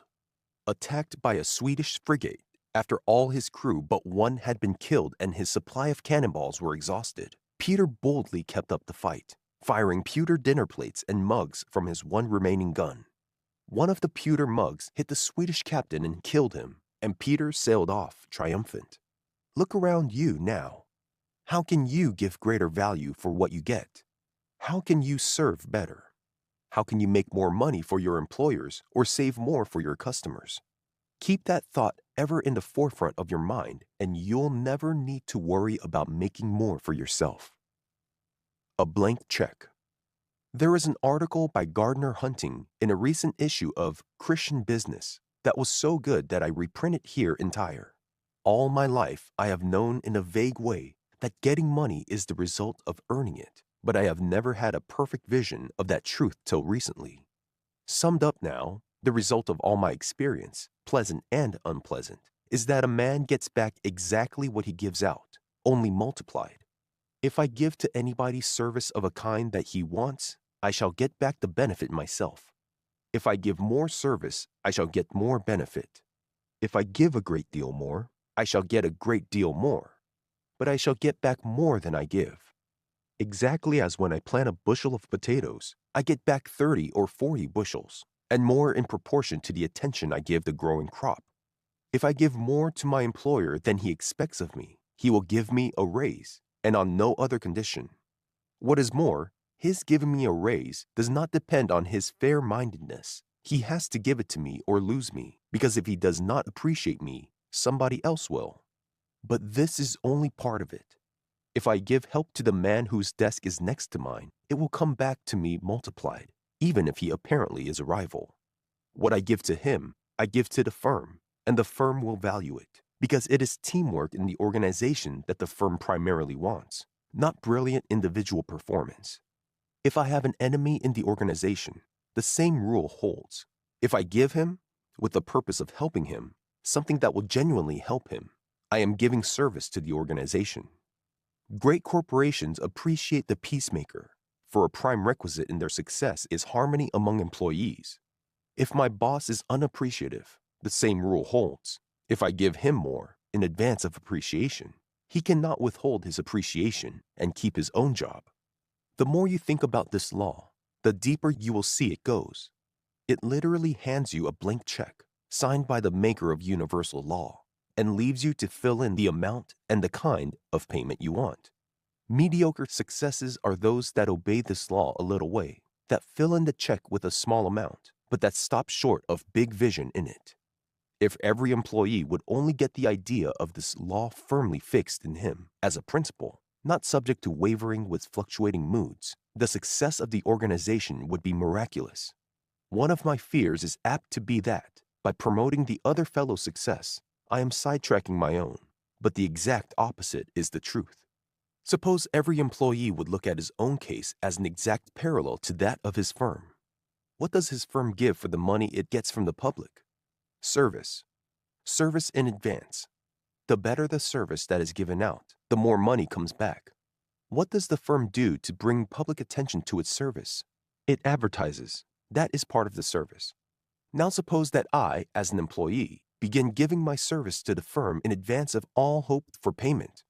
Suppose I advertise my service. How do I do either? I cannot do anything constructive in that firm's office, or store, or plant, or premises that is not service, from filing a letter correctly, to mending the fence or pleasing a customer, from looking up a word for the stenographer to encouraging her to look it up herself, demonstrating a machine to a customer or encouraging him to demonstrate it himself, from helping my immediate apparent rival to get a raise to selling the whole season's output.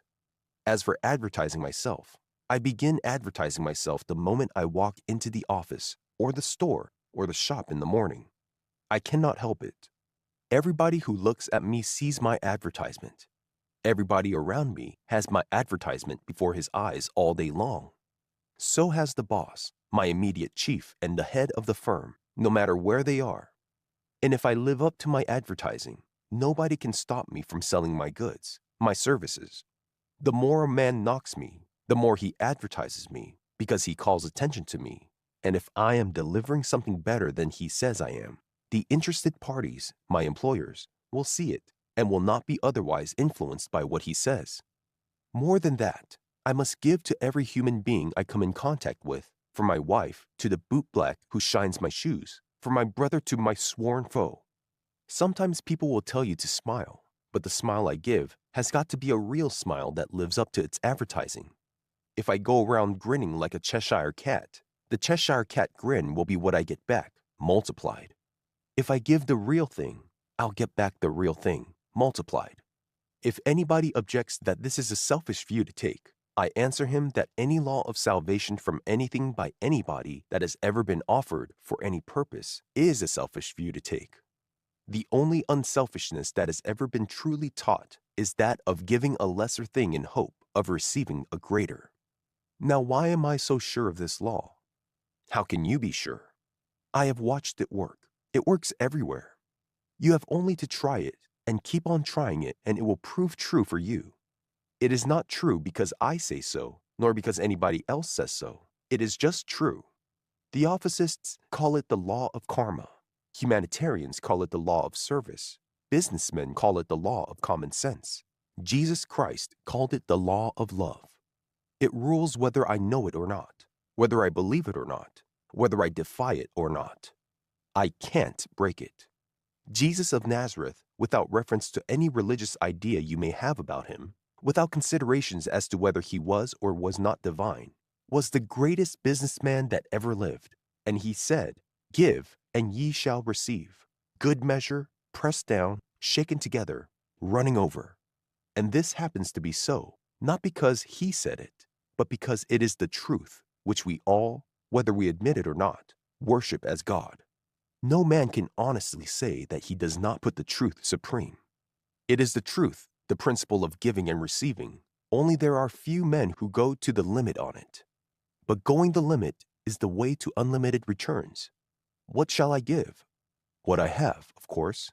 Suppose you believe in this idea, and suppose you should start giving it out, the idea itself, tactfully, wisely, and living it yourself in your organization. How long do you think it will be before you are a power in that organization, recognized as such, and getting pay as such? It is more valuable than all the cleverness and special information you can possibly possess without it. What you have, give to everybody. If you have an idea, do not save it for your own use only. Give it. It is the best thing you have to give, and therefore the thing best to give, and therefore the thing that will bring the best back to you.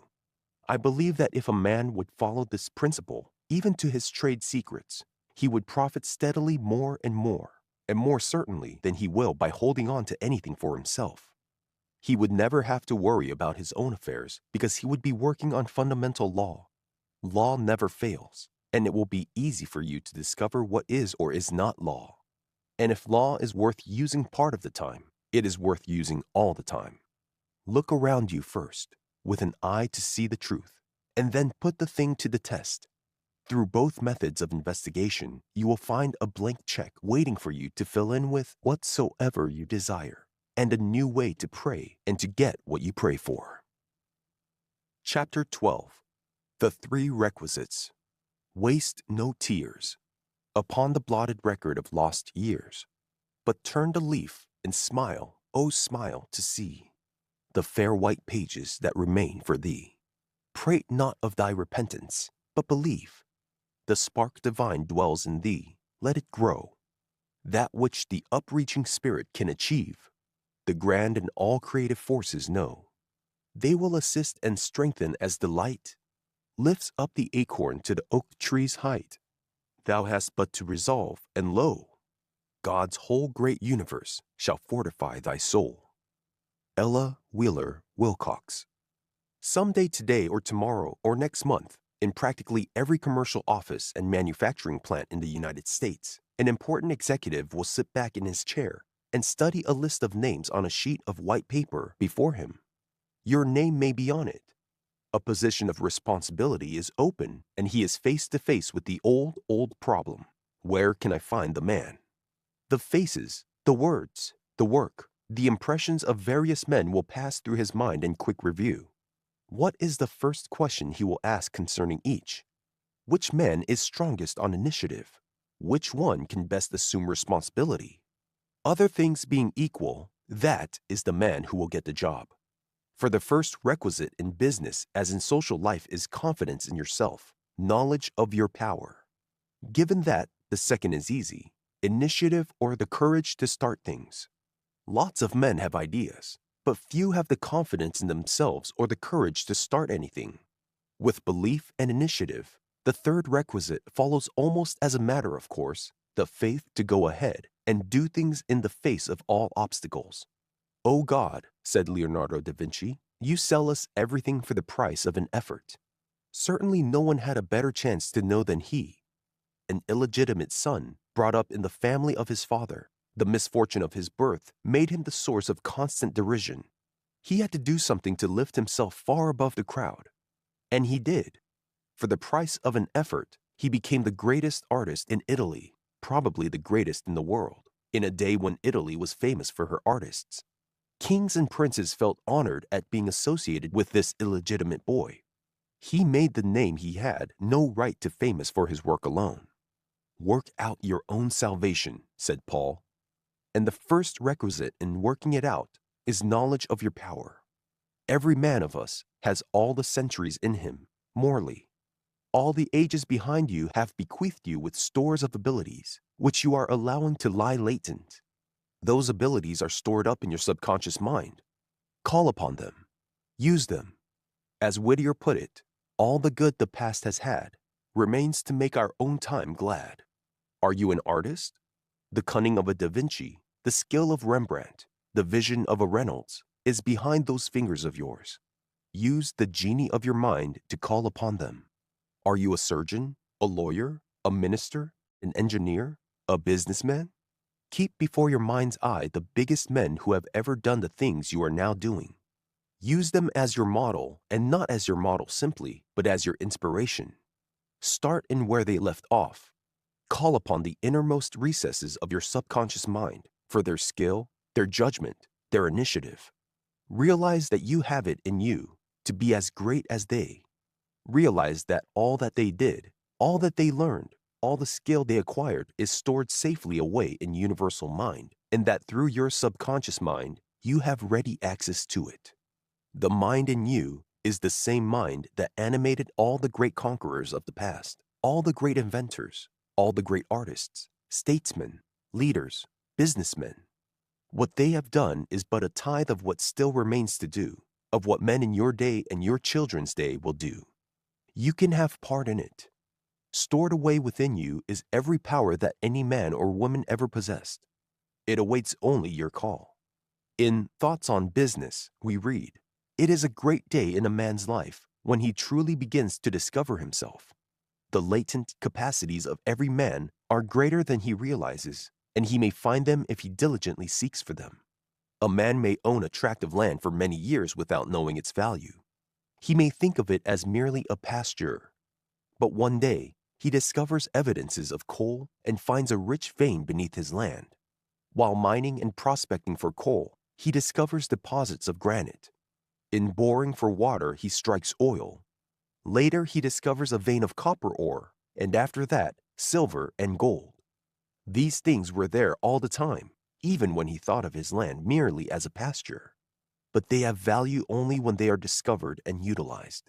Not every pasture contains deposits of silver and gold, neither oil nor granite, nor even coal.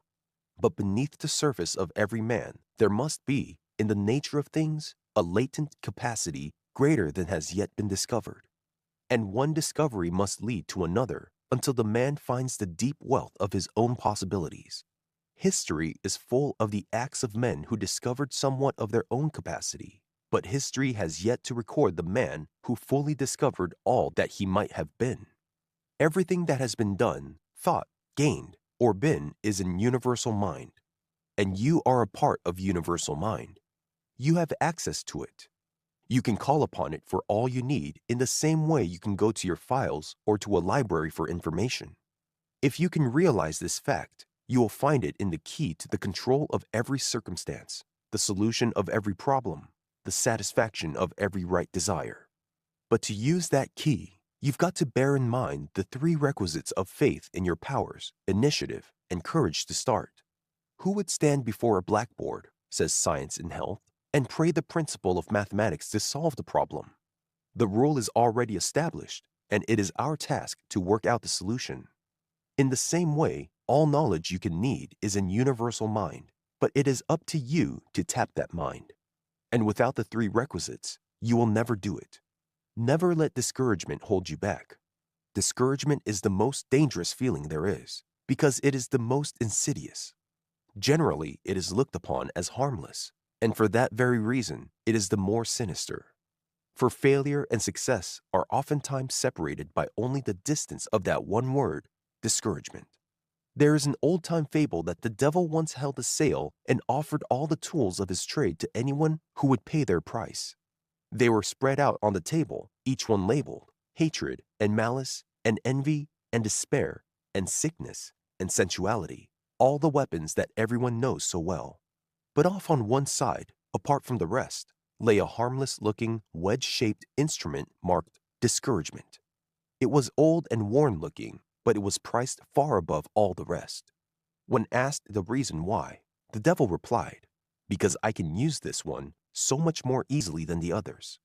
No one knows that it belongs to me, so with it I can open doors that are tight-bolted against the others. Once I get inside, I can use any tool that suits me best. No one ever knows how small is the margin between failure and success. Frequently, the two are separated only by the width of that one word, discouragement. Ask Ford, ask Edison, ask any successful man, and he will tell you how narrow is the chasm that separates failure from success, how surely it can be bridged by perseverance and faith. Cultivate confidence in yourself. Cultivate the feeling that you are succeeding. Know that you have unlimited power to do every right thing. Know that with universal mind to draw upon, no position is too difficult, and no problem too hard. He that believeth on me, the works that I do shall he do also, and greater works than these shall he do. When you put limitations upon yourself, when you doubt your ability to meet any situation, you are placing a limit upon universal mind. For the Father that is within me, he doeth the works. With that knowledge of your power, with that confidence in the unlimited resources of universal mind, it is easy enough to show initiative. It is easy enough to find the courage to start things. You have a right to dominion over all things, over your body, your environment, your business, your health. Develop these three requisites, and you will gain that dominion. Remember that you are a part of universal mind, and that the part shares every property of the whole. Remember that, as the spark of electricity is to the thunderbolt, so is your mind to universal mind. Whatever of good you may desire of life, whatever qualification, whatever position, you have only to work for it wholeheartedly, confidently, with singleness of purpose, and you can get it. Chapter 13. That Old Witch, Bad Luck. How do you tackle your work each day? Are you scared of the job you find? Do you grapple the task that comes your way with a confident, easy mind? Do you stand right up to the work ahead, or fearfully pause to view it? Do you start to toil with a sense of dread, or feel that you're going to do it? What is the thought that is in your mind? Is fear ever running through it? If so, just tackle the next you find by thinking you're going to do it. Edgar A. Guest. From A Hippo Livin', the Riley and Lee Company. Has that old witch, bad luck, ever camped on your doorstep? Have ill health, misfortune, and worry ever seemed to dog your footsteps? If so, you will be interested in knowing that you were the procuring cause of all that trouble. For fear is merely creative thought in negative form. Remember back in 1920, how fine the business outlook seemed? How everything looked rosy and life flowed along like a song? We had crops worth $10 billion. We had splendid utilities, great railways, almost unlimited factory capacity. Everyone was busy. The government had $1 billion in actual money. The banks were sound. The people were well employed. Wages were good. Prosperity was general. Then something happened. A wave of fear swept over the country. The prosperity could not last. People wouldn't pay such high prices. There was too much inflation. What was the result? As Job put it in the long ago, the thing that I greatly feared has come upon me. The prosperity vanished almost overnight. Failures became general. Hundreds of thousands were thrown out of work. And all because of panic, fear. 'Tis true that readjustments were necessary. 'Tis true that prices were too high, that inventories were too big, that values generally were inflated. But it wasn't necessary to burst the balloon to let out the gas. There are orderly natural processes of readjustment that brings things to their proper level with the least harm to anyone. But fear, panic, knows no reason. It brings into being overnight the things that it fears. It is the greatest torment of humanity. It is about all there is to hell. Fear is, in short, the devil. It causes most of the sin, disaster, disease, and misery of the world. It is the only thing you can put into business which won't draw dividends in either fun or dollars. If you guess right, you don't get any satisfaction out of it. The real cause of all sickness is fear. You image some disease in your thought, and your body proceeds to build upon this model that you hold before it. You have seen how fear makes the face pallid, how it first stops the beating of the heart, then sets it going at trip-hammer pace. Fear changes the secretions. Fear halts the digestion. Fear puts lines and wrinkles into the face. Fear churns the hair gray. Mind controls every function of the human body. If the thought you hold before your subconscious mind is the fear of disease, of colds, or catarrh, or fever, or indigestion, those are the images your subconscious mind will work out in your body. For your body itself is merely so much matter, an aggregation of protons and electrons, just as the table in front of you is an aggregation of these same buttons of force, but with a different density. Take away your mind, and your body is just as inert, just as lifeless, just as senseless as the table. Every function of your body, from the beating of your heart to the secretions in your glands, is controlled by mind. The digestion of your food is just as much a function of your mind as the moving of your finger. So the all-important thing is not what food you put in your stomach, but what your mind decides shall be done with it. If your mind feels that certain food should make you sick, it will make you sick. If, on the other hand, your mind decides that though the food has no nutritive value, There is no reason why unintelligent matter should make you sick. Mind will eliminate that food without harm or discomfort to you. Your body is just like clay in the hands of a potter. Your mind can make of it what it will.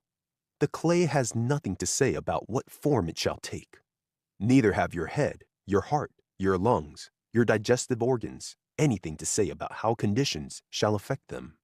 They do not decide whether they shall be dizzy or diseased or lame. It is mind that makes this decision. They merely conform to it after mind has decided it. Matter has undergone any and every condition without harm when properly sustained by mind. And what it has done once, it can do again. When you understand that your muscles, your nerves, your bones have no feeling or intelligence of their own, when you learn that they react to conditions only as mind directs that they shall react, you will never again think or speak of any organ as imperfect, as weak or ailing. You will never again complain of tired bodies, aching muscles, or frayed nerves. On the contrary, you will hold steadfast to your thoughts of exhaustless strength, of superabundant vitality, knowing that, as Shakespeare said, there is nothing, either good or bad, but thinking makes it so.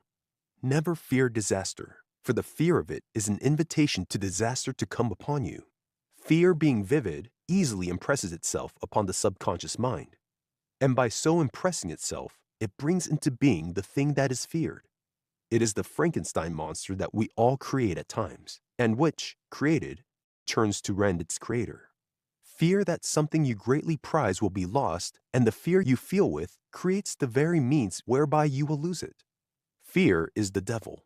It is the ravening lion roaming the earth, seeking whom it may devour. The only safety from it is to deny it. The only refuge is in the knowledge that it has no power other than the power you give to it. He whom a dream hath possessed. You fear debt, so your mind concentrates upon it and brings about greater debts. You fear loss, and by visualizing that loss, you bring it about. The only remedy for fear is to know that evil has no power, that it is a non-entity, merely a lack of something. You fear ill health, when if you would concentrate that same amount of thought upon good health, you would ensure the very condition you fear to lose. Functional disturbances are caused solely by the mind through wrong thinking. The remedy for them is not drugs, but right thinking, for the trouble is not in the organs, but in the mind. Farnsworth, in his Practical Psychology, tells of a man who had conceived the idea when a boy that the eating of cherries and milk together had made him sick. He was very fond of both, but always had to be careful not to eat them together, for whenever he did, he had been ill. Mr. Farnsworth explained to him that there was no reason for such illness, because all milk sours anyway, just as soon as it reaches the stomach. As a matter of fact, it cannot be digested until it does sour. He then treated the man mentally for this wrong association of ideas, and after the one treatment, the man was never troubled in this way again, though he had been suffering from it for 45 years. If you had delirium tremens, and thought you saw pink elephants and green alligators and yellow snakes all about you, it would be a foolish physician that would try to cure you of snakes, or that would prescribe glasses to improve your eyesight when he knew that the animals round about you were merely distorted visions of your mind. The indigestion that you suffer from, the colds that bother you, in short, each and every one of your ailments is just as much a distorted idea of your mind as would be the snakes of delirium tremens. Banish the idea, and you banish the manifestation. The Bible contains one continuous entreaty to cast out fear. From beginning to end, the admonition, "Fear not," is insistent. Fear is the primary cause of all bodily impairment. Jesus understood this, and he knew that it could be abolished. Hence his frequent entreaty, "Fear not, be not afraid." Struggle there is, and struggle there will always be. But struggle is merely wrestling with trial. We need difficulties to overcome. But there is nothing to be afraid of. Everything is an effect of mind. Your thought forces, concentrated upon anything, will bring that thing into manifestation. Therefore, concentrate them only upon good things, only upon those conditions you wish to see manifested. Think health, power, abundance, happiness. Drive all thoughts of poverty and disease, of fear and worry, as far from your mind as you drive filth from your homes. For fear and worry is the filth of the mind that causes all trouble, that brings about all disease. Banish it. Banish from among your associates any man with a negative outlook on life. Shun him as you would the plague. Can you imagine a knocker winning anything? He is doomed before he starts. Don't let him pull you down with him. Fret not thyself, says the psalmist, else shalt thou be moved to do evil. That wise old psalmist might have been writing for us today. For there is no surer way of doing the wrong thing in business or in social life than to fret yourself, to worry, to fume, to want action of some kind, regardless of what it may be. Remember the Lord's admonition to the Israelites, "Be still and know that I am God." Have you ever stood on the shore of a calm, peaceful lake and watched the reflections in it? The trees, the mountains, the clouds, the sky, all were mirrored there, just as perfectly, as beautifully as the objects themselves. But try to get such a reflection from the ocean. It cannot be done, because the ocean is always restless, always stirred up by winds or waves or tides. So it is with your mind. You cannot reflect the richness and plenty of universal mind. You cannot mirror peace and health and happiness if you are constantly worried, continually stirred by waves of fear, winds of anger, tides of toil and striving. You must relax at times. You must give mind a chance. You must realize that when you have done your best, you can confidently lean back and leave the outcome to universal mind. Just as wrong thinking produces discord in the body, so it also brings on a diseased condition in the realm of commerce. Experience teaches that we need to be protected more from our fears and wrong thoughts than from so-called evil influences external to ourselves. We need not suffer for another man's wrong, for another's greed, dishonesty, avarice, or selfish ambition. But if we hug to ourselves the fear that we do have to so suffer, take it into our thought, allow it to disturb us, then we sentence ourselves. We are free to reject every suggestion of discord and to be governed harmoniously in spite of what anything or anybody may try to do to us. Do you know why old army men would rather have soldiers of 18 or 20 than mature men of 30 or 40? Not because they can march farther. They can't. Not because they can carry more. They can't. But because when they go to sleep at night, they really sleep. They wipe the slate clean. When they awaken in the morning, they are ready for a new day and a new world. But an older man carries the nervous strain of one day over to the next. He worries, with the result that at the end of a couple of months hard campaigning, the older man is a nervous wreck. And that is the trouble with most men in business. They never wipe the slate clean. They worry. And they carry each day's worry over to the next, with the result that someday the burden becomes more than they can carry. The bars of fate. Fear results from a belief that there are really two powers in this world, good and evil, like light and darkness, when the fact is that evil is no more real than darkness. True, we lose contact with good at times. We let the clouds of fear and worry come between us and the sunlight of good, and then all seems dark. But the sun is still shining on the other side of those clouds, and when we drive them away, we again see its light. Realizing this, realizing that good is ever available if we will but turn to it confidently in our need, what is there to fear?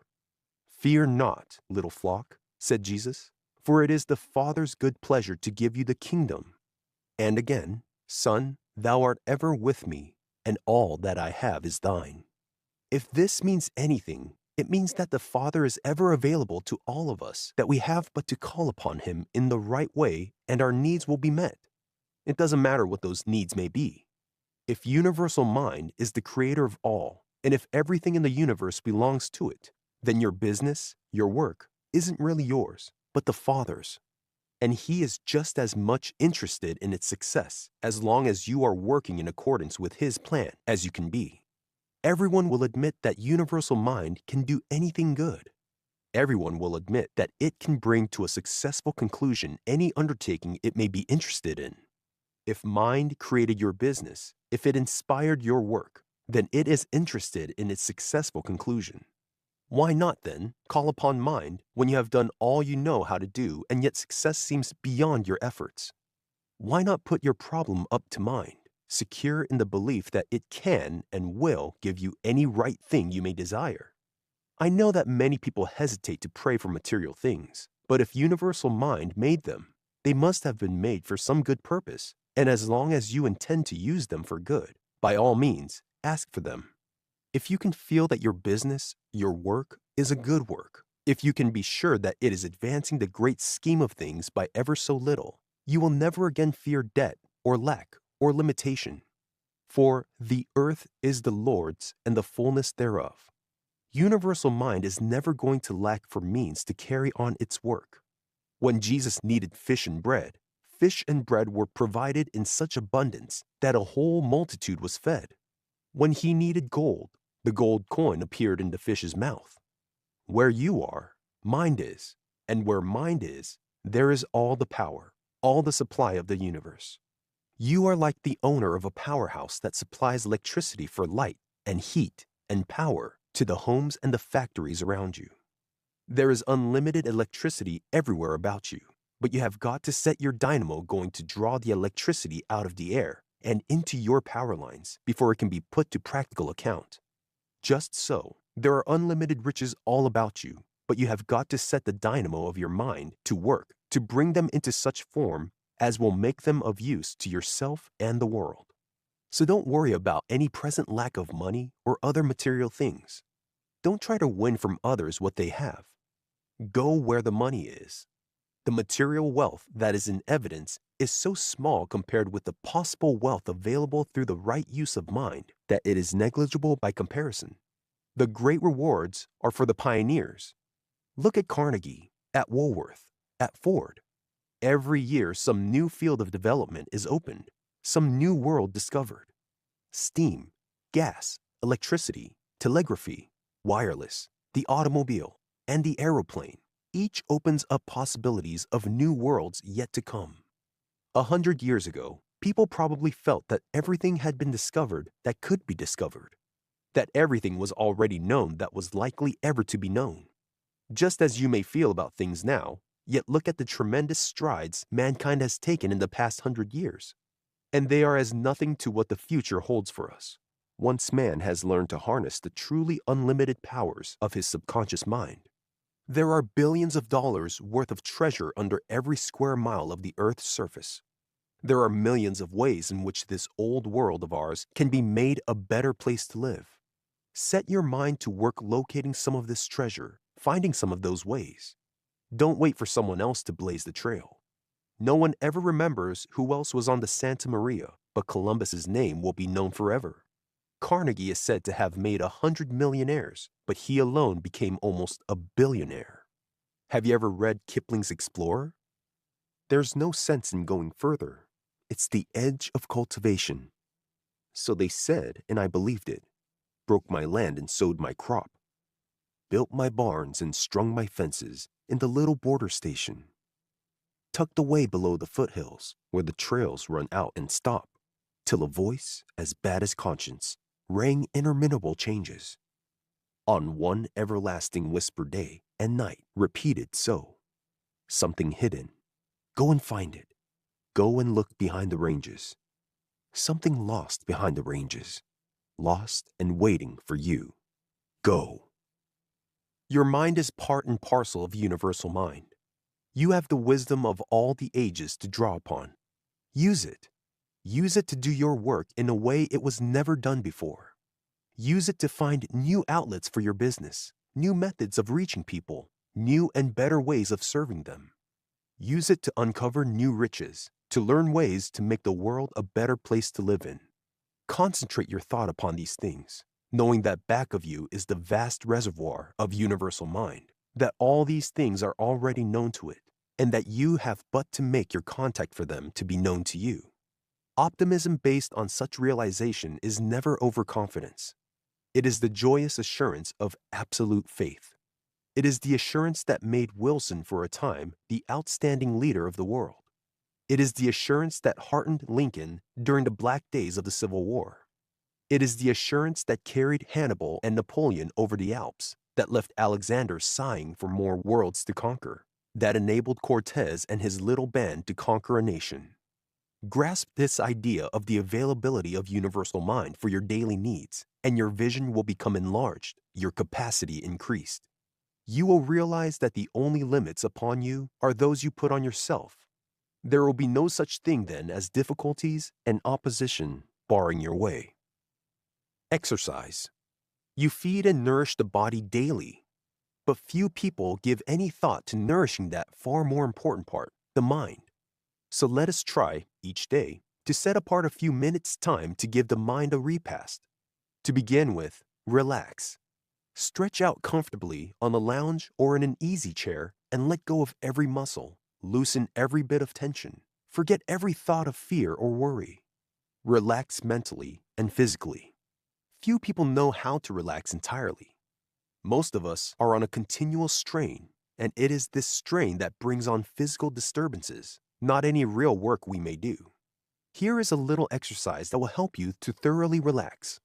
Recline comfortably on a lounge or bed. Stretch luxuriously first. Then when you are settled at your ease again, lift the right leg a foot or two. Let it drop limply. Repeat slowly twice. Do the same with the left leg, with the right arm, with the left arm. You will find then that all your muscles are relaxed. You can forget them and turn your thoughts to other things. Try to realize the unlimited power that is yours. Think back to the dawn of time when mind first imaged from nothingness the heavens and the earth and all that in them is. Remember that although your mind is to universal mind only as a drop of water to the ocean, this drop has all the properties of the great ocean, one in quality although not in quantity. Your mind has all the creative power of universal mind. And God made man in his image, after his likeness. Certainly God never manifested anything but infinite abundance, infinite supply. If you are made in his image, there is no reason why you should ever lack for anything of good. You can manifest abundance too. Round about you is the same electronic energy from which universal mind formed the heavens and the earth. What do you wish to form from it? What do you want most from life?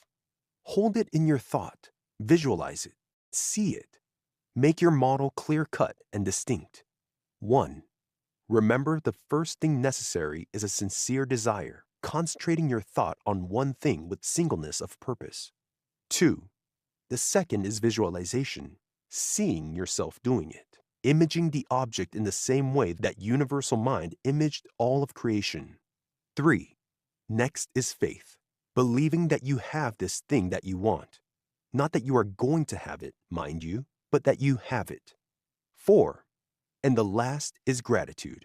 Gratitude for this thing that you have received. Gratitude for the power that enabled you to create it. Gratitude for all the gifts that mind has laid at your feet. Trust in the Lord, and verily thou shalt be fed. Delight thyself also in the Lord, and he shall give thee the desires of thy heart.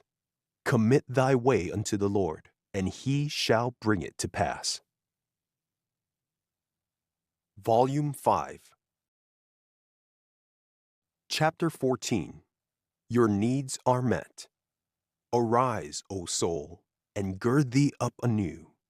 Though the black camel death kneel at this gate, no beggar thou that thou for alms shouldest sue. Be the proud captain still of thine own fate. Kenyon. You've heard the story of the old man who called his children to his bedside to give them a few parting words of advice. And this was the burden of it. My children, he said, I have had a great deal of trouble in my life. A great deal of trouble, but most of it never happened. We are, all of us, like that old man.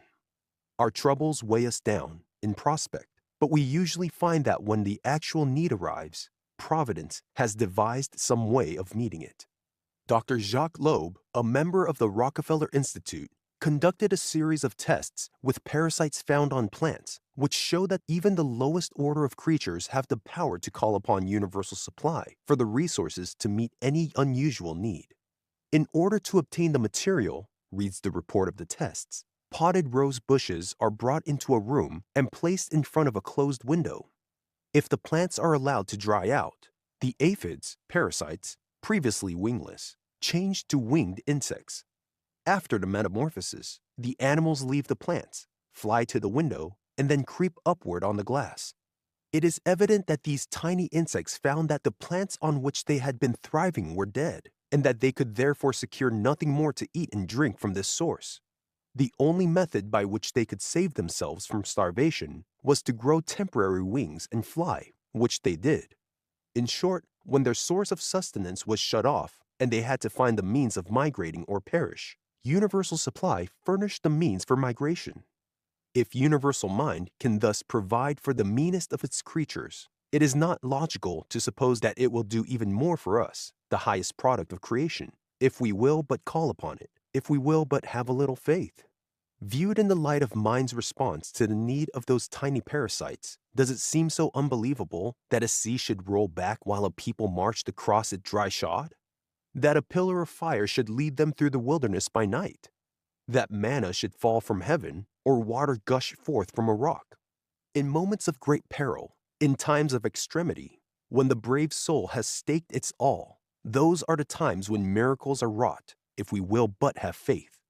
That doesn't mean that you should rest supinely at your ease and let the Lord provide. When you have done all that is in you to do, when you have given of your best, don't worry or fret as to the outcome.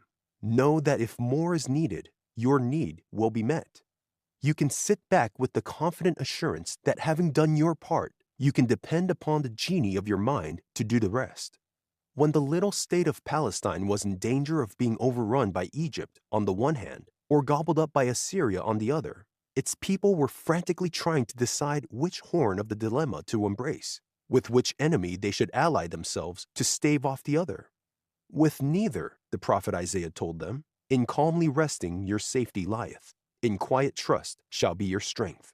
So it is with most of the great calamities that afflict us. If we would only calmly rest, quietly trust, how much better off we should be. But no, we must fret and worry, and 9 times out of 10 do the wrong thing. And the more we worry and fret, the more likely we are to go wrong. All of universal mind is necessary to solve any given problem, to meet any need, is wherever that need may be. Supply is always where you are and what you need.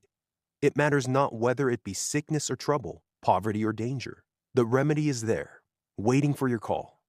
Go at your difficulty boldly, knowing that you have infinite resources behind you, and you will find these forces closing around you and coming to your aid. It's like an author writing a book.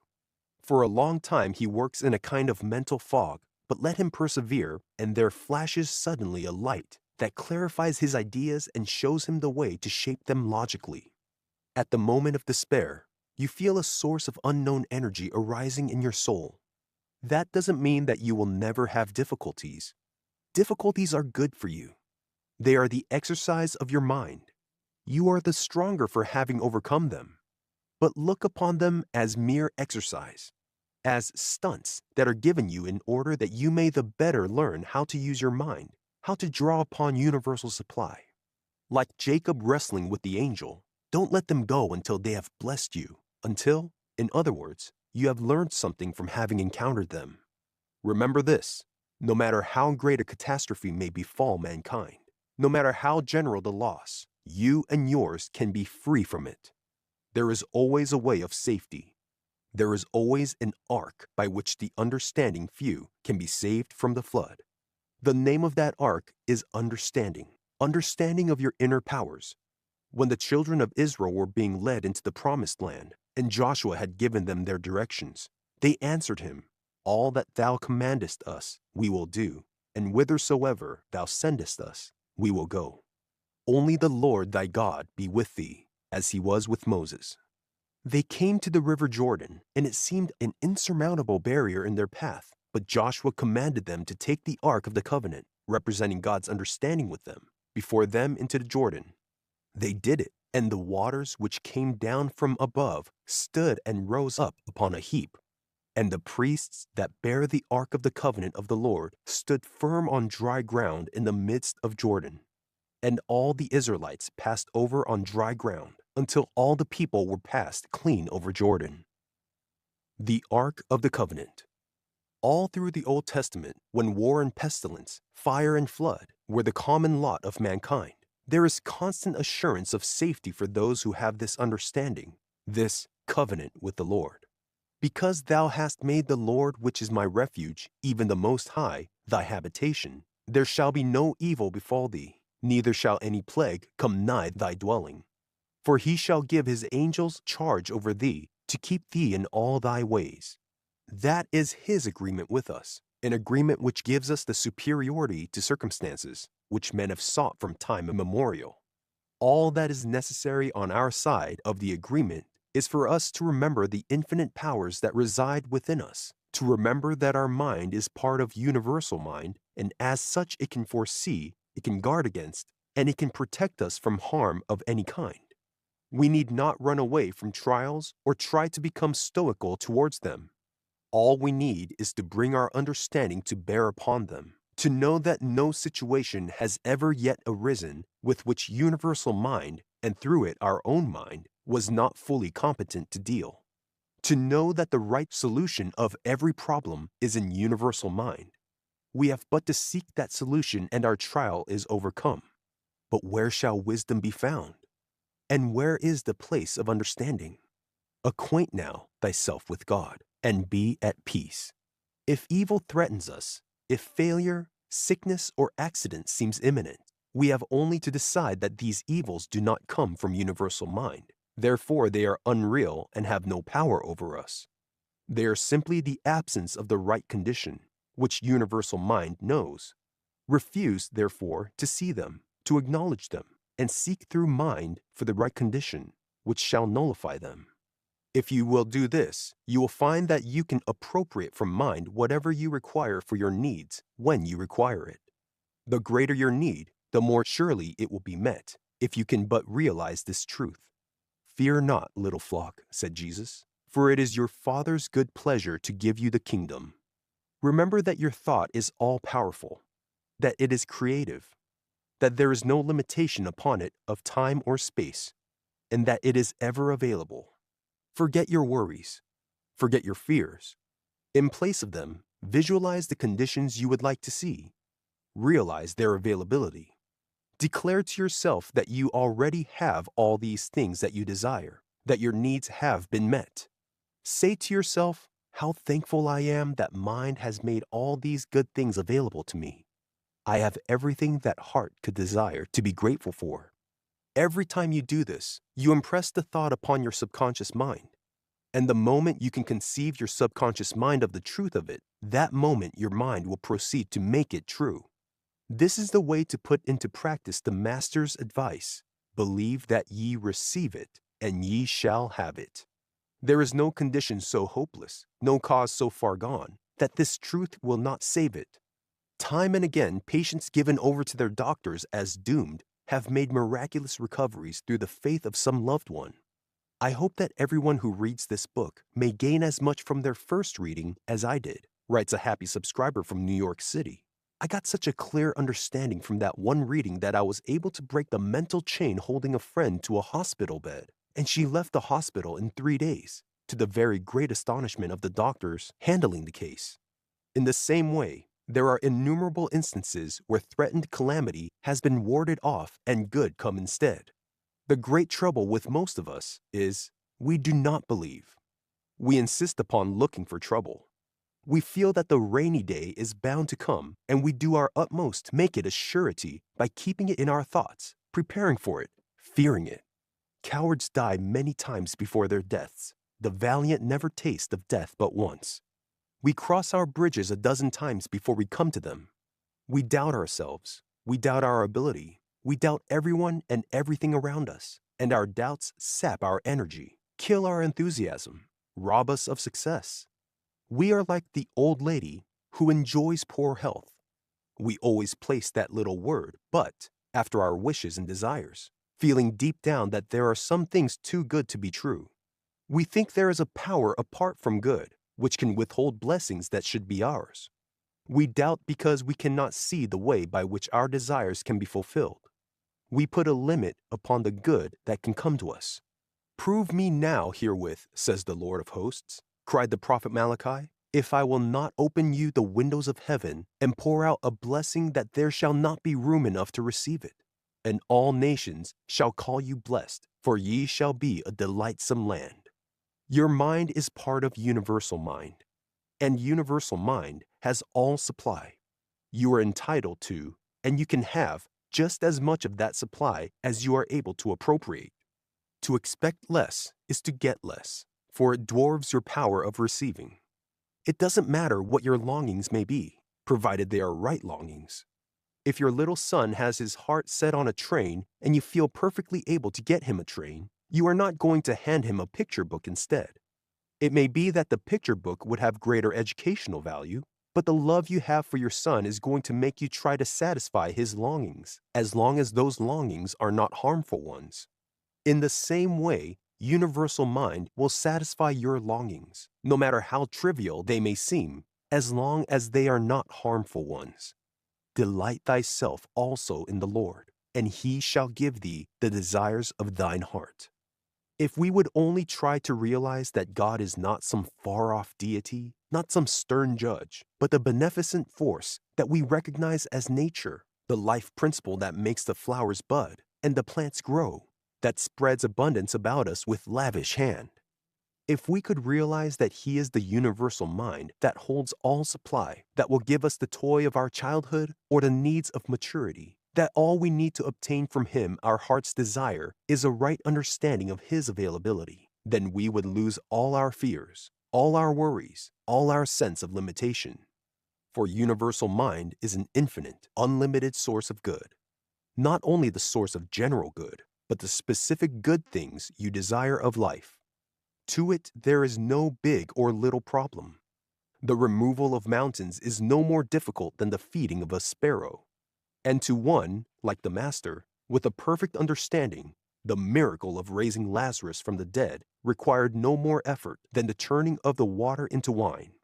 He knew that universal mind is all power, and there cannot be more than all. He knew that to know God aright is life eternal. And Jesus knew God aright, so was able to demonstrate this knowledge of life eternal in overcoming sin, disease, and death. For it is one and the same law that heals sin, sickness, poverty, heartaches, or death itself. That law is the right understanding of divine principle. But what does this ability to perform miracles consist of? What is the power or force by which we can prove this ability? Perhaps the simplest way to begin with the realization that universal mind is man's working power. The science of thought. Can you stretch your mind a bit and try to comprehend this wonderful fact that the all-powerful, all-knowing, everlasting Creator and Governor of the infinite universe, who hath measured the waters in the hollow of his hand, and meted out heaven with the span, and comprehended the dust of the earth in a measure, and weighed the mountains in scales, and the hills in a balance, is your working power? In proportion as we understand this fact and make use of it, in that same proportion are we able to perform our miracles. Your work is inspired to the extent that you realize the presence of universal mind in your work. When you rely entirely on your own conscious mind, your work suffers accordingly. I can of mine own self do nothing, for the works which the Father hath given me to finish, the same works that I do bear witness of me. The miracles of Jesus bear witness of the complete recognition of God the Father as his working power. And mind you, this inspiration, this working of universal mind with you, is available for all of your undertakings. Mind could not show itself in one part of your life and withhold itself from another, since it is all in all. Every rightly directed task, no matter how insignificant or menial it may appear to you, carries with it the inspiration of universal mind, since by the very nature of omnipotence, its love and bestowals must be universal and impartial, and whatsoever ye do, do it heartily as to the Lord. To many of us are like the maiden in the old Eastern legend. A genie sent her into a field of grain, promising her a rare gift if she would pick for him the largest and ripest ear she could find, his gift to be in proportion to the size and perfection of the ear. But he made this condition: she must pluck but one ear and she must walk straight through the field without stopping, going back or wandering hither or thither. Joyously she started. As she walked through the grain, she saw many large ears, many perfect ones. She passed them by in scorn, thinking to find an extra-large, super-perfect one farther along. Presently, however, the soil became less fertile, the ears small and sparse. She couldn't pick one of these. Would now that she had been content with an ordinary-sized ear farther back. But it was too late for that. Surely they would grow better again farther on. She walked on, and always they became worse, till presently she found herself at the end of the field, empty-handed as when she set out. So it is with life. Every day has its worthwhile rewards for work well done. Every day offers its chance for happiness.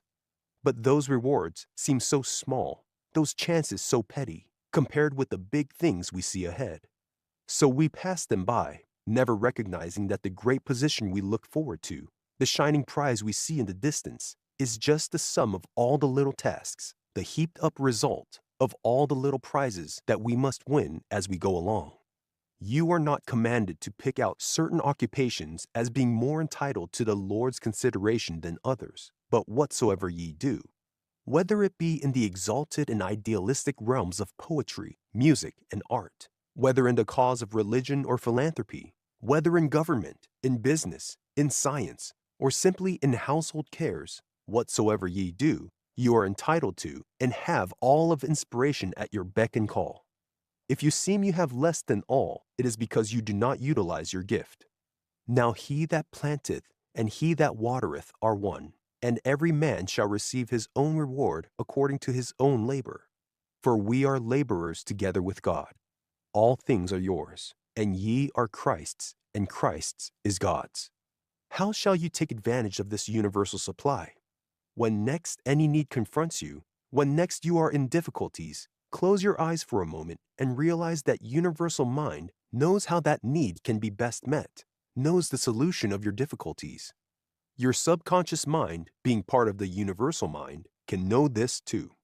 So put your problem up to your subconscious mind with the sublime confidence that it will find the solution. Then forget it for a while. When the time comes, the need will be met. Dr. Windbigler corroborates the working out of this idea in the following. Suggestions lodged in the mind can effect a complete change morally and physically if mankind would become in spirit as a little child, trusting in God implicitly. The greatest power would be utilized in the establishment of health and equilibrium, and the results would be untold in comfort, sanity, and blessing. For instance, here is one who is suffering from worry, fear, and the vexations of life. How can he get rid of these things and relieve this suffering? Let him go to a quiet room or place, twice a day, lie down, and relax every muscle, assume complete indifference to those things which worry him and the functions of the body, and quietly accept what God, through this law of demand and supply, can give. In a few days, he will find a great change in his feelings, and the sufferings will pass away, and life will look bright and promising.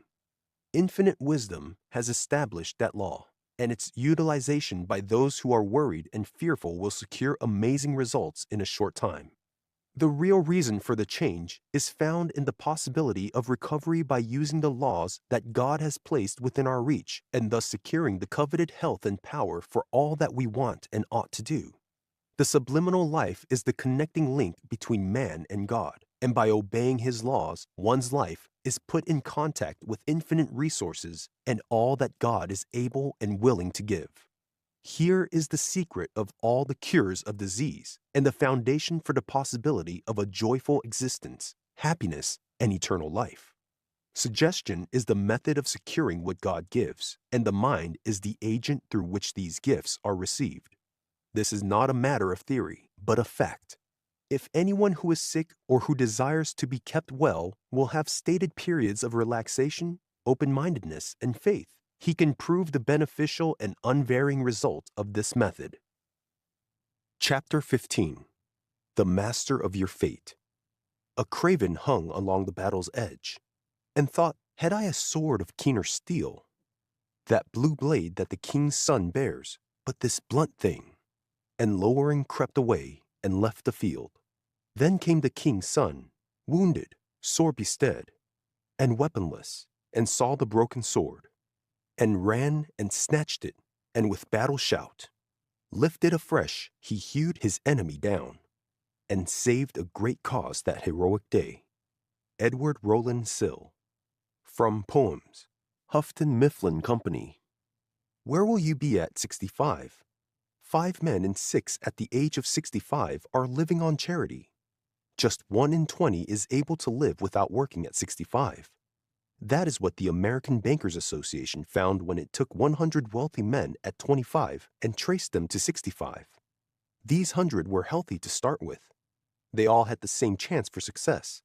The difference lay in the way they used their minds. 95 out of 100 just do the tasks that are set them. They have no faith in themselves, no initiative, none of the courage that starts things. They are always directed or controlled by someone else. At 65, where will you be? Dependent or independent? Struggling for a living, accepting charity from someone else, or at the top of the heap? I am the master of my fate. Until you have learned that, you will never attain life's full success. Your fate is in your own hands. You have the making of it. What you are going to be 6 months or a year from now depends upon what you think today. So make your choice now. Are you going to bow down to matter as the only power? Are you going to look upon your environment as something that has been wished upon you and for which you are in no way responsible? Or are you going to try to realize in your daily life that matter is merely an aggregation of protons and electrons subject entirely to the control of mind, that your environment, your success, your happiness are all of your own making, and that if you are not satisfied with conditions as they are, you have but to visualize them as you would have them be in order to change them? The former is the easier way right now, the easy way that leads to the hell of poverty and fear and old age. But the latter is the way that brings you to your heart's desire. And merely because this power of universal mind is invisible, is that any reason to doubt it? The greatest powers of nature are invisible. Love is invisible, but what greater power is there in life? Joy is invisible, happiness, peace, contentment.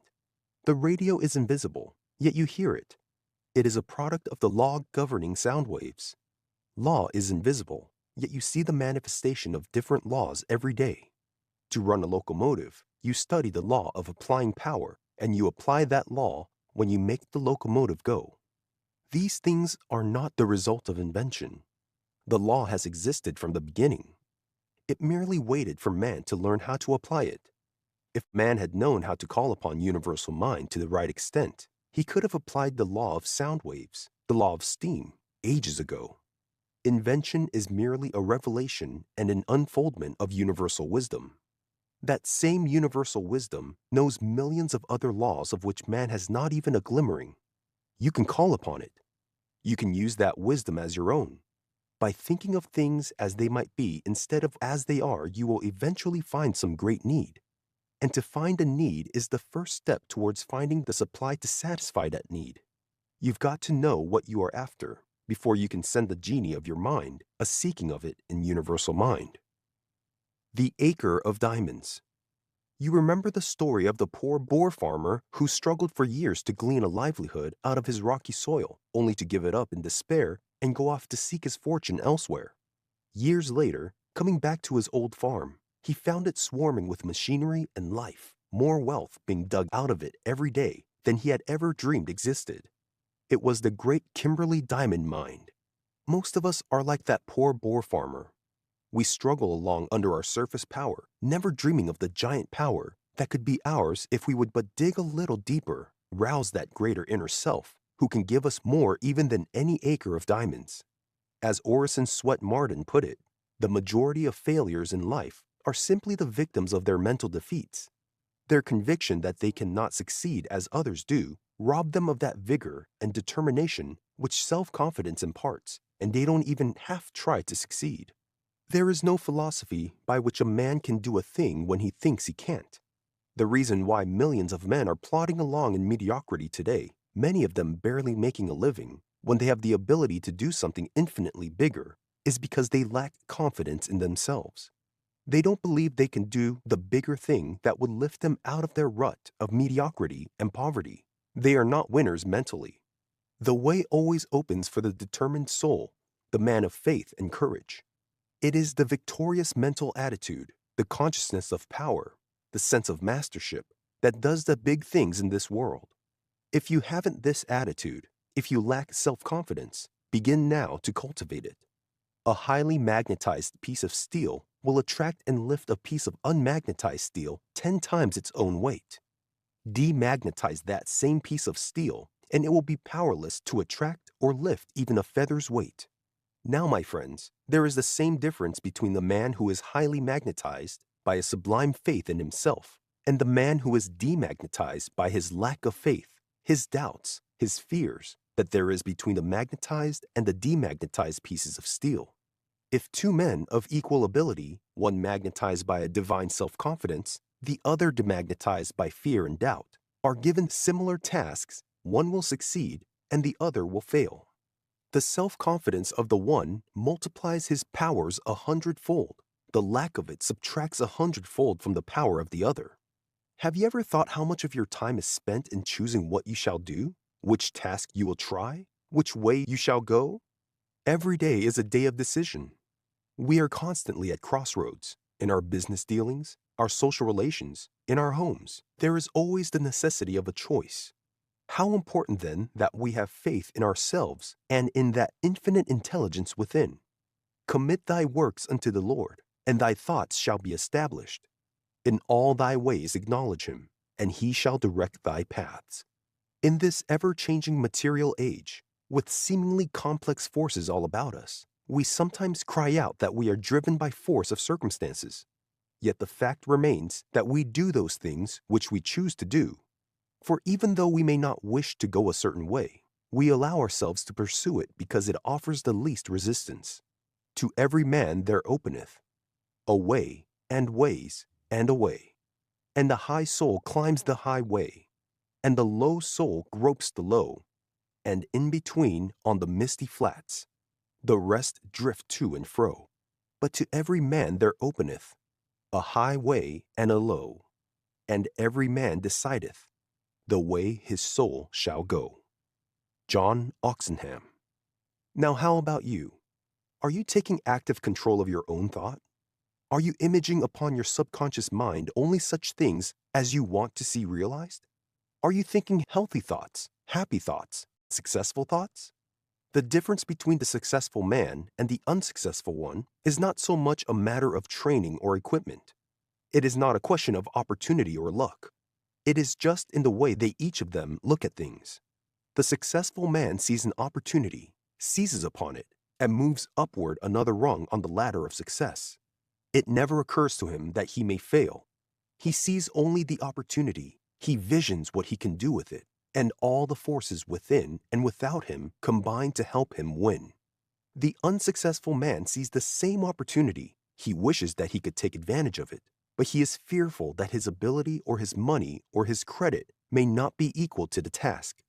He is like a timid bather, putting in one foot and then drawing it swiftly back again. And while he hesitates, some bolder spirit dashes in and beats him to the goal. Nearly every man can look back, and not so far back either with most of us, and say, if I had taken that chance, I would be much better off now. You will never need to say it again, once you realize that the future is entirely within your own control. It is not subject to the whims of fortune or the capriciousness of luck. There is but one universal mind, and that mind contains naught but good. In it are no images of evil. From it comes no lack of supply. Its ideas are as numberless as the grains of sand on the seashore. And those ideas comprise all wealth, all power, all happiness. You have only to image vividly enough on your subconscious mind the thing you wish to draw from universal mind, the necessary ideas to bring it into being. You have only to keep in mind the experiences you wish to meet in order to control your own future. When Frank A. Vanderlip, former president of the National City Bank, was a struggling youngster, he asked a successful friend what one thing he would urge a young man to do who was anxious to make his way in the world. Look as though you have already succeeded. his friend told him. Shakespeare expresses the same thought in another way. Assume a virtue if you have it not. Look the part. Dress the part. Act the part. Be successful in your own thought first. It won't be long before you will be successful before the world as well. David V. Bush, in his book Applied Psychology and Scientific Living, says, man is like the wireless operator. Man is subject to miscellaneous wrong thought currents if his mind is not in tune with the infinite, or if he is not keyed up to higher vibrations than those of negation. A man who thinks courageous thoughts sends these courageous thought waves through the universal ether until they lodge in the consciousness of someone who is tuned to the same courageous key. Think a strong thought, a courageous thought, a prosperity thought, and these thoughts will be received by someone who is strong, courageous, and prosperous. It is just as easy to think in terms of abundance as to think in terms of poverty. If we think poverty thoughts, we become the sending and receiving stations for poverty thoughts. We send out a poverty mental wireless, and it reaches the consciousness of some poverty-stricken receiver. We get what we think. It is just as easy to think in terms of abundance, opulence, and prosperity as it is to think in terms of lack, limitation, and poverty. If a man will raise his rate of vibration by faith currents or hope currents, these vibrations go through the universal mind and lodge in the consciousness of people who are keyed to the same tune. Whatever you think is sometime, somewhere, received by a person who is tuned to your thought key. If a man is out of work and he thinks thoughts of success, prosperity, harmony, position, and growth, just as surely as his thoughts are things, as Shakespeare says, someone will receive his vibrations of success, prosperity, harmony, position, and growth. If we are going to be timid, selfish, penurious, and pecunious in our thinking, these thought waves which we have started in the universal ether will go forth until they come to a mental receiving station of the same caliber.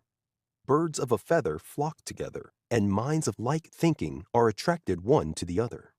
If you need money, all you have to do is send up your vibrations to a strong, courageous receiving station, and someone who can meet your needs will be attracted to you or you to him. When you learn that you are entitled to win in any right undertaking in which you may be engaged, you will win.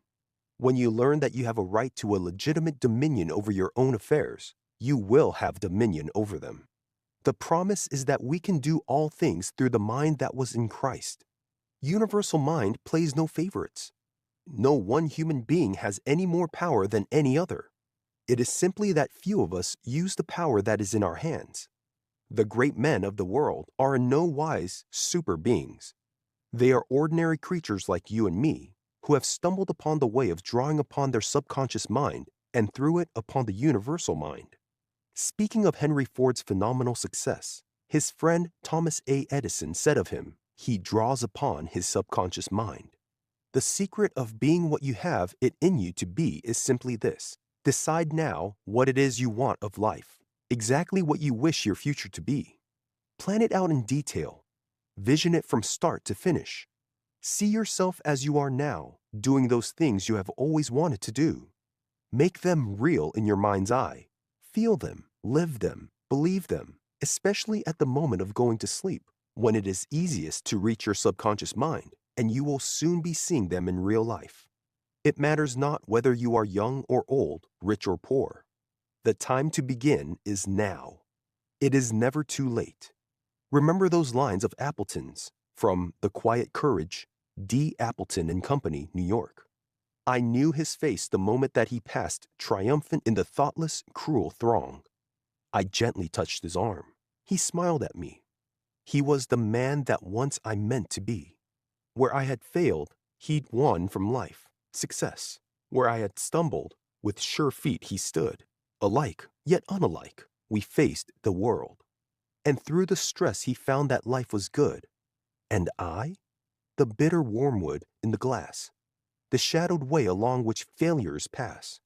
Yet as I saw him thus, joy came to me. He was the man that once I meant to be. We did not speak, but in his sapient eyes, I saw the spirit that had urged him on. The courage that had held him through the fight had once been mine.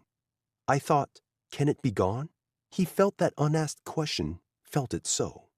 His pale lips formed the one-word answer, no. Too late to win? No, not too late for me. He is the man that still I mean to be. Chapter 16. Unappropriated Millions. Somebody said that it couldn't be done, but he with a chuckle replied that maybe it couldn't, but he would be one who wouldn't say so till he'd tried. So he buckled right in with a trace of a grin on his face. If he worried, he hid it. He started to sing as he tackled the thing that couldn't be done, and he did it. Edgar A. Guest. From The Path to Home, the Riley and Lee Company. The main difference between the mind of today and that of our great-great-grandfathers was that in their day, conditions were comparatively static, whereas today, they are dynamic. Civilization ran along for centuries with comparatively little change. Most people lived and died in the same places where they were born. They followed their father's avocations. Seldom, indeed, did one of them break out of the class into which he had been born. Almost as seldom did they even think of trying to. No wonder, then, that civilization made little progress. Today, we are in the presence of continual change. Men are imbued with that divine unrest which is never satisfied with conditions as they are, which is always striving for improvement. And thought is the vital force behind all this change. Your ability to think is your connecting link with universal mind that enables you to draw upon it for inspiration, for energy, for power. Mind is the energy in static form. Thought is the energy in dynamic form. And because life is dynamic, not static, because it is ever moving forward, not standing still, your success or failure depends entirely upon the quality of your thought. For thought is creative energy. It brings into being the things that you think. Think the things you would see manifested, see them, believe them, and you can leave it to your subconscious mind to bring them into being. Your mind is a marvelous storage battery of power on which you can draw for whatever things you need to make your life what you would have it to be. It has within it all power, all resource, all energy, but you are the one that must use it. All that power is static unless you make it dynamic. In the moment of creative thinking, your conscious mind becomes a creator. It partakes of the power of universal mind. And there is nothing static about one who shares that all power. The resistless life energy within him pushes him onto new growth, new aspirations. Just as the sap flowing through the branches of the trees pushes off the old dead leaves to make way for the new life, just so you must push away the old dead thoughts of poverty and lack and disease before you can bring on the new life of health and happiness and unlimited supply. This life is in all of us, constantly struggling for an outlet. Repress it and you die. Doctors will tell you that the only reason people grow old is because their systems get clogged. The tiny pores in your arteries get stopped up. You don't throw off the old. You don't struggle hard enough, and the result is that you fall an easy victim to failure and sickness and death. Remember the story of Sinbad the Sailor and the Old Man of the Sea? The old man's weight was as nothing when Sinbad first took him on his shoulders, but he clung there and clung there, slowly but surely sapping Sinbad's strength, and he would finally have killed him as he had killed so many others if Sinbad, by calling to his aid all his mental as well as his physical resources, had not succeeded in shaking him off. Most of us have some old man of the sea riding us, and because he clings tightly and refuses to be easily shaken off, we let him stay there, sapping our energies, using up our vitality, when to rid us of him it is only necessary to call to our aid all our resources, mental as well as physical, for one supreme effort. When a storm arises, the hardy mariner doesn't turn off steam and drift helplessly before the wind. That might be the easy way, but that way danger lies. He turns on more steam and fights against the gale. And so should you. There is a something within you that thrives on difficulties. You prize that more which costs an effort to win. You need to blaze new trails, to encounter unusual hardships, in order to reach your hidden mental resources, just as the athlete needs to exert himself to the utmost to reach his second wind. Have you ever seen a turtle thrown on its back? For a while it threshes around wildly, reaching for something outside to take hold of that shall put it on its feet. Just as we humans always look for help outside ourselves first, but presently he draws all his forces within his shell, rests a bit to regain his strength, and then throws his whole force to one side, legs, head, tail, and all, and over he goes. So it is with us. When we realize that the power to meet any emergency is within ourselves, when we stop looking outside for help and intelligently call upon mind in our need, we shall find that we are tapping infinite resource. We shall find that we have but to center all those resources on the one thing we want most to get anything from life that it has. As Emerson put it, when we once find the way to get in touch with universal mind, we are owner of the sphere, of the 7 stars and the solar year, of Caesar's hand and Plato's brain, of the Lord Christ's heart and Shakespeare's strain. Chapter 17. The Secret of Power. The great were once as you, they whom men magnify today, once groped and blundered on life's way, were fearful of themselves and thought, by magic was men's greatness wrought. They feared to try what they could do, yet fame hath crowned her with success, the self-same gifts that you possess. Edgar A. Guest. Published by permission of the International Magazine Company, Cosmopolitan Magazine. Copyright 1921. There is a woman in one of the big eastern cities whose husband died a year or two ago and left her nearly $100 million. She has unlimited power in her hands, yet she uses none of it. She has unlimited wealth, yet she gets no more from it than if it were in the thousands instead of millions. She knows nothing of her power, of her wealth. She is insane. You have just as great power in your hands, without this poor woman's excuse for not using it. You have access to unlimited ideas, unlimited energy, and unlimited wealth. The open sesame is through your subconscious mind. So long as you limit yourself to superficial conditions, so long as you are a mere hewer of wood or carrier of water, for those around you who do use their minds, you are in no better position than the beasts of burden. The secret of power is in understanding the infinite resources of your own mind. When you begin to realize that the power to do anything, to be anything, to have anything, is within yourself, then and then only will you take your proper place in the world. As Bruce Barton has it in The Man Whom Nobody Knows, somewhere at some unforgettable hour, the daring filled his, Jesus, heart. He knew that he was bigger than Nazareth. Again, in speaking of Abraham Lincoln, Barton says, inside himself, he felt his power, but where and when would opportunity come? And later in the book, but to every man of vision, the clear voice speaks. Nothing splendid has ever been achieved except by those who dared believe that something inside them was superior to circumstance. No doubt Jesus' friends and neighbors all ridiculed the idea of any such power within him, just as most people today laugh at the thought of a power such as that within themselves. So they go on with their daily grind, with the gaunt specters of sickness and need ever by their side, until death comes as a welcome relief. Are you going to be one of those?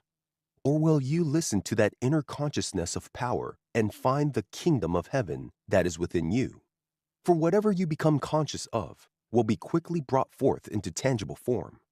Don't judge your ability by what you have done in the past. Your work heretofore has been done with the help of your conscious mind alone. Add to that the infinite knowledge at the disposal of your subconscious mind, and what you have done is as nothing to what you will do in the future. For knowledge does not apply itself.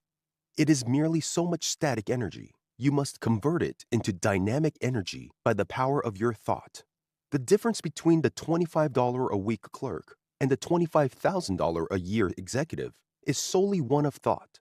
The clerk may have more brains than the executive frequently has in actual weight of gray matter. He may even have a far better education, but he doesn't know how to apply his thought to get the greatest good from it. If you have brains, use them. If you have skill, apply it. The world must profit by it, and therefore you.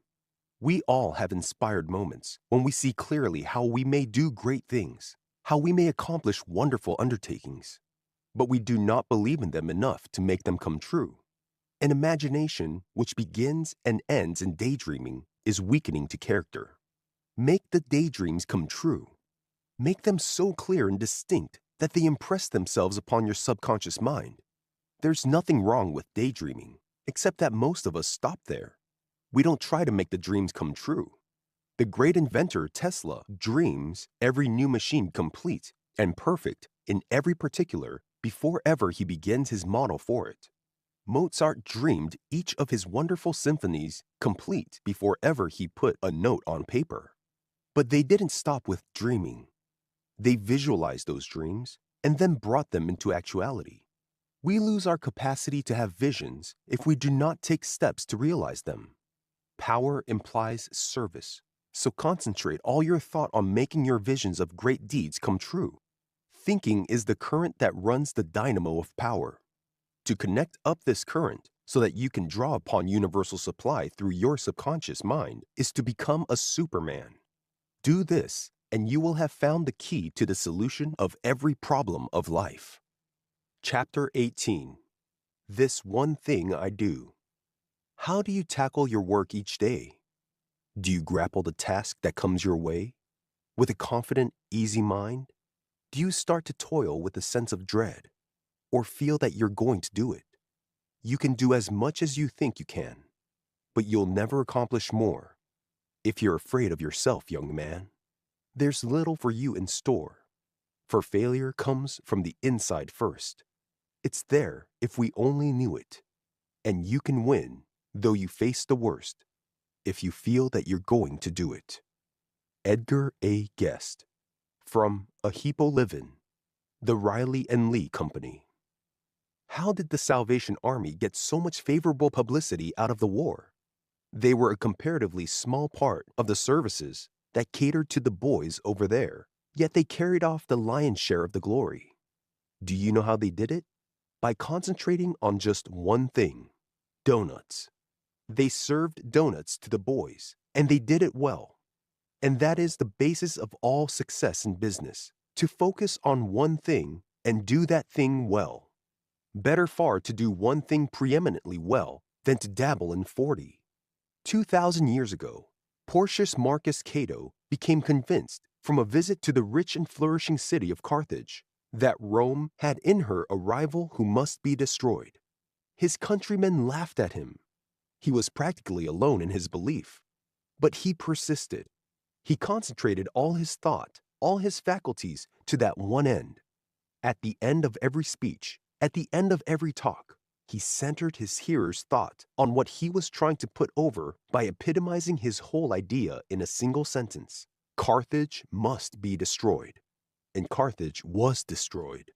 If one man's concentration on a single idea could destroy a great nation, what can you not do when you apply that same principle to the building of a business?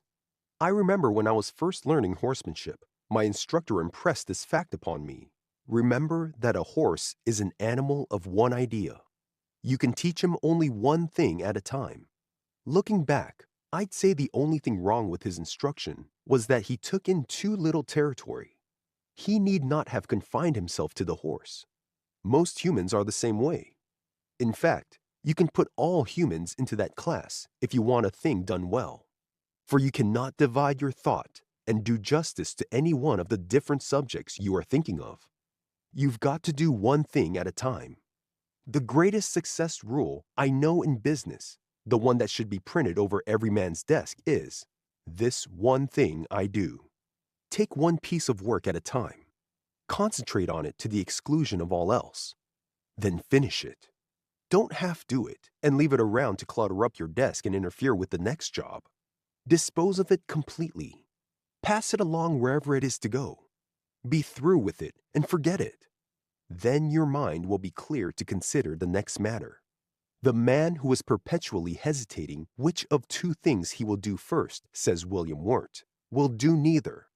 The man who resolves, but suffers his resolution to be changed by the first counter-suggestion of a friend, who fluctuates from plan to plan and veers like a weathercock to every point of the compass with every breath of caprice that blows, can never accomplish anything real or useful. It is only the man who first consults wisely, then resolves firmly, and then executes his purpose with inflexible perseverance, undismayed by those petty difficulties that daunt a weaker spirit, that can advance to eminence in any line.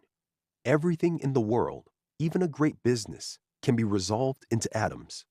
And the basic principles behind the biggest business will be found to be the same as those behind the successful running of the corner newsstand. The whole practice of commerce is founded upon them. Any man can learn them, but only the alert and energetic can apply them. The trouble with most men is that they think they have done all that is required of them when they have earned their salary. Why, that's only the beginning. Up to that point, you are working for someone else. From then on, you begin to work for yourself. Remember, you must give to get, and it is when you give that extra bit of time and attention and thought to your work that you begin to stand out above the crowd around you. Norval Hawkins, for many years general manager of sales for the Ford Motor Company, wrote, "The greatest hunt in the Ford business right now is the manhunt." And big men in every industrial line echo his words. When it comes to a job that needs real ability, they are not looking for relatives or friends or men with pull. They want a man, and they will pay any price for the right man. Not only that, but they always have a weather eye open for promising material. And the thing they value most of all is initiative.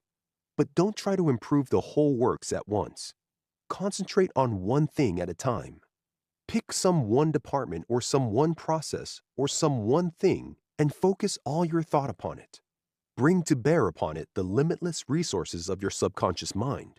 Then prepare a definite plan for the development of that department or the improvement of that process. Verify your facts carefully to make sure they are workable. Then, and not till then, present your plan. In Thoughts on Business, you read, "Men often think of a position as being just about so big and no bigger, when, as a matter of fact, a position is often what one makes it." A man was making about $1,500 a year out of a certain position and thought he was doing all that could be done to advance the business. The employer thought otherwise and gave the place to another man who soon made the position worth $8,000 a year at exactly the same commission. The difference was in the man, in other words, in what the two men thought about the work. One had a little conception of what the work should be, and the other had a big conception of it. One thought little thoughts, and the other thought big thoughts. The standards of two men may differ, not especially because one is naturally more capable than the other, but because one is familiar with big things and the other is not. The time was when the former worked in a smaller scope himself, but when he saw a wider view of what his work might be, he rose to the occasion and became a bigger man. It is just as easy to think of a mountain as to think of a hill when you turn to your mind to contemplate it. The mind is like a rubber band. You can stretch it to fit almost anything, but it draws into a smaller scope when you let go. Make it your business to know what is the best that might be in your line of work, and stretch your mind to conceive it, and then devise some way to attain it. Big things are only little things put together. I was greatly impressed with this fact one morning as I stood watching the workmen erecting the steel framework for a tall office building. A shrill whistle rang out as a signal. A man over at the engine pulled a lever. A chain from the derrick was lowered, and the whistle rang out again. A man stooped down and fastened a chain around the center of a steel beam, stepped back, and blew the whistle once more. Again, the lever was moved at the engine, and the steel beam soared into the air up to the 16th story, where it was made fast by little bolts. The entire structure, great as it was, towering far above all the neighboring buildings, was made up of pieces of steel, stone, and wood, put together according to a plan.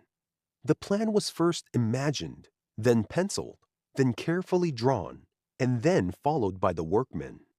It was all a combination of little things. It is encouraging to think of this when you are confronted by a big task. Remember that it is only a group of little tasks, any of which you can easily do. It is ignorance of this fact that makes men afraid to try. One of the most essential requisites in the accomplishment of any important work is patience. Not the patience that sits and folds its hands and waits, Micawber-like, for something to churn up, but the patience that never jeopardizes or upsets a plan by forcing it too soon. The man who possesses that kind of patience can always find plenty to do in the meantime. Make your plan, then wait for the opportune moment to submit it. You'd be surprised to know how carefully big men go over suggestions from subordinates, which show the least promise. One of the signs of a really big man, is his eagerness to learn from everyone and anything. There is none of that know-it-all about him that characterized the German general who was given a book containing the strategy by which Napoleon had, for 15 years, kept all the armies of Europe at bay. "I've no time to read about bygone battles," he growled, thrusting the book away. "I have my own campaign to plan." There is priceless wisdom to be found in books. As Carlyle put it, all that mankind has done, thought, gained, or been, it is lying in matchless preservation in the pages of books. The truths which mankind has been laboriously learning through countless ages, at who knows what price of sweat and toil and starvation and blood, all are yours for the effort of reading them. And in business, knowledge was never so priceless or so easily acquired. Books and magazines are filled with the hows and whys, the rights and wrongs of buying and selling, of manufacturing and shipping, of finance and management. They are within the reach of anyone with the desire to know.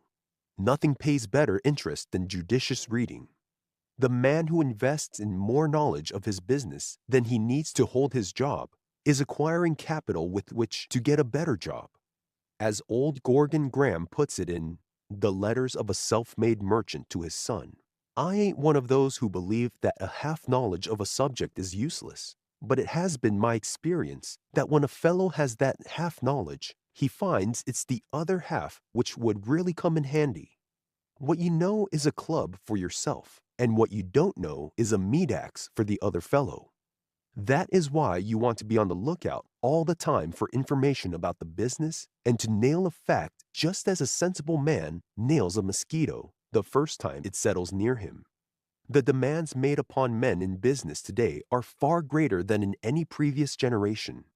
To meet them, you've got to use your talents to the utmost. You've got to find in every situation that confronts you the best, the easiest, and the quickest way of working it out. And the first essential in doing this is to plan your work ahead. You'd be surprised at how much more work you can get through by carefully planning it, and then taking each bit in order and disposing of it before starting on the next. Another thing, once started at work, don't let down. Keep on going until it is time to quit. You know how much power it takes to start an auto that is standing motionless. But when you get it going, you can run along in high at a fraction of the expenditure of gas. It is the same way with your mind. We are all mentally lazy. We hate to start using our minds. Once started, though, it is easy to keep along on high, if only we won't let down. For the moment we let down, we have that starting to do all over again. You can accomplish 10 times as much with far less effort or fatigue if you will keep right on steadily instead of starting and stopping again. Volumes have been written about personal efficiency and general efficiency and every other kind of efficiency in business. But boiled down, it all comes to this. 1. Know what you want. 2. Analyze the thing you've got to do to get it. 3. Plan your work ahead. 4. Do one thing at a time. 5. Finish that one thing and send it on its way before starting the next. 6. Once started, keep going. And when you come to some problem that stumps you, give your subconscious mind a chance. Frederick Pierce, in Our Unconscious Mind, gives an excellent method for solving business problems through the aid of the subconscious. Several years ago, I heard a successful executive tell a group of young men how he did his work, and included in the talk was the advice to prepare at the close of each day's business a list of the 10 most important things for the next day. To this, I would add, run them over in the mind just before going to sleep, not thoughtfully or with elaboration of detail, but with a sure knowledge that the deeper centers of the mind are capable of viewing them constructively even though conscious attention is surrendered in sleep. Then, if there is a particular problem which seems difficult of solution, review its features lightly as a last game for the imaginative unconscious to play at during the night. Do not be discouraged if no immediate results are apparent. Remember that fiction, poetry, musical composition, inventions, innumerable ideas spring from the unconscious, often in forms that give evidence of the highest constructive elaboration. Give your unconscious a chance. Give it the material and stimulate it with keenly dwelt on wishes along frank ego maximation lines. It is a habit which, if persisted in, will sooner or later present you with some very valuable ideas when you least expect them. I remember reading of another man, a genius at certain kinds of work, who, whenever an especially difficult problem confronted him, slept on it. He had learned the trick as a child. Unable to learn his lesson one evening, he had kept repeating the words to himself until he dozed in his chair, the book still in his hands.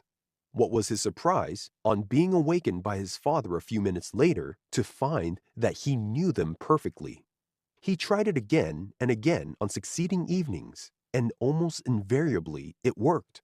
Now, whenever a problem comes up that he cannot solve, he simply stretches out on a lounge in his office, thoroughly relaxes, and lets his subconscious mind solve the problem. Volume 6, Chapter 19. The Mastermind. One who never turned his back but marched breast forward. Never doubted clouds would break. Never dreamed though right were worsted. Wrong would triumph. Held we fall to rise. Are baffled to fight better. Sleep to wake. Browning. Among your friends, there is one of those men who doesn't have much use for the word can't. You marvel at his capacity for work. You'll admire him the more the longer you know him. You'll always respect him, for he not only has made good, but he always will make it good. He has found and appropriated to himself the talisman of Napoleon, absolute confidence in himself. The world loves a leader.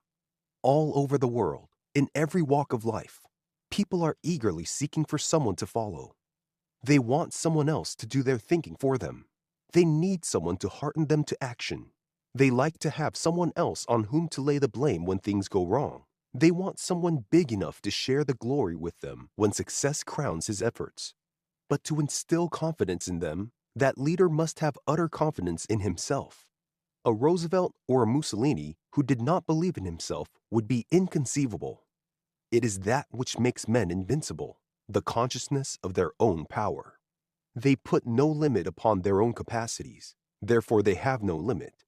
For universal mind sees all, knows all, and can do all, and we share in this absolute power to the exact extent to which we permit ourselves. Our mental attitude is the magnet that attracts from universal mind everything we may need to bring our desires into being. We make that magnet strong or weak as we have confidence in or doubt of our abilities. We draw to ourselves unlimited power or limit ourselves to humble positions according to our own beliefs. A long time ago, Emerson wrote, "There is one mind common to all individual men. Every man is an inlet to the same and to all of the same. He that is once admitted to the right of reason is made a freeman of the whole estate. What Plato has thought, he may think. What a saint has felt, he may feel. What at any time has befallen any man, he can understand. Who hath access to this universal mind is a party to all that is or can be done, for this is the only and sovereign agent. The great German physicist, Nernst, found that the longer an electric current was made to flow through a filament of oxide of magnesium, the greater became the conductivity of the filament. In the same way, the more you call upon and use your subconscious mind, the greater becomes its conductivity in passing along to you the infinite resources of universal mind. The wisdom of a Solomon, the skill of a Michelangelo, the genius of an Edison, the daring of a Napoleon, all may be yours. It rests with you only to form the contact with universal mind in order to draw from it what you will. Think of this power as something that you can connect with any time. It has the answer to all of your problems. It offers you freedom from fear, from worry, from sickness, from accident. No man and no thing can interfere with your use of this power or diminish your share of it. No one, that is, but yourself. Don Carlos Musser expresses it well in You Are. Because of the law of gravitation, the apple falls to the ground. Because of the law of growth, the acorn becomes a mighty oak. Because of the law of causation, a man is as he thinketh in his heart. Nothing can happen without its adequate cause. Success does not come to you by accident. It comes as the logical result of the operation of law. Mind, working through your brain and your body, makes your world. That it is not a better world and a bigger one is due to your limited thoughts and beliefs. They dam back the flood of ideas that mind is constantly striving to manifest through you. God never made a failure or a nobody. He offers to the highest and the lowest alike all that is necessary to happiness and success. The difference is entirely in the extent to which each of us avails himself of that generosity. There is no reason why you should hesitate to aspire to any position, any honor, any goal, for the mind within you is fully able to meet any need. It is no more difficult for it to handle a great problem than a small one. Mind is just as much present in your little everyday affairs as in those of a big business or a great nation. Don't set it doing trifling sums in arithmetic when it might just as well be solving problems of moment to yourself and the world. Start something. Use your initiative. Give your mind something to work upon. The greatest of all success secrets is initiative. It is the one quality which more than any other has put men in high places. Conceive something. Conceive it first in your own mind. Make the pattern there, and your subconscious mind will draw upon the plastic substance or energy all about you to make that model real. Drive yourself. Force yourself. It is the dreamer, the man with imagination, who has made the world move. Without him, we would still be in the Stone Age. Galileo looked at the moon and dreamed of how he might reach it. The telescope was the fruition of that dream. Watt dreamed of what might be done with steam, and our great locomotives and engines of today are the result. Franklin dreamed of harnessing the lightning, and today we have man-made thunderbolts. Initiative plus imagination will take you anywhere. Imagination opens the eyes of the mind, and there is nothing good you can imagine there that is not possible of fulfillment in your daily life. Imagination is the connecting link between the human and the divine, between the formed universe and formless energy. It is, of all things human, the most godlike. It is our part of divinity. Through it, we share in the creative power of universal mind. Through it, we can turn the most drab existence into a thing of life and beauty. It is the means by which we avail ourselves of all the good, which universal mind is constantly offering to us in such profusion. It is the means by which we can reach any goal, win any prize. What was it gave us the submarine, the aeroplane, wireless, electricity? Imagination. What was it that enabled man to build the Simplon Tunnel, the Panama Canal, the Hellgate Span? Imagination. What is it that makes us successful and happy, or poor and friendless? Imagination, or the lack of it. It was imagination that sent Spanish and English and French adventurers to this new world. It was imagination that urged the early settlers westward, ever westward. It was imagination that built our railroads, our towns, our great cities. Parents foolishly try to discourage imagination in their children when all it needs is proper guidance. For imagination forms the world from which their future will take its shape. Restrain the one and you constrict the other. Develop the one in the right way, and there is no limit to the other. Uncontrolled, the imagination is like a rudderless ship, or even, at times, like the lightning. But properly controlled, it is like the ship that carries riches from port to port. or like the electric current, carrying unlimited power for industry and progress? Do you want happiness? Do you want success? Do you want position, power, and riches? Image them. How did God first make man? In his image created he him. He imaged man in his mind. And that is the way everything has been made since time began. It was first imaged in mind. That is the way everything you want must start, with a mental image. So use your imagination. Picture it in your heart's desire. Imagine it, daydream it so vividly, so clearly, that you will actually believe you have it. In the moment that you carry this conviction to your subconscious mind, in that moment, your dream will become a reality. It may be a while before you realize it, but the important part is done. You have created the model. You can safely leave it to your subconscious mind to do the rest. When Jesus adjured his disciples, "Whatsoever ye desire, when ye pray, believe that ye receive it," he was not only telling them a great truth, but he was teaching what we moderns would call excellent psychology as well. For this belief is what acts upon the subconscious mind.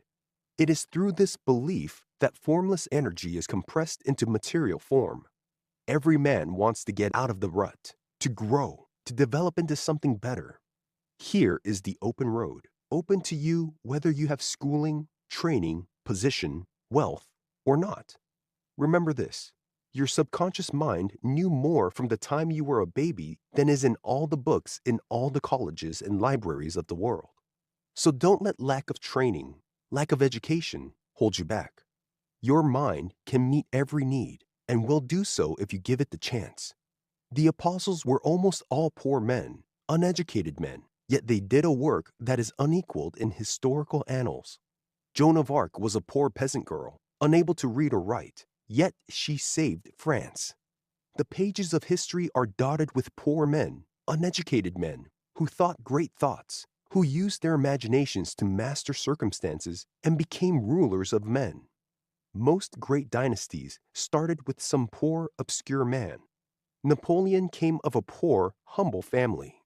He got his appointment to the military academy only through very hard work and the pulling of many political strings. Even as a captain of artillery, he was so poverty-stricken that he was unable to buy his equipment when offered an appointment to India. Business today is full of successful men who have scarcely the rudiments of ordinary education. It was only after he made his millions that Andrew Carnegie hired a tutor to give him the essentials of an education. So it isn't training and it isn't education that makes you successful. These help, but the thing that really counts is that gift of the gods, creative imagination. You have that gift. Use it. Make every thought, every fact that comes into your mind pay you a profit. Make it work and produce for you. Think of things, not as they are, but as they might be. Make them real, live, and interesting. Don't merely dream, but create. Then use your imagination to make that creation of advantage to mankind and, incidentally, yourself. Chapter 20. What do you lack? I read the papers every day and oft encounter tales which show there's hope for every jay who in life's battle fails. I've just been reading of a gent who joined the has-been ranks at 50 years without a cent or credit at the banks. But undismayed, he buckled down, refusing to be beat, and captured fortune and renown. He's now on Easy Street. Men say that fellows down and out ne'er leave the rocky track, but facts will show, beyond a doubt, that has-beens do come back. I know, for I who write this rhyme, when 40-odd years old, was down and out, without a dime, my whiskers full of mold. By black disaster I was trounced until it jarred my spine. I was a failure so pronounced I didn't need a sign. And after I soaked my coat, I said, at 43, I'll see if I can catch the goat that has escaped from me.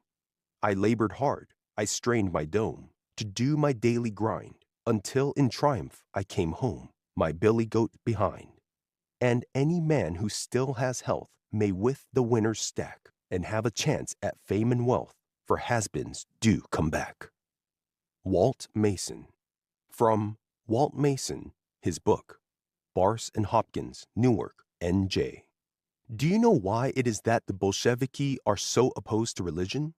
Because religion, as it is commonly accepted, teaches man resignation to conditions as they are, teaches, in effect, that God created some men poor and some rich, that this unequal distribution is a perfectly natural thing, and that we must not rail against it because it will all be made right in the next world. Napoleon, in his early Jacobin days, denounced religion for that very reason. But when he had won to power, when he planned to make himself emperor, then he found he had need for that religion and re-established the church in France. For he reasoned, how can people be satisfied without religion? If one man is starving near another who is making himself sick by eating too much, how can you expect to keep the starving one resigned to his fate unless you teach him it will all be made right in some indefinite future state? Organized society could not exist, as he planned it, without some being rich and some poor, and to keep the poor satisfied, there must be an authority to declare, God's wills it thus. But just be patient. In the hereafter, all this will be different. You will be the ones then to occupy the places of honor. Religion, in other words, as it is ordinarily taught, is a fine thing to keep the common people satisfied. But Christianity was never meant for a weapon to keep the rich wealthy and secure, the poor satisfied and in their proper place. On the contrary, Christianity as taught by Jesus opened the way to all good. And Christianity, as it was practiced in its early years, was an idealized form of socialism that benefited each and all. No one was wealthier than his neighbors, it is true, but neither was any poverty-stricken. Theirs was the creed of the Three Musketeers, all for one and one for all. Ask and ye shall receive, said Jesus. Seek and ye shall find. That was not directed to the rich alone. That was to all men. Providence has never made a practice of picking out certain families or certain individuals and favoring them to the detriment of other people, much as some of our leading families would have us believe it. It is only man that has arrogated to himself that privilege. We laugh now at the divine rights of kings. It is just as ridiculous to think that a few have the right to all the good things of life, while the many have to toil and sweat to do them service. To quote Rumbold's last words from the scaffold, I could never believe that Providence had sent a few men into the world ready booted and spurred to ride, and millions ready saddled and bridled to be ridden. There is nothing right in poverty. Not only that, but there is nothing meritorious in poverty. The mere fact that you are poor and ground down by fear and worry is not going to get you any forwarder in the hereafter. On the contrary, your soul is likely to be too pinched by want, too starved and shriveled to be able to expand.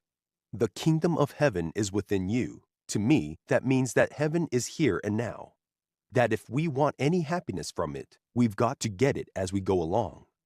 I've never been much of a believer in accepting these promissory notes for happiness. Every time one of them falls due, you find you just have to renew it for another 6 months or a year, until one of these days you wake up and find that the bank has busted and all your notes are not worth the paper they are written on. The Cumaean Sibyl is said to have offered Tarquin the Proud 9 books for what he thought an exorbitant sum. So he refused. She burned 3 of the books and placed the same price on the 6 as on the original 9. Again, he refused. She burned 3 more books and offered the remainder for the sum she had first asked. This time, Tarquin accepted. The books were found to contain prophecies of invaluable directions regarding Roman policy, but alas, they were no longer complete. So it is with happiness. If you take it as you go along, you get it in its entirety. But if you keep putting off the days when you shall enjoy it, if you keep taking promissory notes for happiness, every day will mean 1 day less of it that you will have. Yet the cost is just the same. The purpose of existence is growth. You can't grow spiritually or mentally without happiness. And by happiness, I don't mean a timid resignation to the will of God. That so-called will of God is more often than not either pure laziness on the part of the resigned one or pure cussedness of the part of the one that is putting something over on him. It is the most sanctimonious expression yet devised to excuse some condition that no one has the energy or the ability to rectify. No, by happiness, I mean the everyday enjoyment of everyday people. I mean love and laughter and honest amusement. Every one of us is entitled to it. Every one of us can have it if he has the will and energy to get out and get it for himself. Joyless work, small pay, no future, nothing to look forward to. God never planned such an existence. It is man-made, and you can be man enough to unmake it as far as you and yours are concerned. God never made any man poor any more than he made any man sick. Look around you. All of nature is bountiful. On every hand you see profusion, in the trees, in the flowers, in everything that he planned. The only law of nature is the law of supply. Poverty is unnatural. It is man-made through the limits man puts upon himself. God never put them there any more than he showed partiality by giving to some of his children gifts and blessings, which he withheld from others. His gifts are just as available to you as to any man on earth.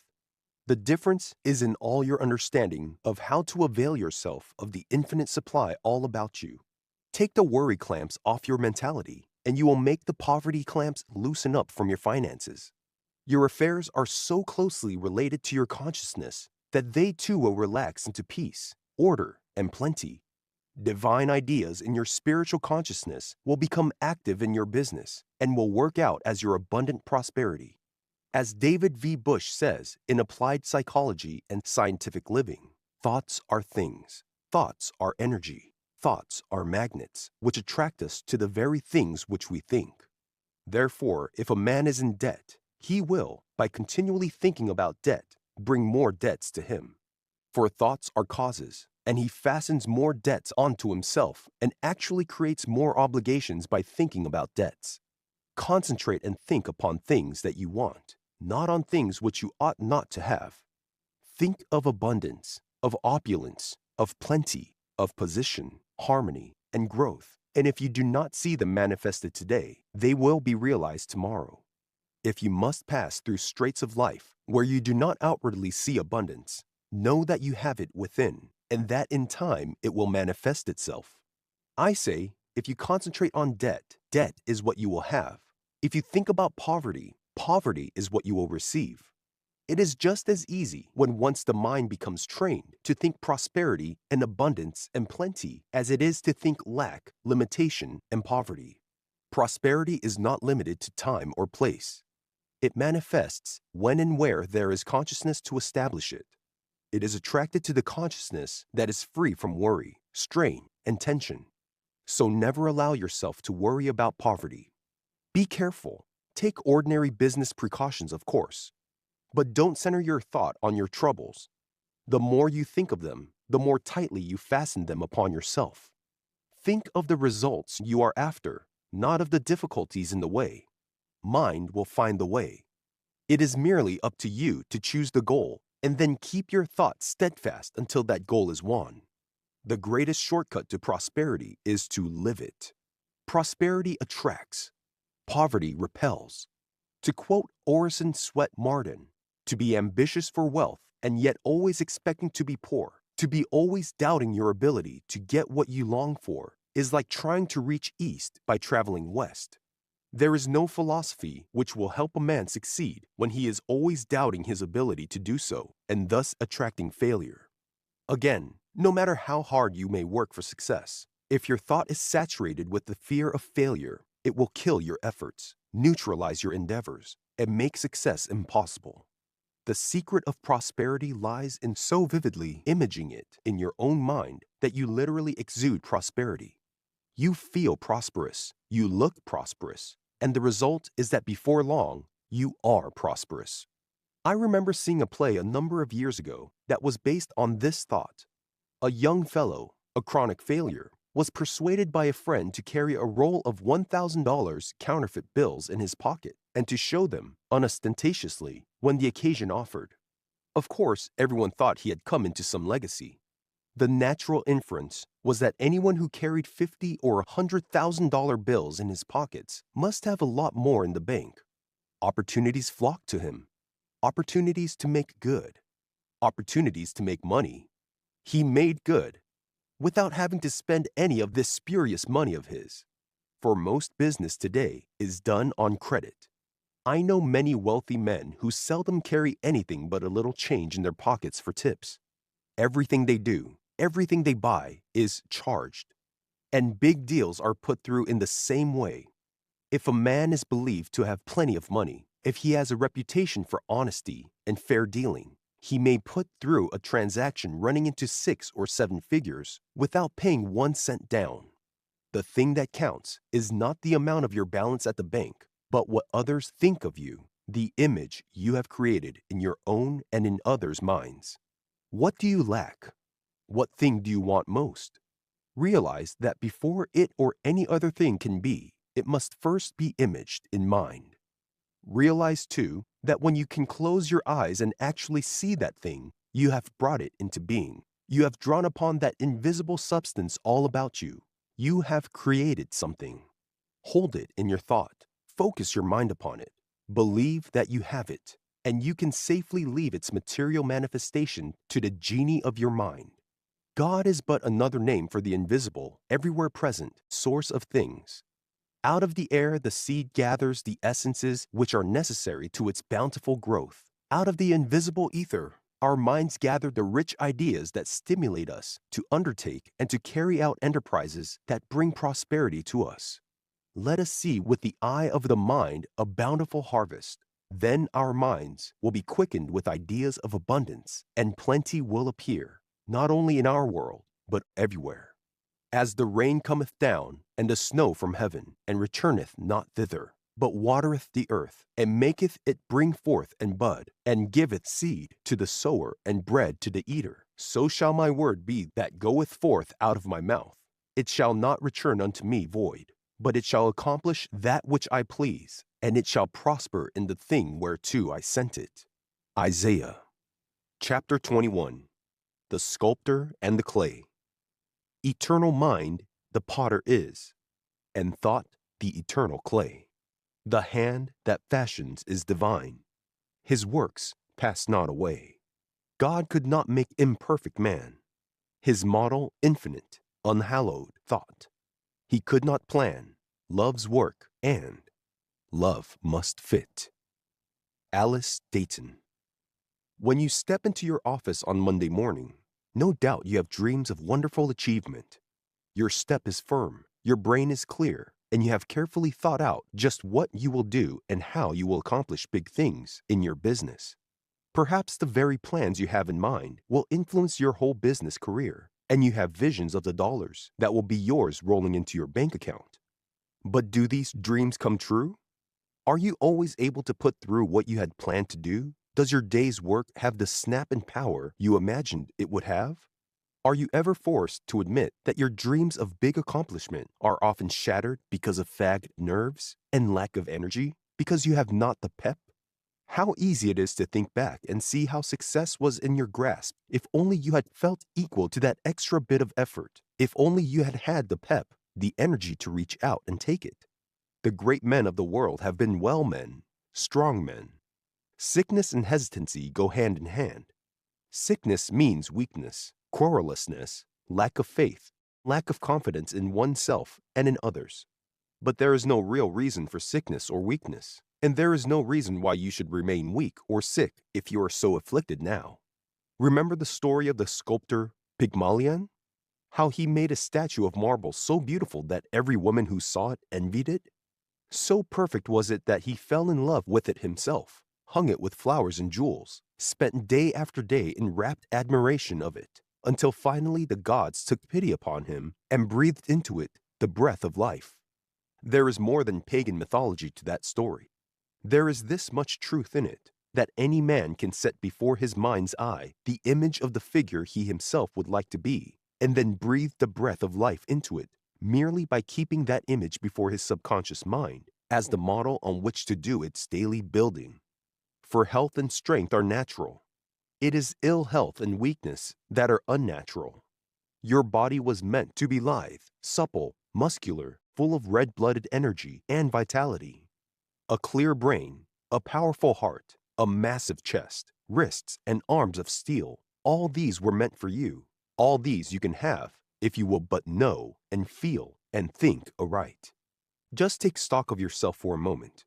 Are your muscles tough, springy, and full of vim? Do they do all you ask of them and then beg for more? Can you eat a good meal and forget it? If you can't, it's your own fault. You can have a body alive with vitality, a skin smooth and fine of texture, muscles supple and virile. You can be the man you have always dreamed of being without arduous dieting, without tiresome series of exercises, merely by following the simple rules herein laid down. For what is it that builds up the muscles, puts energy and vitality into your system, gives you the pep and vigor of youth? Is it exercise? Then why is it that so many day laborers are poor, weak, anemic creatures, forced to lay off from 1 to 3 months every year on account of sickness? They get plenty of exercise and fresh air. Why is it that so many athletes die of tuberculosis or of weak hearts? They get the most scientific exercise year in and year out. Just the other day, I read of the sudden death of Martin A. Delaney, the famous trainer, known all over the country as a physical director. He taught thousands how to be strong, but athletic heart killed him at 55. Passerby saw him running for a car, then suddenly topple over dead. Exercise as a panacea for all human ills is dangerously overrated. Dr. Charles M. Wharton, in charge of health and physical education at the University of Pennsylvania, said today, March 20, 1926, according to an Associated Press dispatch. Dr. Wharton, who has been a trainer of men for 30 years and was an All-American guard on the Pennsylvania football team in 1895 and 1896, declared the search for the fountain of youth by exercise and diet has been commercialized to a point of hysteria. Someone should cry a halt against this wild scramble for health by unnatural means, said Dr. Wharton. This indiscriminate adoption of severe physical training destroys the health of more people than it improves. Dr. Wharton said he was appalled by the amount of physical defects and weaknesses developed by overindulgence in athletics by students in preparatory schools.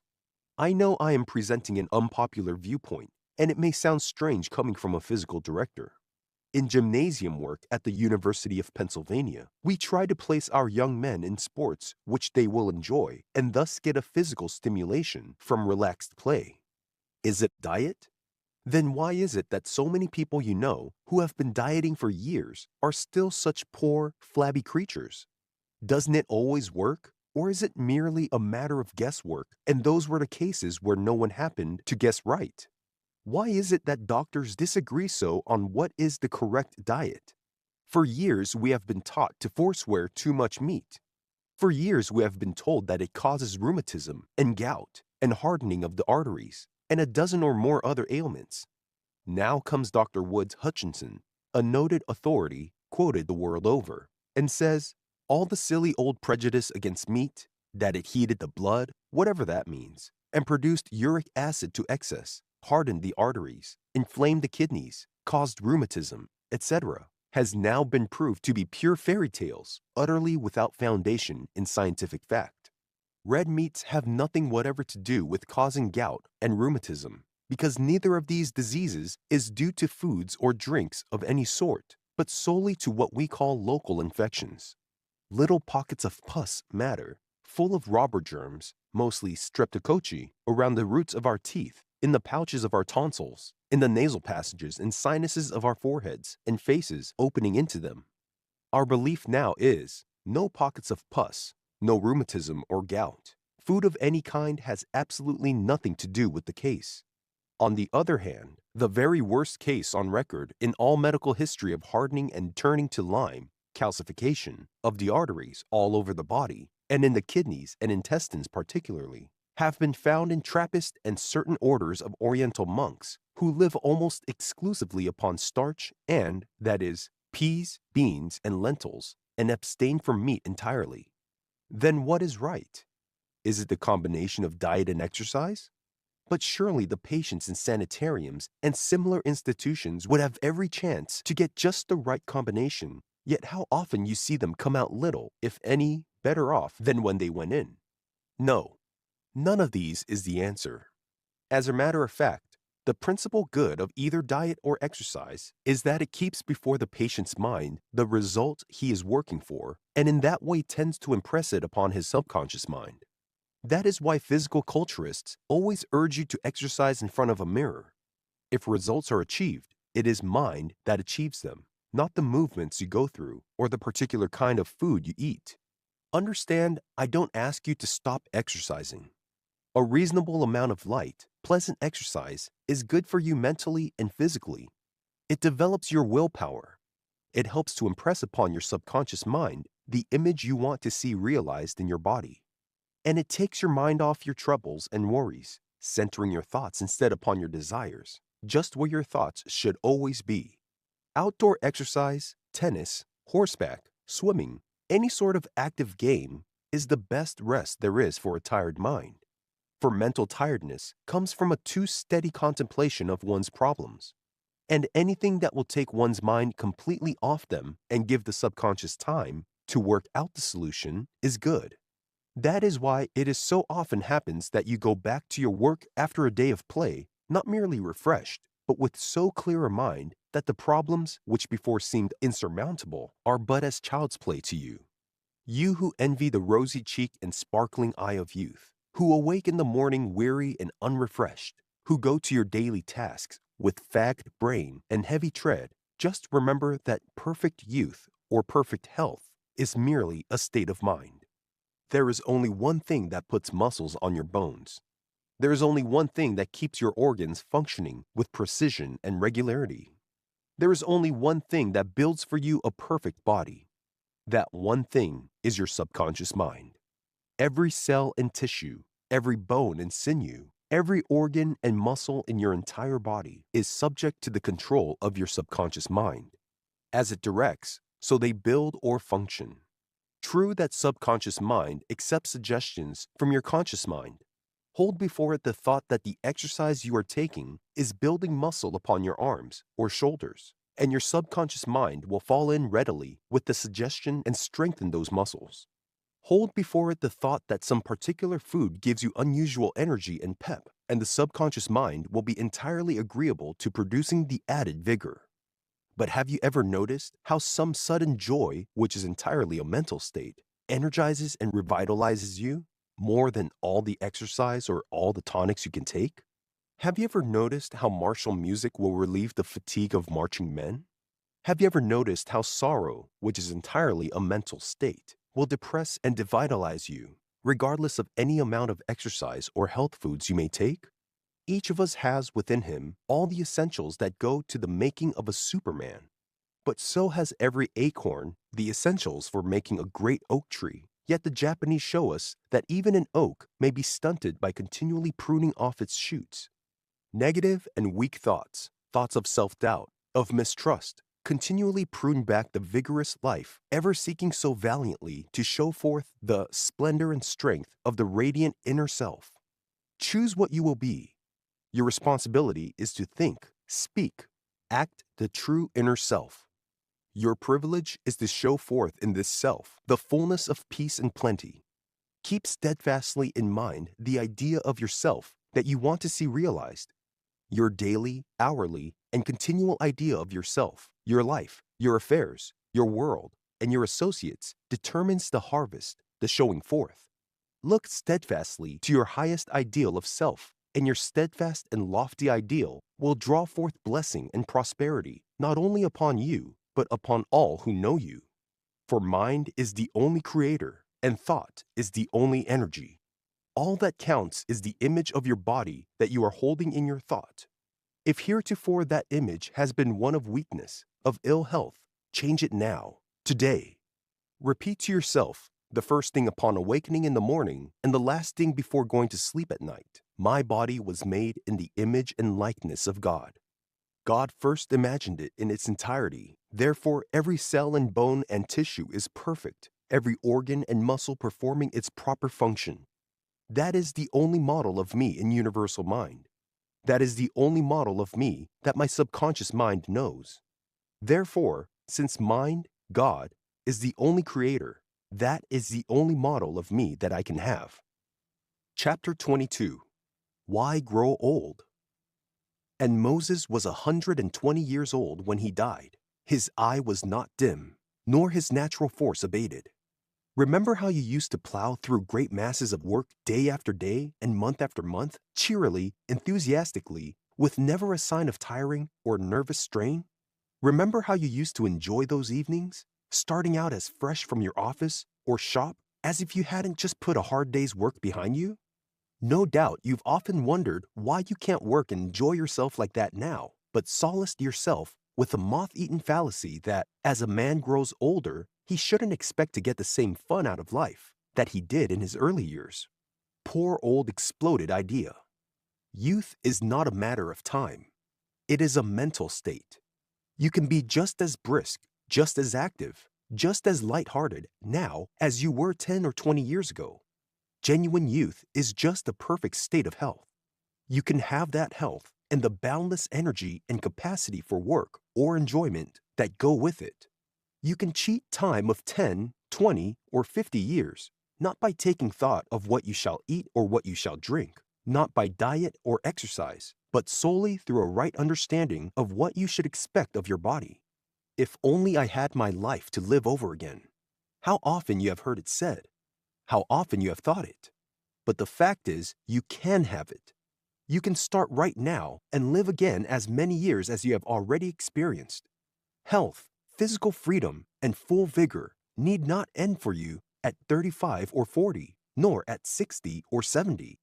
Age is not a matter of years. It is a state of mind.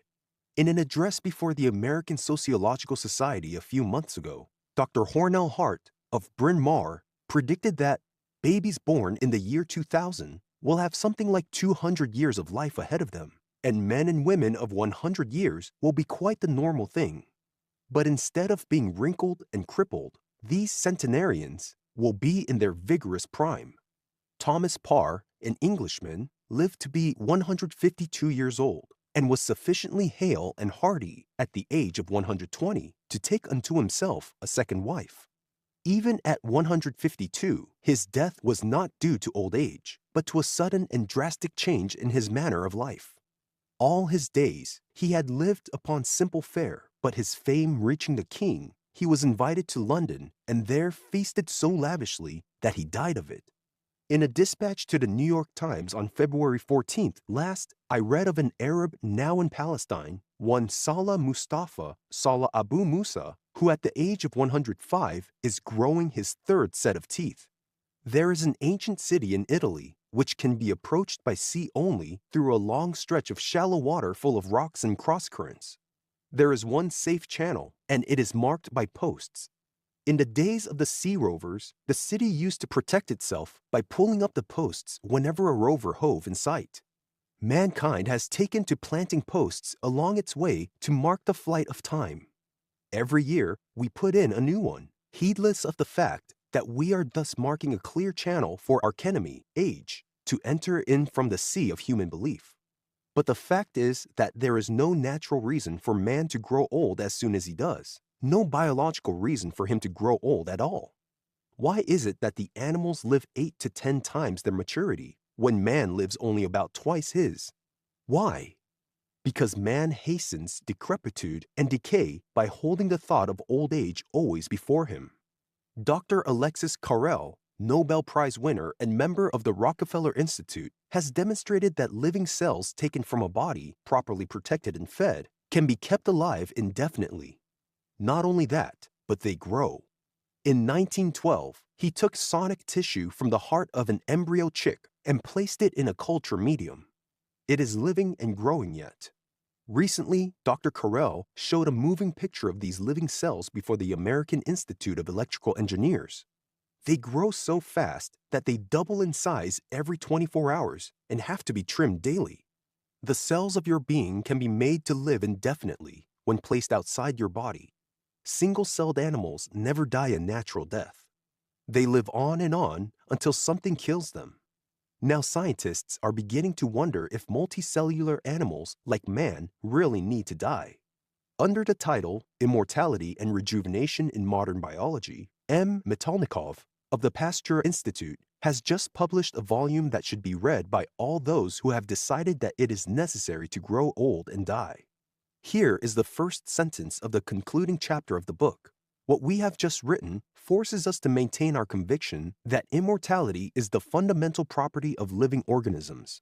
And further on, old age and death are not a stage of earthly existence. And that, mind you, is set forth under the aegis of a scientific establishment that has no equal in the world, and of a scholar universally respected. As the Journal of Paris says, in reviewing the article, most religious philosophic systems assert the immortality of the soul, but the positive sciences have shown themselves more skeptical on this point. This idea seems to them quite contradictory to all that we know, or think we know, of animal life. Animal life originates as a tiny germ, which becomes an embryo, developing into an adult organism, which grows old and finally dies. This means the disappearance of all the faculties of life that so clearly distinguish it from an inanimate object. There is no scientific evidence to show that at this moment the soul does not disappear with the body and that it continues its existence separately. Biologists cannot even conceive the possibility of separation of soul and body. So strong and indissoluble are the bonds that unite all our psychic manifestations with our bodily life. For them, an immortal soul only can exist in an immortal body. What if it were so? What if our organism is really indestructible? It is this that M. Metcalnikoff attempts scientifically to prove. Death is a permanent and tangible phenomenon only in the case of man and the higher animals. It is not so for plants and for the simpler forms of animal life, the protozoans. These last, composed often of a single cell, just observable under the microscope, are however with the chief faculties that characterizes the higher animals. They move about by means of vibratory hair-like processes, sustain themselves, seek their food, hunt animals still smaller than themselves, react to irritations of different kinds, and multiply. But this multiplication is not effected by means of special organs, as among the higher animals, but by the division of the whole organism into two equal parts. The common infusorians, which abound in fresh water, thus divide once or twice every 24 hours. Each daughter cell continues to live like the mother cell, of which it is the issue. It feeds, grows, and divides in its turn. And never, in this constantly renewed cycle in their lives, do we find the phenomenon of natural death, so characteristic and so universal in the higher animals. The infusorium is subject only to accidental death, such as we can cause by the addition of some poisonous element to the water in which it lives, or by heat. Experiments along this line were made long ago. The first were by de Saussure in 1679. Having put on an infusorium in a drop of water, he saw it divide under his eye. 4 days later, it was impossible to count the number of creatures. However, some authors thought that this reproductive faculty was not unlimited. Malpas himself, who made a minute study of it 40 years ago and succeeded in observing 700 successive generations of a single species, thought that it was finally subject to old age and to death. But the more recent works of Zhukovsky at Heidelberg, of Kulagin at Petrograd, of Calkins in England, of Weissman, and still others, lead to an opposite opinion. The degeneration observed by these workers was due to autointoxication caused by not renewing the culture medium. Decisive experiments were made in Russia, dating from 1907, by Woodruff and by M. Metcalnikoff himself. Begun at Tsarskoye Selo, they continued until the tragic hours of the 1917 revolution and were renewed at the University of Crimea. These investigators took an infusorium found in an aquarium, the Paramecium caudatum, whose characteristics are well determined, and in 13 years, in 1920, they had obtained 5,000 successive generations. Thus, we are bound to say that a unicellular body possesses within itself the power of immortality. And we ourselves are made up only by the juxtaposition of simple cells. The Fountain of Youth. 400 years ago, Ponce de Leon set sail into the mysteries of an unknown world in search of the Fountain of Youth, when all the time the secret of that fountain was right within himself. For the fact is that no matter how many years have passed since you were born, you are only 11 months old today. Your body is constantly renewing itself. The one thing about you can be surest of is change. Every one of the millions of cells of which it is composed is constantly being renewed. Even your bones are daily renewing themselves in this way. These cells are building, building, building. Every day they tear down old tissue and rebuild it with new. There is not a cell in your body, not a muscle or tissue, not a bone, that is more than 11 months old. Why then should you feel age? Why should you be any less spry, any less cheerful than these youngsters around you that you have been envying? The answer is that you need not, if you will but realize your youthfulness. Every organ, every muscle, tissue, and cell of your body is subject to your subconscious mind. They rebuild exactly as that mind directs them. What is the model you are holding before your mind's eye? Is it one of age, of decrepitude? That is the model that most men use because they know no better. That is the result that you see imaged upon their bodies. But you need not follow their outworn models. You can hold before your mind's eye only the vision of youth, of manly vigor, of energy and strength and beauty, and that is the model that your cells will use to build upon. Do you know what is responsible for the whole difference between youth and age? Just one thing. Youth looks forward always to something better. Age looks backward and sighs over its lost youth. In youth, we are constantly growing. We know we have not yet reached our prime. We know we can expect to continually improve. We look forward to ever-increasing physical powers. We look forward to a finer, more perfect physique. We look forward to greater mental alertness. We have been educated to expect these things. Therefore, we believe we shall get them, and we get them. But what happens after we get to be 30 or 40 years of age? We think we have reached our prime. We have been taught that we can no longer look forward to greater growth, that all we can hope for is to hold our own for a little while and then start swiftly downward to old age and decay. History shows that no nation, no institution, and no individual can continue for any length of time to merely hold his own. You must go forward or back. You must move or life will pass you by. Yours is the choice if you will realize that there is never any end to growth, that your body is constantly being rebuilt, that perfection is still so far ahead of you that you can continue growing towards it indefinitely. You need never know age. You can keep on growing more perfect mentally and physically every day. Every minute you live is a minute of conception and rebirth. You may be weak and anemic. You may be crippled or bent. No matter. You can start today to rebuild along new lines. In 11 months at the most, every one of those weak and devitalized cells, every one of those bent and crippled bones, will be replaced by new, strong, vigorous tissue. Look at Annette Kellerman, crippled and deformed as a child, yet she grew up into the world's most perfectly formed woman. Look at Roosevelt, weak and anemic as a young man, yet he made himself the envy of the world for boundless vigor and energy. And they are but two cases out of thousands I could quote. Many of the world's strongest men were weaklings in their childhood. It matters not what your age, what your condition. You can start now renewing your youth, growing daily nearer the model of you that is imaged in universal mind. Arthur Brisbane says that at the age of 85, George F. Baker is doing the work of 10 men. That is what every man of 85 ought to be doing, for he should have not only the physical vigor and strength and enthusiasm of 21, but combined with them, he should have the skill and experience, the ripened judgment of 85. There is no despairing pronouncement than the belief of the average man that he matures only to deteriorate and decay, when the actual fact is, as stated in a recent utterance by the eminent Dr. Hammond, there is no physiological reason why a man should die.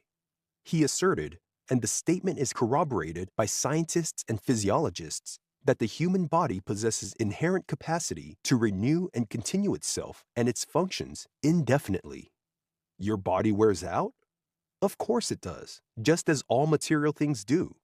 But with this difference, your body is being renewed just as fast as it wears out. Have you damaged some part of it? Don't worry. Down inside you is a chemical laboratory which can make new parts just as good or better than the old. Up in your subconscious mind is a master chemist with all the formulas of universal mind to draw upon, who can keep that chemical laboratory of yours making new parts just as fast as you can wear out the old. But that master chemist is like all of us, like you. He is inclined to lazy a bit on the job if you let him. Try to relieve him of some of his functions, and he won't bother about them further. Take to the regular use of drugs or other methods of eliminating the waste matter from the body, and your master chemist will figure that your conscious mind has taken over this duty from him, and he will leave it thereafter to your conscious mind. Lead him to believe that you no longer expect him to rebuild your body along such perfect lines as in youth, and he will slow down in his work of removing the old worn-out tissues and of replacing them with new, better material. The result? Arteries clogged with worn-out cells, tissues dried and shrunken, joints stiff and creaky. In short, old age. The fault is not with the master chemist. It is with you. You didn't hold him to the job. When a business or an enterprise or an expedition fails, it is not the rank and file who are to blame. It is the directing head. He didn't give his men the right plans to work on. He didn't supply the proper leadership. He didn't keep them keyed up to their best work. What would you think of an engineer who, with the best plans in the world, the best material with which to build, threw away his plans when he was halfway through with the job and let his men do as they pleased, ruining all his early work and all his fine material by putting the rest of it together any which way? Yet that is what you do when you stop looking forward at 30 or 40 and decide thereafter to just grow old any which way. You throw away the wonderful model on which you have been building. You take the finest material in the world and let your workmen put it together any way they like.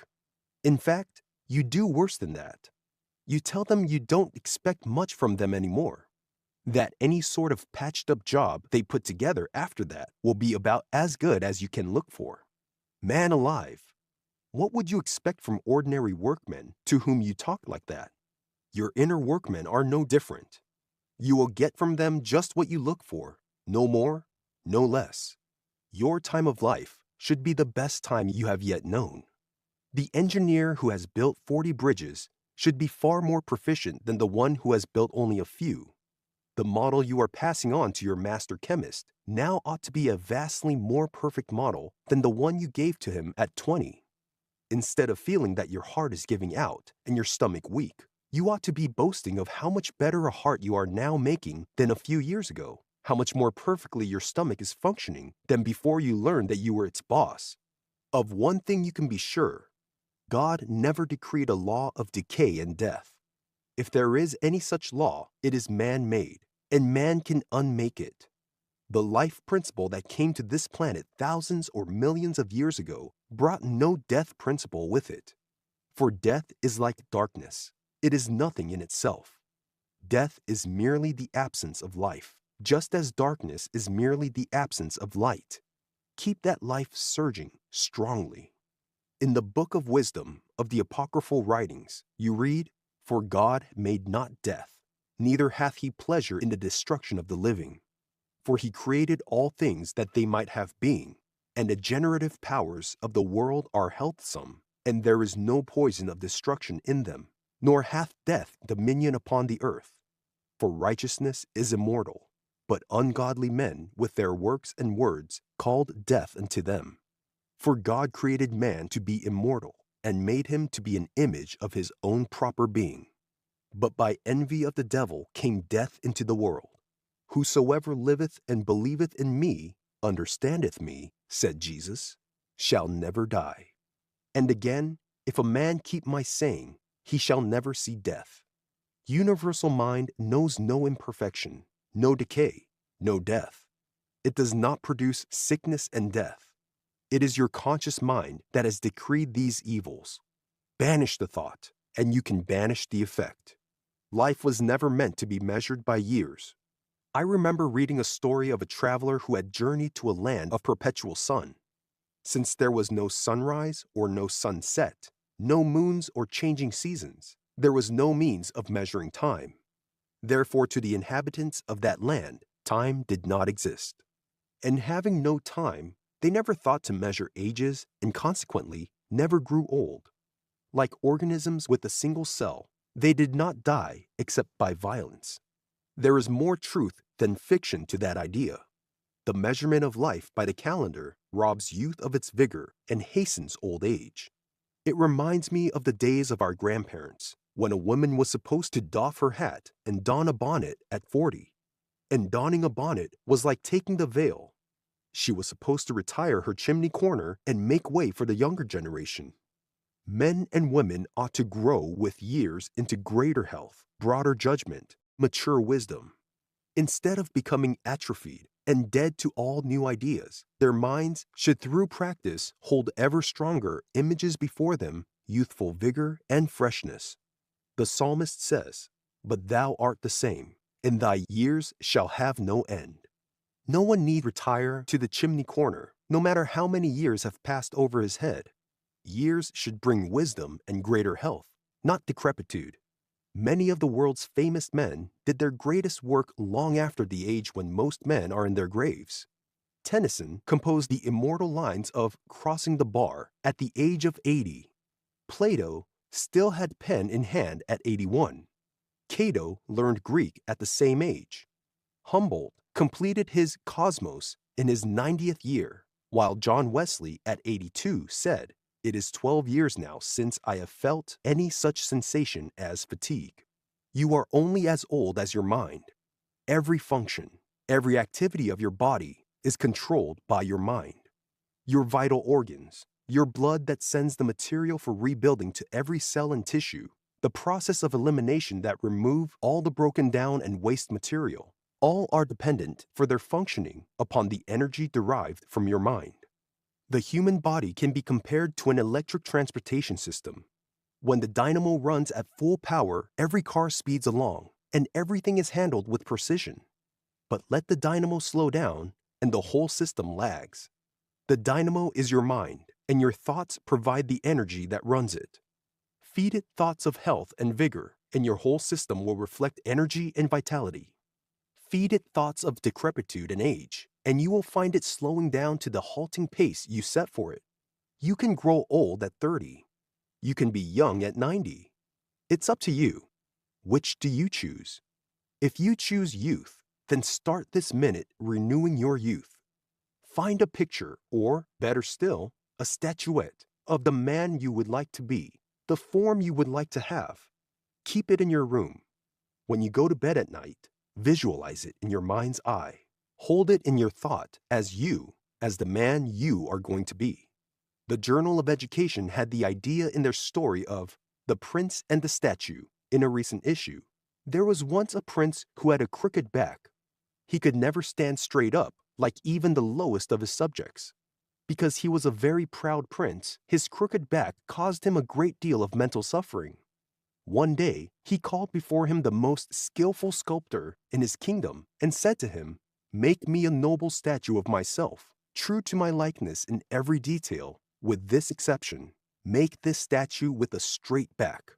I wish to see myself as I might have been." For long months, the sculptor worked, hewing the marble carefully into the likeness of the prince, and at last the work was done, and the sculptor went before the prince and said, "The statue is finished. Where shall I set it up?" One of the courtiers called out, "Set it before the castle gate, where all can see it." But the prince smiled sadly and shook his head. "Rather," said he, "place it in a secret nook in the palace garden, where only I shall see it." The statue was placed as the prince ordered, and promptly forgotten by the world. But every morning, and every noon, and every evening, the prince stole quietly away to where it stood, and looked long upon it, noting the straight back, and the unlifted head, and the noble brow. And each time he gazed, something seemed to go out of the statue and into him, tingling in his blood and throbbing in his heart. The days passed into months, and the months into years. Then strange rumors began to spread throughout the land. Said one, "The prince's back is no longer crooked, or my eyes deceive me." Said another, "The prince is more noble looking, or my eyes deceive me." Said another, "Our prince has the high look of a mighty man." And these rumors came to the prince, and he listened with a queer smile. Then went he out into the garden to where the statue stood, and, behold, it was just as the people said. His back had become as straight as the statue's. His head had the same noble bearing. He was, in fact, the noble man his statue proclaimed to be. A novel idea? Not at all. 2,500 years ago, in the golden age of Athens, when its culture led the world, Grecian mothers surrounded themselves with beautiful statues that they might bring forth perfect children, and that the children in turn might develop into perfect men and women. 11 months from now, you will have an entirely new body, inside and out. Not a single cell, not a single bit of tissue that is now in you will be there then. What changes do you want made in that new body? What improvements? Get your new model clearly in your mind's eye. Picture it. Visualize it. Look forward daily to a better physique, to greater mental power. Give that model to your subconscious mind to build upon. And before 11 months are out, that model will be you. Volume 7. Chapter 23. The Medicine Delusion. I find the medicine worse than the malady. Shakespeare. We are getting rid of the drug illusion, declared Dr. Woods Hutchinson, the noted medical writer of America, at a luncheon given on June 6, 1925, by the English-speaking Union to 700 American and Canadian doctors assembled in London, England. We are willing even to subscribe to the dictum of Oliver Wendell Holmes, the doctor added, that if 99% of all drugs we possess were thrown into the sea, it would be a good thing for the human race, but rather hard on the fishes. Sir Arbuthnot Lane, surgeon to King George, seconded Dr. Hutchinson's remarks. They might say, he went on, that he was trying to establish a suicide club for doctors. It practically came to that, because as the public became educated in matters of health, the medical profession might disappear. It was, in fact, an anomaly that a medical profession should exist. If people were healthy, there was no reason to have doctors at all. 25 years ago, the charms of the patent medicine fakir and the incantations of the Indian medicine man were in the heyday of their popularity. So long as you talked about their aches and pains, their diseases and ailments, people would buy any kind of venostrum that an unscrupulous fakir chose to palm off upon them. Patent medicine manufacturers made fabulous fortunes selling cheap whiskey adulterated with burnt sugar and water under 100 different names for $1 the bottle. You could hardly pick up a magazine or newspaper without seeing a dozen of their lurid ads. The day of the Indian medicine man and street corner fakir has passed, and for a time, thanks to the crusade against them led by Colliers and backed by a number of other reputable magazines, patent medicine manufacturers suffered an eclipse. But they are back at it again today in a more respectable guise. Pick up almost any small-town paper and you will find a dozen sovereign remedies for tired women or fretful children or run-down men. Concoctions, most of them, containing just enough alcohol to give you a pleasant sense of stimulation, enough burnt sugar to color them, and a whole lot of water. But if that were all, no great harm would be done. If the peddling of drugs depended entirely or even mostly on patent medicine advertisers, the end of it would soon be in sight. But it doesn't. The worst offenders of all are the ones who, of all people, should know better, some of the doctors.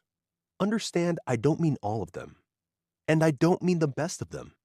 There are thousands of them like Dr. Woods Hutchinson, who have the courage to get up and say that medicine itself cannot cure disease, that it never had cured disease, that nature is the only healer.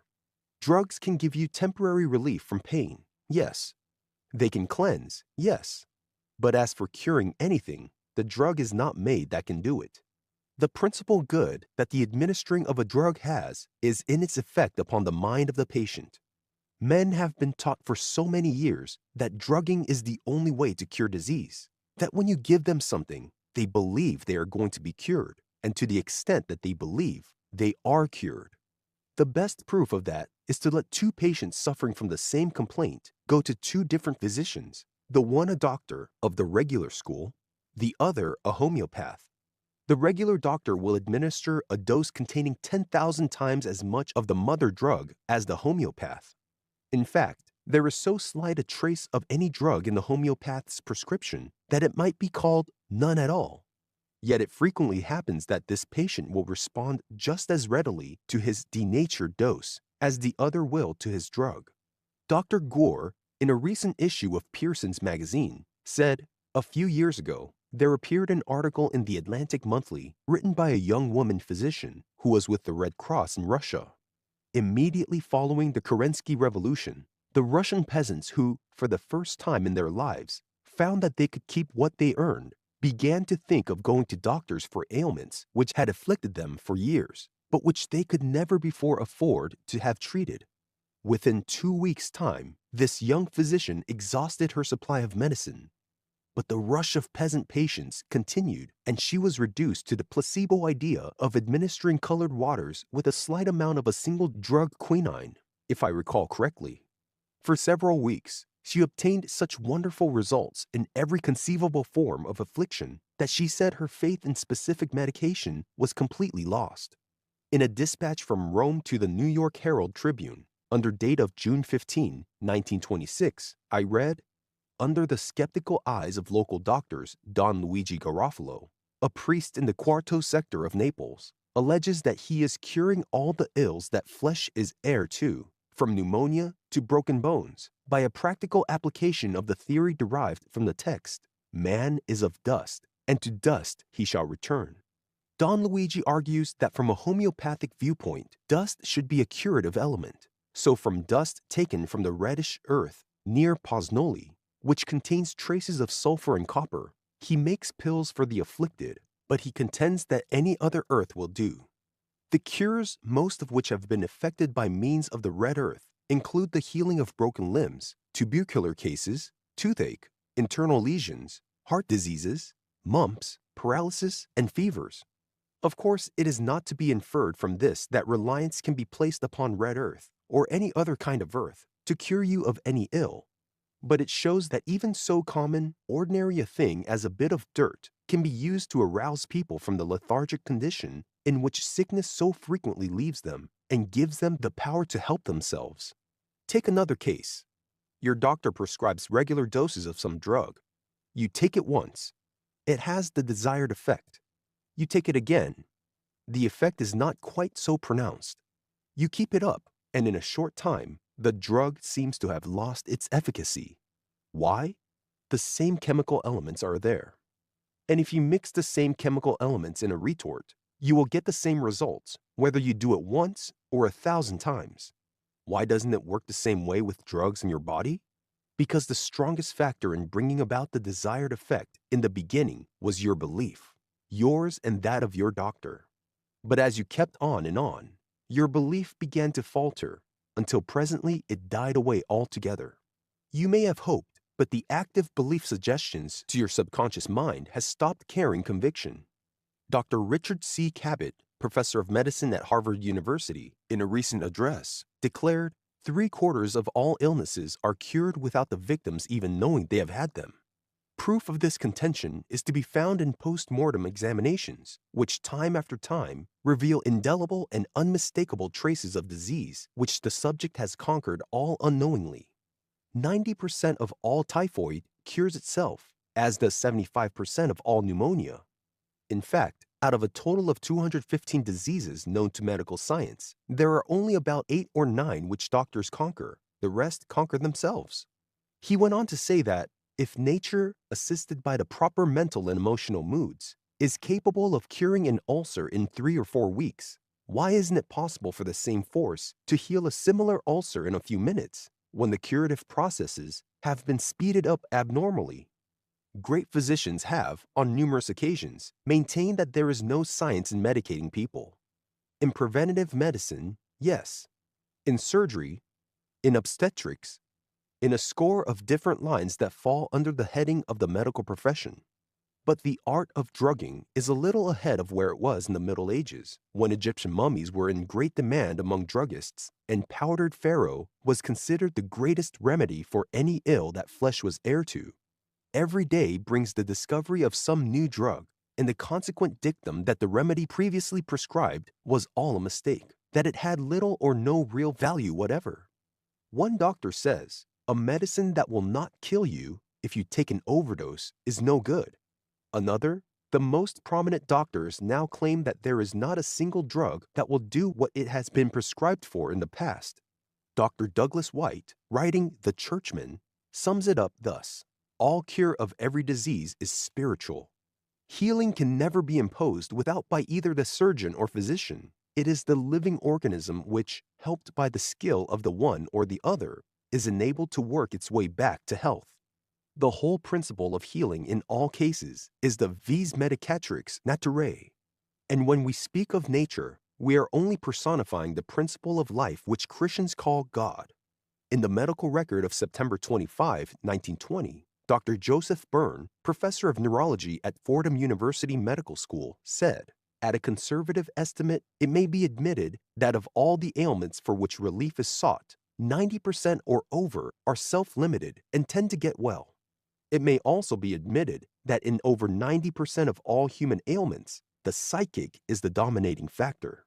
In other words, mind is the healer.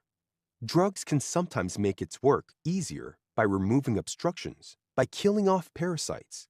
But the regular use of drugs is far more likely to harm than to heal. We might well quote to the druggists the old Hindu proverb, God gives the mango. The farmer plants the seed. God cures the patient. The doctor takes the fees. In the Great War, the one drug that most proved its worth was iodine. And what is iodine? A cleanser. It killed germs. It cleansed wounds. But it has no healing power. And no healing was expected of it. It did all that was asked. It cauterized, cleansed so that nature, mind, could do its own healing, unobstructed. That would seem to be the most that should be expected of any drug. Kill the germs of sickness or disease, cleanse so that nature can then more easily do its rebuilding. And that is where the use of drugs should stop.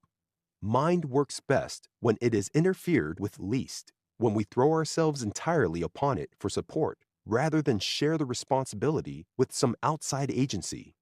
Dr. Burnett Ray, a well-known English specialist addressing a large audience on the subject of spiritual healing and medical science, said the term spiritual healing was sometimes used in a manner which seemed to imply that there was a form of healing which was of a non-spiritual character, and that spiritual healing was incompatible with or opposed to medical practice. Healing could never be regarded as a purely physical process. He would go so far as to say that healing was always effected through the control of the mind, and medicinal remedies only set the machinery of the mind in motion. We are too apt to think of medical science as concerned with drugs or appliances and operations.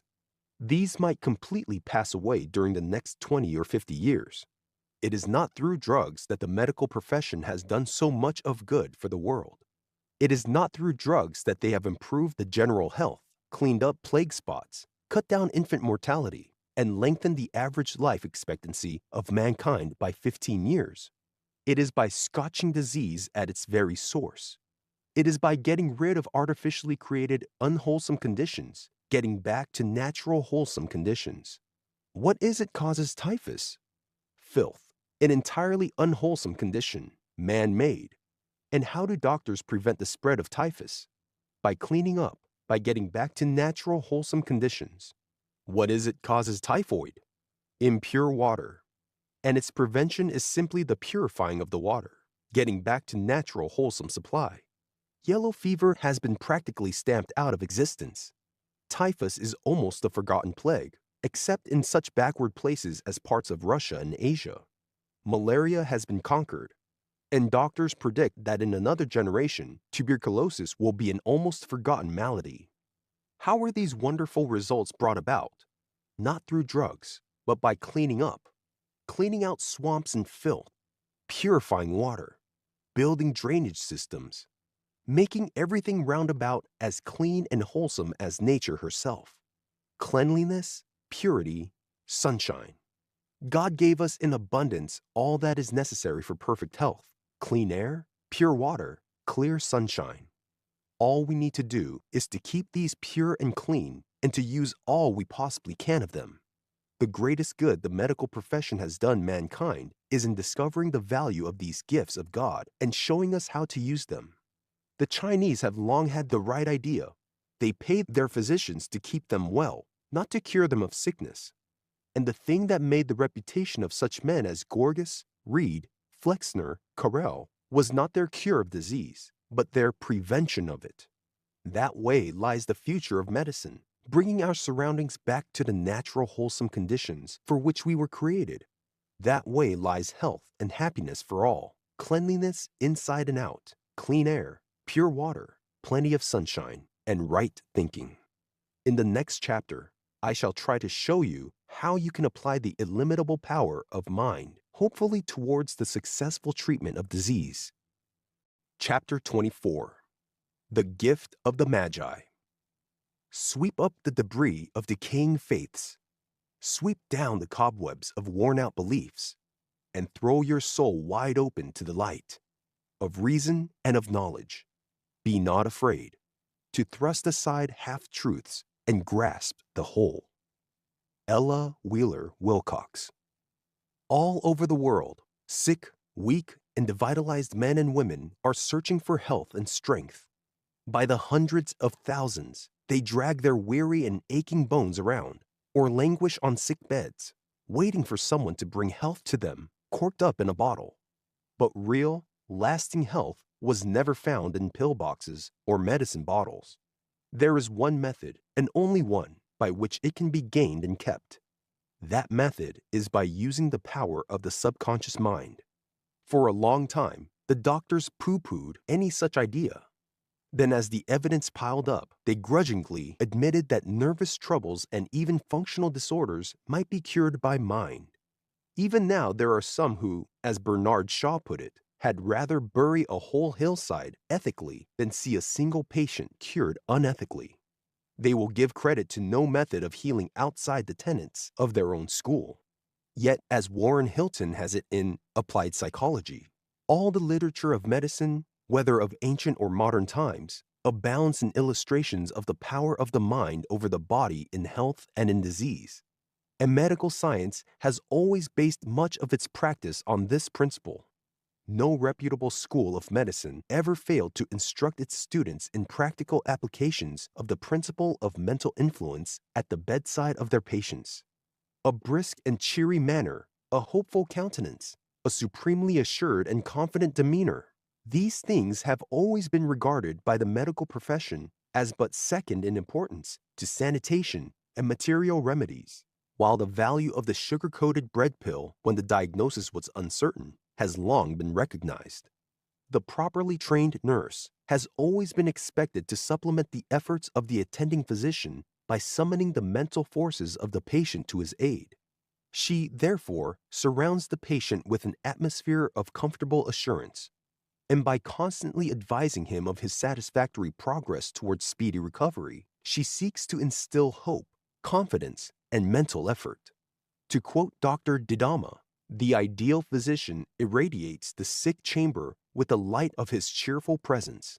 He may not be hilarious, he is not indifferent, but he has an irrepressible good nature which lifts the patient out of the slough of despond and places his feet on the firm land of health. In desperate cases, even a little harmless levity may be beneficial. A well-timed jest may break up a congestion. A pun may add pungency to the sharpest stimulant. Dr. Oliver Wendell Holmes reduced this principle to its cash equivalent when he said that a cheerful smile might be worth $5,000 a year to a physician. Today, psychotherapy, or the healing of bodily disease by mental influence, has the unqualified endorsement of the American Therapeutic Society, the only national organization in America devoted exclusively to therapeutics.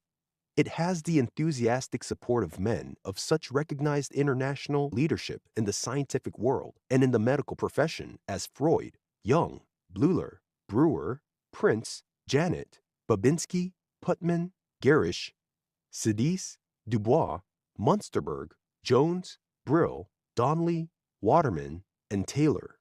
The present attitude of reputable science toward the principle that the mind controls all bodily operations is, then, one of positive conviction. The world's foremost thinkers accept its truth.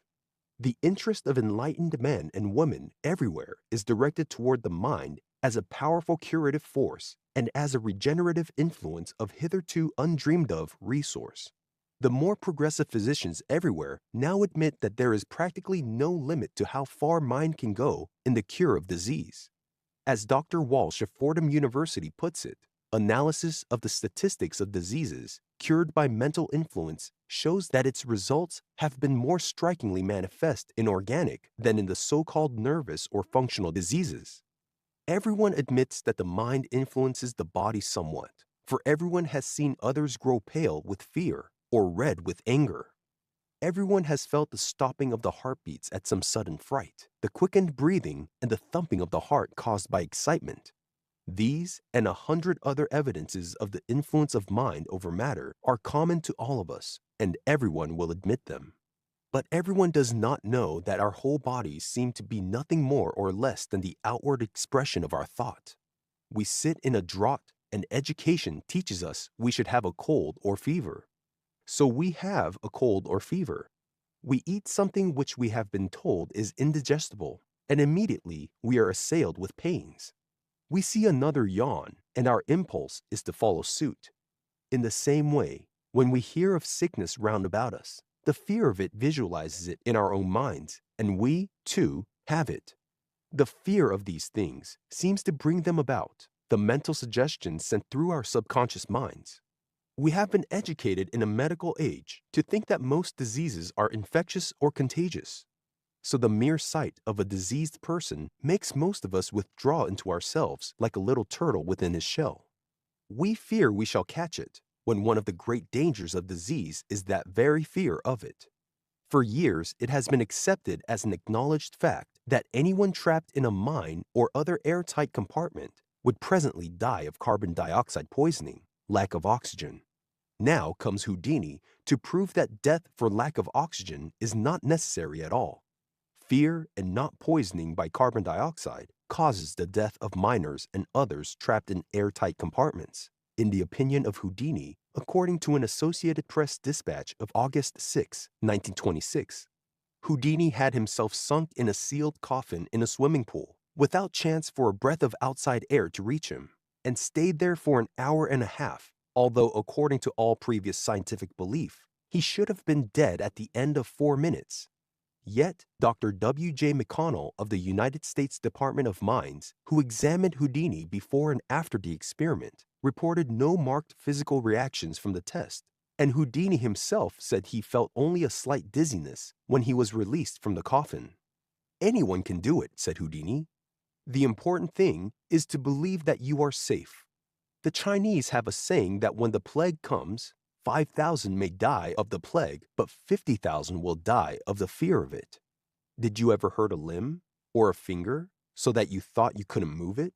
And then, under the stress of some sudden emotion, forget all about the hurt and presently wake to find yourself using the finger or the limb just as readily and as painlessly as though there had never been anything wrong with it?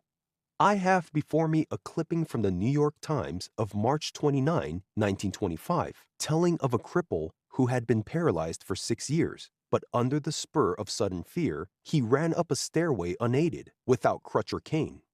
He had been treated in a number of hospitals, but because of an injury to his spine received in an auto accident, had been unable to walk without crutches or canes for 6 years. The patient in the bed next to his own suddenly went crazy and attacked him, and in his fear, this paralytic leaped from his bed and ran up a flight of stairs. According to the report, the sudden fright cured him. Take the miracles of Lourdes, or of Saint Anne of Beaupré, or of any of the dozens of shrines that dot the world. What is it that effects the cures? 2 things, desire and faith. What wouldest thou that I should do unto thee? The Savior asked the blind man, who kept following and crying out to him. Lord, that I should receive my sight. And again of the cripple at the pool of Bethesda, Jesus asked, Wouldest thou be made whole? Sounds like foolish questioning, doesn't it? But you remember the story of the famous saint of Italy who traveled from town to town, healing the lame, the halt, and the blind. A pilgrim hastening to a town where the saint was expected met two lame beggars hurrying away. He asked them the reason for their haste. To be told, to his astonishment, it was because the saint was coming to town. As they put it, he will surely heal us, and where will our livelihood be then? So it is with many people today, not beggars, mind you, but people in every walk of life. They have become so wedded to their ailments, they enjoy poor health so thoroughly that they are secretly a bit proud of it. Take away their complaints, and they would be lost without them. You must have the sincere desire first. That is prayer. Then the faith, the kind of faith that Jesus meant when he said, Whatsoever ye ask for when ye pray, believe that ye receive it, and ye shall have it. Mind you, not believe ye are going to receive it. Believe that ye receive it now, this very minute. Know that the real you, the image of you held in universal mind, in short, the truth concerning every organ in your body, is perfect. Know the truth. Believe you have this perfect image. On the day that you can truly believe this, carry this sincere conviction to your subconscious mind. On that day you will be perfect. This is the faith that Jesus meant when he said, Thy faith hath made thee whole. This is the faith that is responsible for the miracles of Lourdes, for miraculous healings everywhere. It matters not whether you be Catholic or Protestant, Jew or Gentile. Desire and faith such as these will heal you. A month or two ago, I read in the newspapers of a farmer, blind for 2 years, who went out in the field and prayed that he should receive his sight. At the end of the second day, his sight was completely restored. He was a Protestant. He went to no shrine, just out under the sky and prayed to God. Today I have before me a clipping from the New York Sun of February 23, 1926, telling of Patrolman Dennis O'Brien of the Jersey City Police Force, who at the end of a novena to Our Lady of Help at the Monastery of St. Michael's in Union City, recovered the use of his legs, which had been paralyzed since the time, 2 years before, when a bullet had entered the base of his spine, severing the cord of motor and sensory nerves. He was a Catholic. Then here is one from the New York Sun of June 26, 1926, telling how Miss Elsie Meyer of the Bronx, New York, was healed overnight of a tumorous growth that had troubled her for months. I realized last fall that there was an unusual growth on my body, she said. It might have resulted from the strain of lifting a trunk. I wanted to know what it was, and I first went to a doctor who informed me it was a tumorous growth and likely to become serious. But I would not be frightened and refused to receive any medical remedies in the way of cure. I have been a believer in faith healing and member of the Unity Society, a branch of the New Thought organization, for a number of years, so I went to a New Thought practitioner. While this seemed to help me, the tumorous growth remained. I guess my faith wasn't strong enough at the time. That was last fall. I came to the Congress with the same growth, apparently unaffected by any attempts to cure it. But after attending the healing meeting at the Congress yesterday, I left with the firm faith that I would get the healing I had asked for. When I retired, I noticed the tumor was still on my body, but when I awoke this morning, it had disappeared. The chronicles of every religion are full of just such miracles. And the reason for them is the same in every case: prayer and faith. Given these, no healing is impossible. Suppose we go back for a moment to the lowly amoeba, the first bit of animal life upon the earth. I know not whether you are fundamentalist or evolutionist. The facts are a bit harder to prove from the evolution side of it, so let us argue from that angle.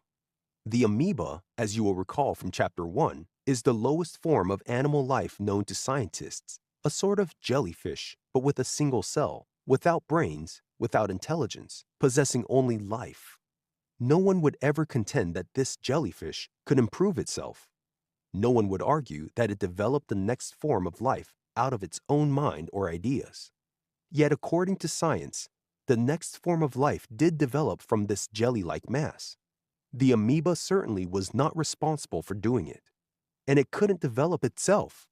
So the conclusion is forced upon us that some outside intelligence must have done it. But there were no other living creatures. The amoeba was alone of all animal life upon the planet. The condition of the water and atmosphere was such that few, if any, other forms of animals could have sustained life at that time. So the intelligence, which developed the next form of animal life, must have been the same that created the amoeba that first brought life to this planet. That intelligence is variously called God, providence, nature, the life principle, mind, etc. For our purposes here, let us call it universal mind. Having formed life here on Earth, universal mind proceeded to develop it. Starting with a single cell, it built cell upon cell, changing each form of life to meet the different conditions of atmosphere and environment that the cooling of the Earth crust brought about. When the multicellular structure became complicated, it gave a brain to it to direct the different functions, just as you put a governor on a steam engine. When land appeared and the receding tides left certain animals high and dry for periods of hours, it gave these both lungs and gills, the one for the air, the other for the water.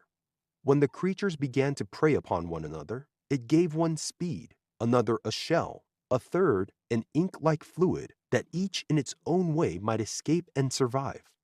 But always it progressed. Each new stage of life was an improvement over the previous one, and always it showed its resourcefulness, its ability to meet any need. Finally, as the culmination of all its efforts, it made man, a creature endowed not only with a brain like that of the lower animals, but with the power of reason, made in his image and likeness, sharing infinite intelligence, himself a creator, and a part of universal mind. All through the creation, from the time of the one-celled amoeba right up to man, every scientist will admit that the directing intelligence of universal mind was on the job every minute, that it formed the models on which each new and different kind of animal was made, that each of these models were perfect, the one model best fitted to cope with the conditions it had to confront. Certainly when it came to man, it is not likely to have been any less successful in forming a perfect model than it was in making the tiger or the elephant. So we can take it, I assume, that all will admit that man as formed by universal mind is perfect, that the idea of man as it exists in universal mind is perfect in every particular, and universal mind, from the very beginning, has never taken a step backward, has never stood still. Always it has progressed. So it would seem safe to assume that man is not going backward now, that he is a more perfect creature than he was 5,000, 10,000, or 100,000 years ago, that he is constantly drawing nearer and nearer the likeness of his creator. The next step seems just as logical. If there was inherent in even the earliest and lowest forms of life the power to develop whatever means was requisite to meet each emergency, such as a shell or lungs or legs or wings, if this power is still inherent in the lower forms of life, such as the plant parasites referred to in a previous chapter, does it not seem a certainty that we have the same power within ourselves, if only we knew how to call it forth? Jesus proved that we have, and his disciples and followers added still further proof. After the 3rd century of the Christian era, that power was allowed to lapse through disuse, but of late years, thousands have been taking advantage of it for themselves and for others through psychology or religion. A new church has been founded upon the words of James: faith without works is dead. It differs from most churches in that it teaches that Jesus meant all that he said when he commanded his disciples to go preach, saying, "The kingdom of heaven is at hand. Heal the sick, cleanse the lepers, raise the dead, cast out devils. Freely ye have received, freely give." The sick, the lame, the halt, and the blind have flocked to it, literally by the 100,000s. That thousands have been cured is beyond dispute. That many were cases which had been given up by the medical fraternity, the doctors quite frankly admit. And the basis of all these cures is that there is nothing miraculous about the cure of disease at all. That it is divinely natural. That it requires merely understanding. that mind is the only creator, and that the only image universal mind holds of your body is a perfect image, neither young nor old, but full of health, of vigor, of beauty and vitality. That all you have to do when assailed by disease is to go back to universal mind for a new conception of its perfect image, for the truth concerning your body.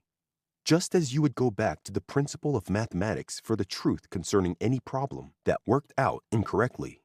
When you can make your subconscious mind copy after this universal image, the truth, instead of the diseased image you are holding in your thoughts, your sickness will vanish like the mere dream it is. Does that sound too deep? Then look at it this way. When you think an organ is diseased, it is your conscious mind that thinks this. Inevitably, it sends this thought through to your subconscious mind, and the latter proceeds to build the cells of that organ along this imperfect, diseased model. Change the model, in other words, change your belief, and your subconscious mind will go back again to building along right lines.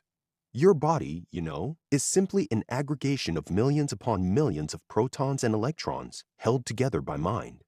They are the universal substance all about us, the plastic clay from which the sculptor mind shapes the forms you see.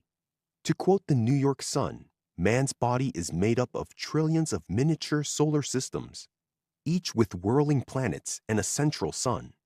These tiny systems are the atoms of modern science. The atoms of all elements are made up of protons and electrons in varying quantities and arranged in various ways. But what are protons and electrons?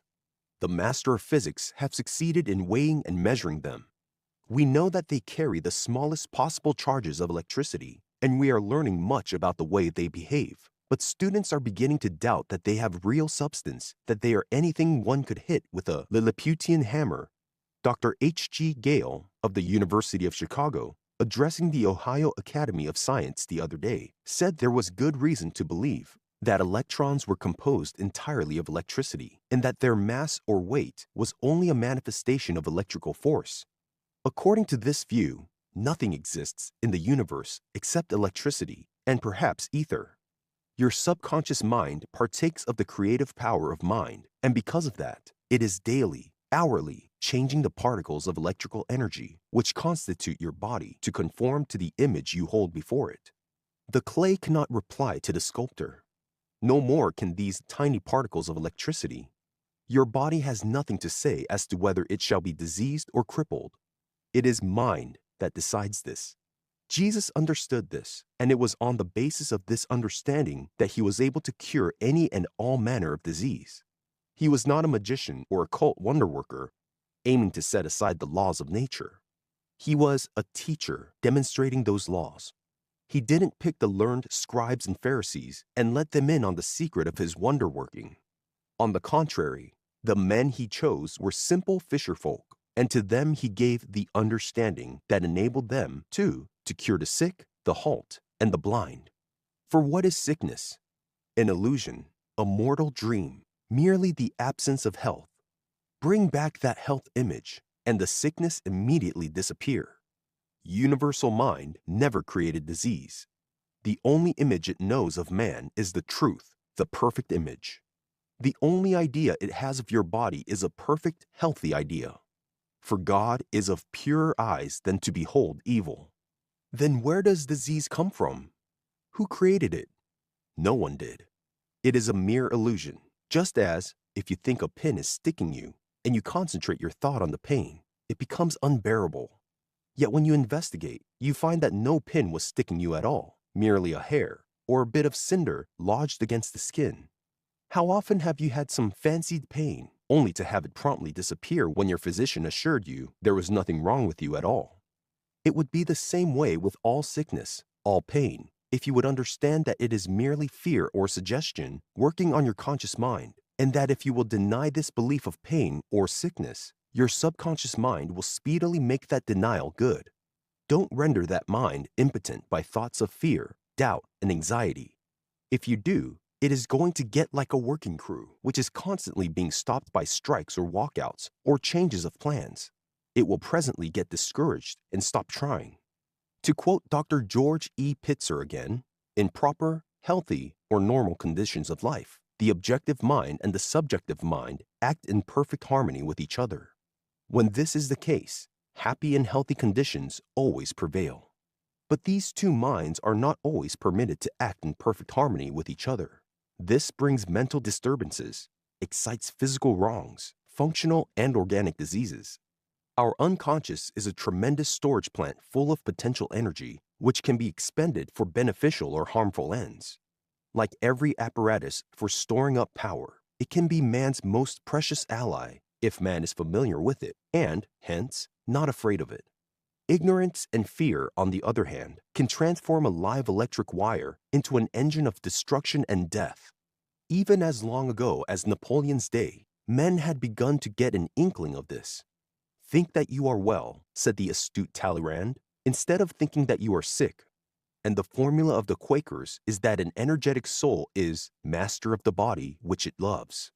So keep in mind the one basic fact that covers the whole ground, that mind is all. There is no other cause. When you drive the belief in disease from your subconscious mind, you will drive away the pain and all the other symptoms with it. Few sick people have any idea how much they can do for themselves. There is an old saying that every man is a fool or his own physician at 40. When the science of mind is more generally understood, that saying will become literally true. Every man will find within himself the mind which healeth all thy diseases. For every function of your body is governed by your mind. When sickness or pain assails you, deny it. Cling steadfastly to the one idea that covers all, that universal mind made your every organ perfect, that the only image of each organ now in universal mind is this perfect image, and that this perfect idea is endowed with resources sufficient to meet any need. Jesus' command, "Be ye therefore perfect, even as your Father in heaven is perfect," was meant to be taken literally. And it can be followed literally if we will model our bodies upon the image he holds of us in universal mind. We are all sculptors, you know, but instead of marble or clay, our material is the plastic energy, protons and electrons, of which we and everything in this world about us are made. What are you making of it? What image are you holding in mind? Images of sickness? Of poverty? Of limitation? Then you are reproducing these in your life. Banish them. Forget them. Never let them enter your thought, and they will never again manifest themselves in your life. You admit that mind influences your body to some extent, but you think your physical organs hold the preponderance of power. So you depend on them and make yourself their slave. Know ye not, says Paul, that to whom ye yield yourselves servants to obey, his servants ye are to whom ye obey? By holding before yourself the thought that your organs are the masters, you make them your master and deprive yourself of the directing intelligence of your subconscious mind. When an organ ceases to function properly, you try to doctor it when the part that needs your attention is your mind. If you are running an electric machine and the current becomes weak or is switched off, you don't take the machine part or oil it or tamper with it to make it run better. You go to the source of the power to find what is wrong there. In the same way, when anything seems wrong with the functioning of your body, the place to investigate is your subconscious mind. Your stomach has no intelligence, nor your heart, nor your liver, nor any of your organs. Your liver, for instance, could never figure out how much sugar should be churned into your blood every minute to keep your bodily temperature at 98 degrees when you are sitting in a room that is warm to only 65 degrees. It doesn't know how much more sugar is required to keep that temperature normal when you go out into a driving gale 10 below zero. Yet it supplies the requisite amount, neither too much nor too little. And it does it instantaneously. Where does it get the information? You don't know it. No mortal man could figure it out in a year's time. It gets it from your subconscious mind. It gets both the information and the directions to use it. And every other of your bodily organs gets its information in the same place. Your muscles are not self-acting. Take away mind and those muscles are just like any other bit of matter, lifeless, inert. They have nothing to say as to what they shall do. They merely obey the behests of mind. Have you ever seen one of those great presses at work in a newspaper plant? They seem almost human in their intelligence. At one end, great rolls of paper feed in. At the other, Out comes the finished newspaper, folded, ready for delivery. Everything is automatic. Everything as perfect as machinery can be made. The fingers that fold the papers seem almost lifelike in their deftness. But shut off the life-giving electric current, and what happens? The machinery is powerless. Take away the directing human intelligence, and how long before that wonderful machine would be a mass of scrap, mere bits of steel and rubber? How long could it function of itself? So it is with your body. A wonderful mechanism, the most complicated, yet the most perfect in the world. But switch off the current of your mental dynamo, take away the intelligence that directs the working of your every organ, and what is left? A bit of bone and flesh, inert and useless. In the final analysis, your body is merely a piece of mechanism, dependent entirely upon mind. It has no power, no volition of its own.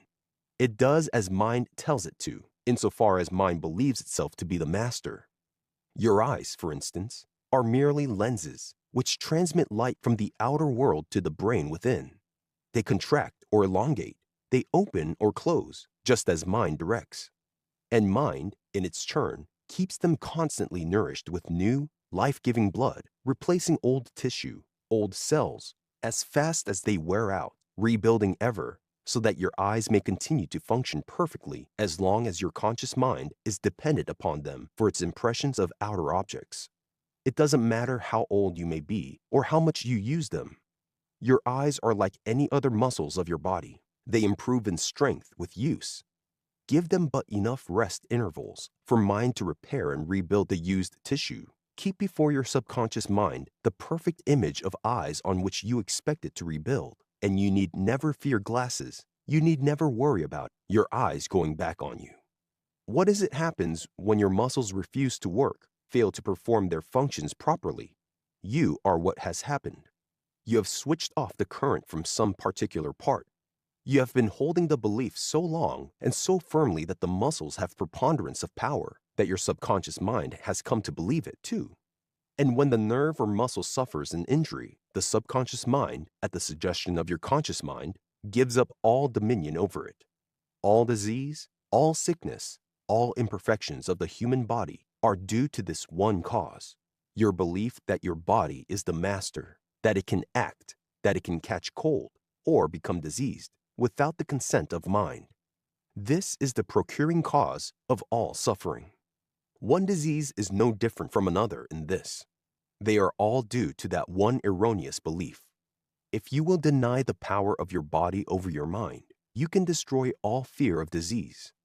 And when the fear goes, the foundation of the disease is gone. The way to begin is to refuse to believe or heed any complaint from your body.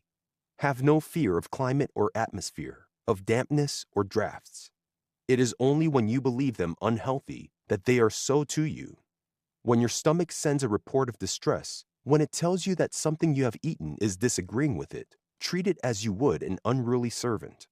Remind it that it is not the judge of what is or is not good for it, that it has no intelligence, that it is merely a channel through which the food you give it passes for certain treatment and selection, that if the food is not good, it has but to pass it through to the eliminatory organs as speedily as may be. Your stomach is entirely capable of doing this. Every organ you have is capable of withstanding any condition, given the right state of mind to direct it. The only reason that they succumb to sickness or disease or injury is because you tell them to. Men have fallen from great heights without injury. Men have taken the most deadly poison without harm. Men have gone through fire and flood and pestilence with not a scratch to show. And what men have done once, they can do again.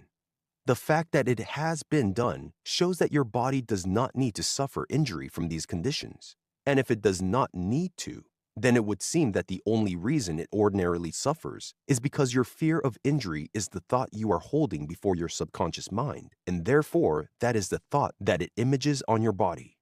In a dispatch from Stockholm to the New York Herald Tribune dated January 18, 1926, I read that Dr. Henry Marcus and Dr. Ernest Sahgren, Stockholm scientists, have been able, through hypnotic suggestion, to offset the effect of poisons on the human system to a marked degree.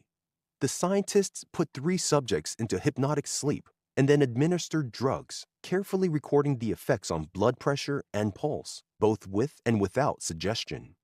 When a drug, which acts to increase blood pressure, was administered without suggestion, the blood pressure readings ranged between 109 to 130 and pulse readings from 54 to 100. But when the drug was administered with a suggestion to the mind of the patient that it was merely so much harmless water, the blood pressures were from 107 to 116 and pulse readings all less than 67, from which one would judge that it was the patient's belief which affected him far more than any power in the drug. Bear this in mind when anyone tells you that certain foods are not good for you. You can eat what you like if you do it in moderation. Just remember, no matter what you may eat, if you relish it, if you believe it to be good for you, it will be good for you. But you may say, is not this like the tenets of a well-known religion? What of that? If certain fundamental truths have been uncovered by another, why not use them, regardless of whether or not we agree with the philosophy from which they are taken? To quote again from Dr. Richard C. Cabot of the Harvard Medical School, there need be no conflict. There is opportunity for all sincere, humble-minded effort. Let us have no persecutions and no interference with the spread of truth and light from any source. Indictments against movements as powerful and sincere as Christian Science and preventative medicine are anachronistic. Let us all get busy along our own lines. With malice towards none, with charity for all, let us bind up the nation's wounds. It has often seemed to me that if all the churches would take a leaf out of the book of ordinary business practice, forget their differences over dogma, and simply profit by the example that Mary Baker Eddy, discoverer and founder of Christian Science, has given them of building up an enormous following almost overnight, they would be much the better off thereby. For what was it brought men and women into the church in such vast numbers in the early days of Christianity? Healing. What was responsible for the phenomenal growth of the Christian Science Church? The healing of thousands of people of any and every kind of ill. What is it that people go to any church for? To pray, and to find how to get an answer to their prayers. Show them the way to do this. Show them the way to heal themselves of all their ills and lacks, and you will need to worry no more about the crowded theaters and the empty churches. If this be treason, make the most of it. The moment any symptom of illness shows in your body, vigorously deny its existence. Say to yourself, my body has no intelligence, neither has any germ of disease. Therefore, neither my body nor the disease can tell me I am sick.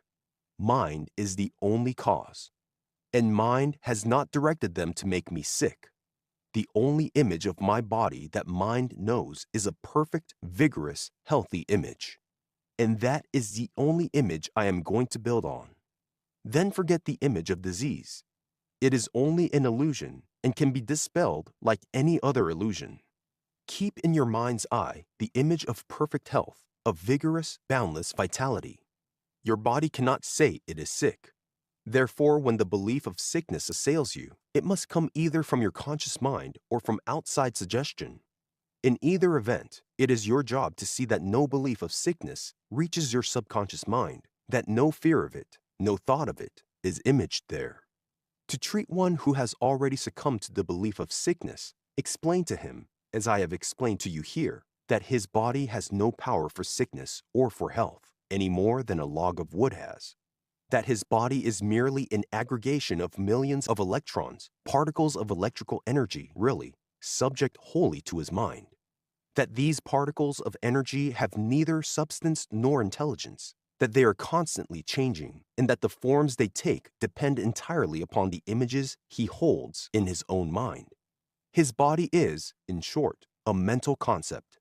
It is an exact reflection of the thought he is holding in mind of it. If he has been sick, it is because he has been holding sickly, weak, and unhealthy thoughts in his mind. If he wishes to get well, it is first necessary for him to change his thought. Instead of doctoring the machine, he is to go direct to the powerhouse and change the current. Let him repeat to himself, night and morning, this little formula. There is no permanence to matter. The one surest thing about it is change. Every cell, every tissue in my body is constantly being renewed.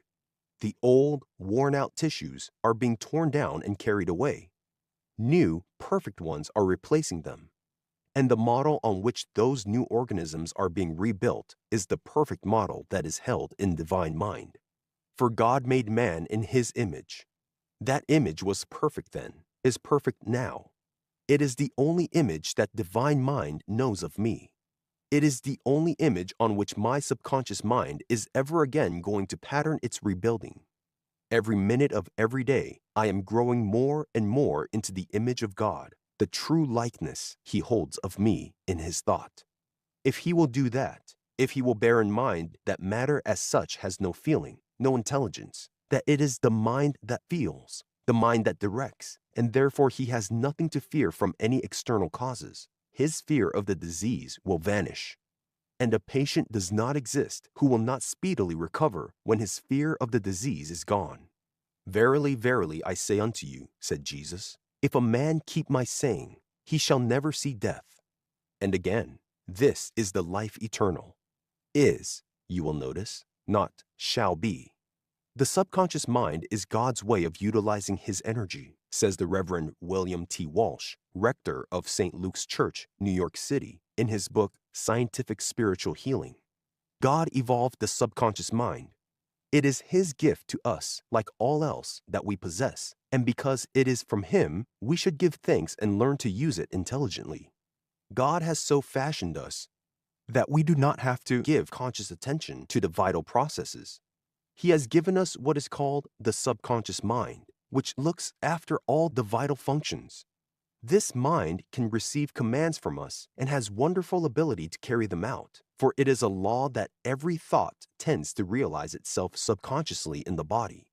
If you allow evil thoughts to remain, they are received by the subconscious, which tends to realize them in the body just as much as though they were good, wholesome, health-giving spiritual thoughts. For remember, the subconscious does not reason and judge.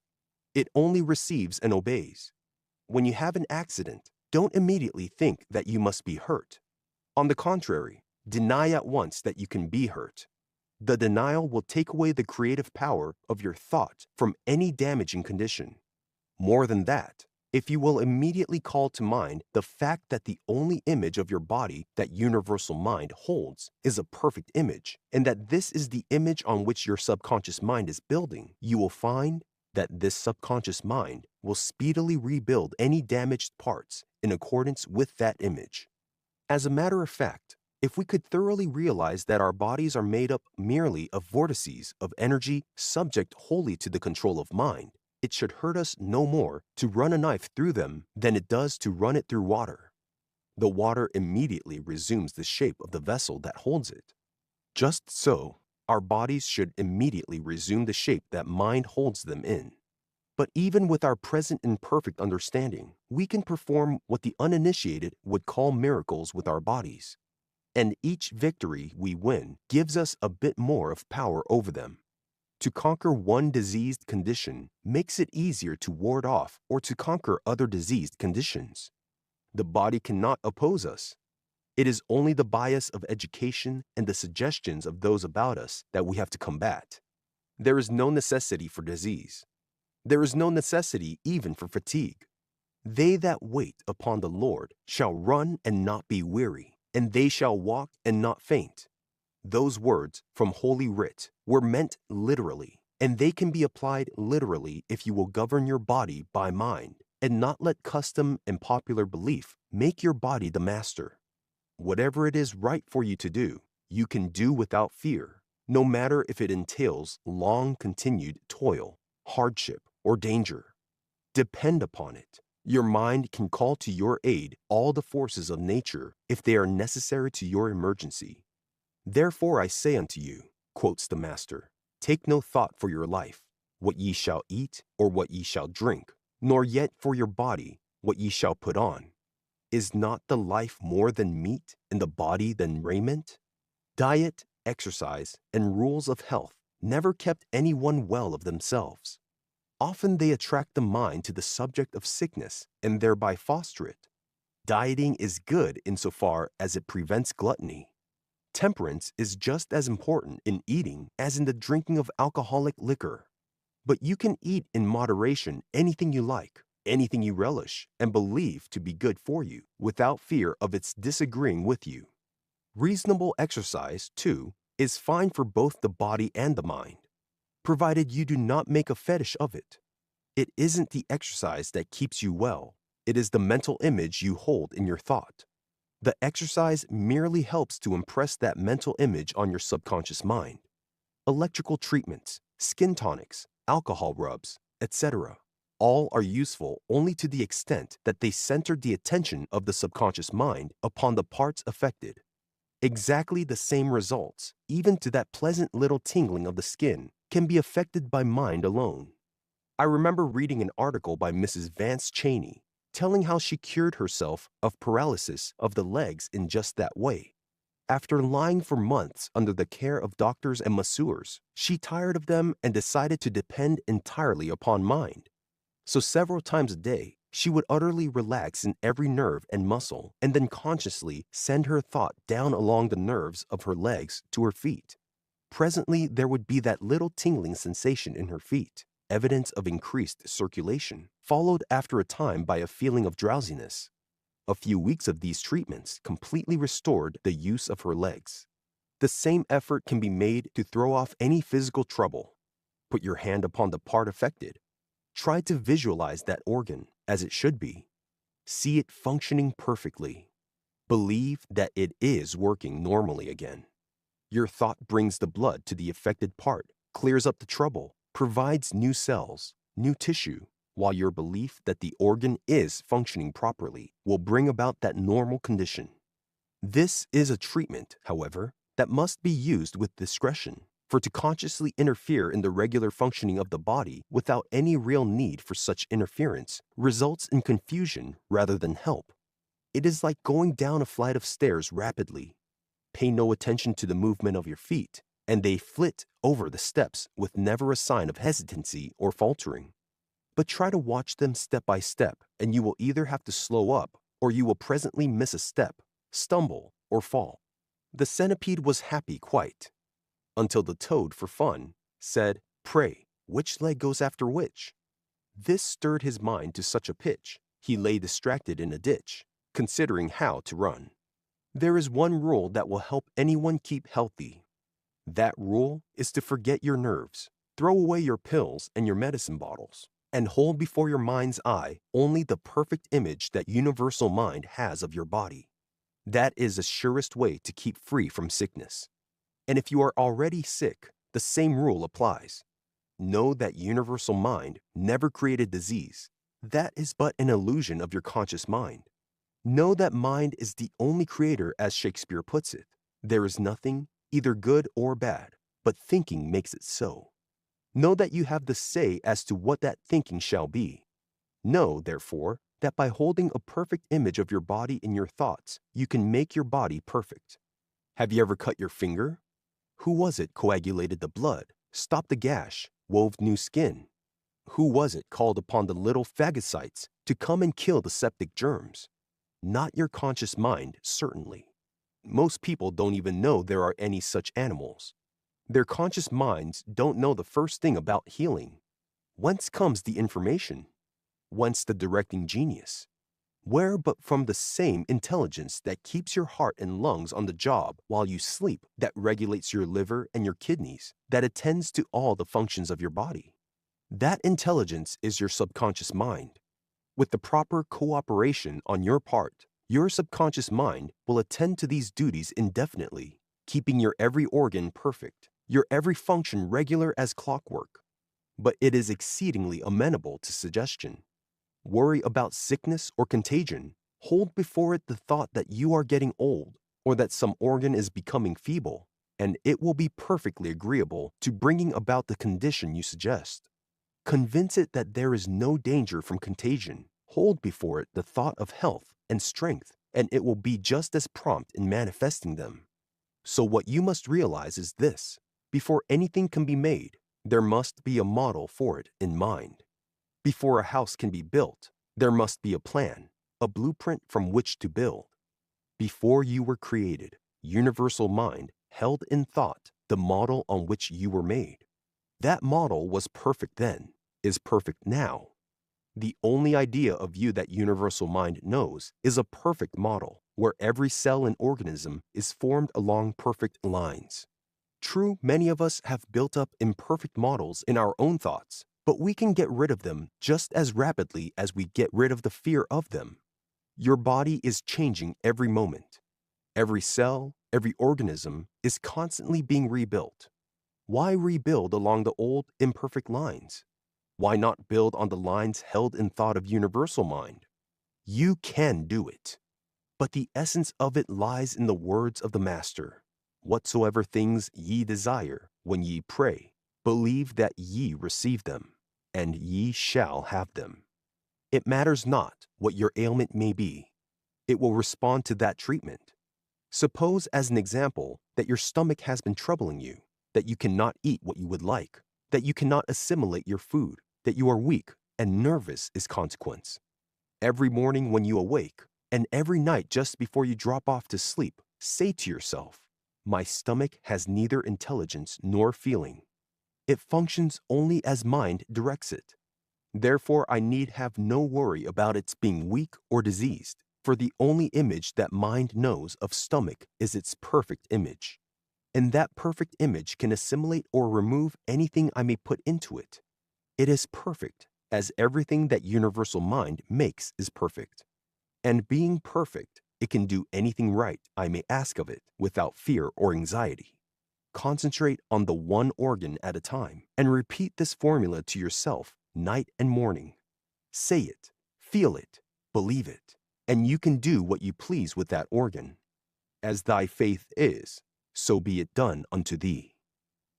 Suffer little children to come unto me.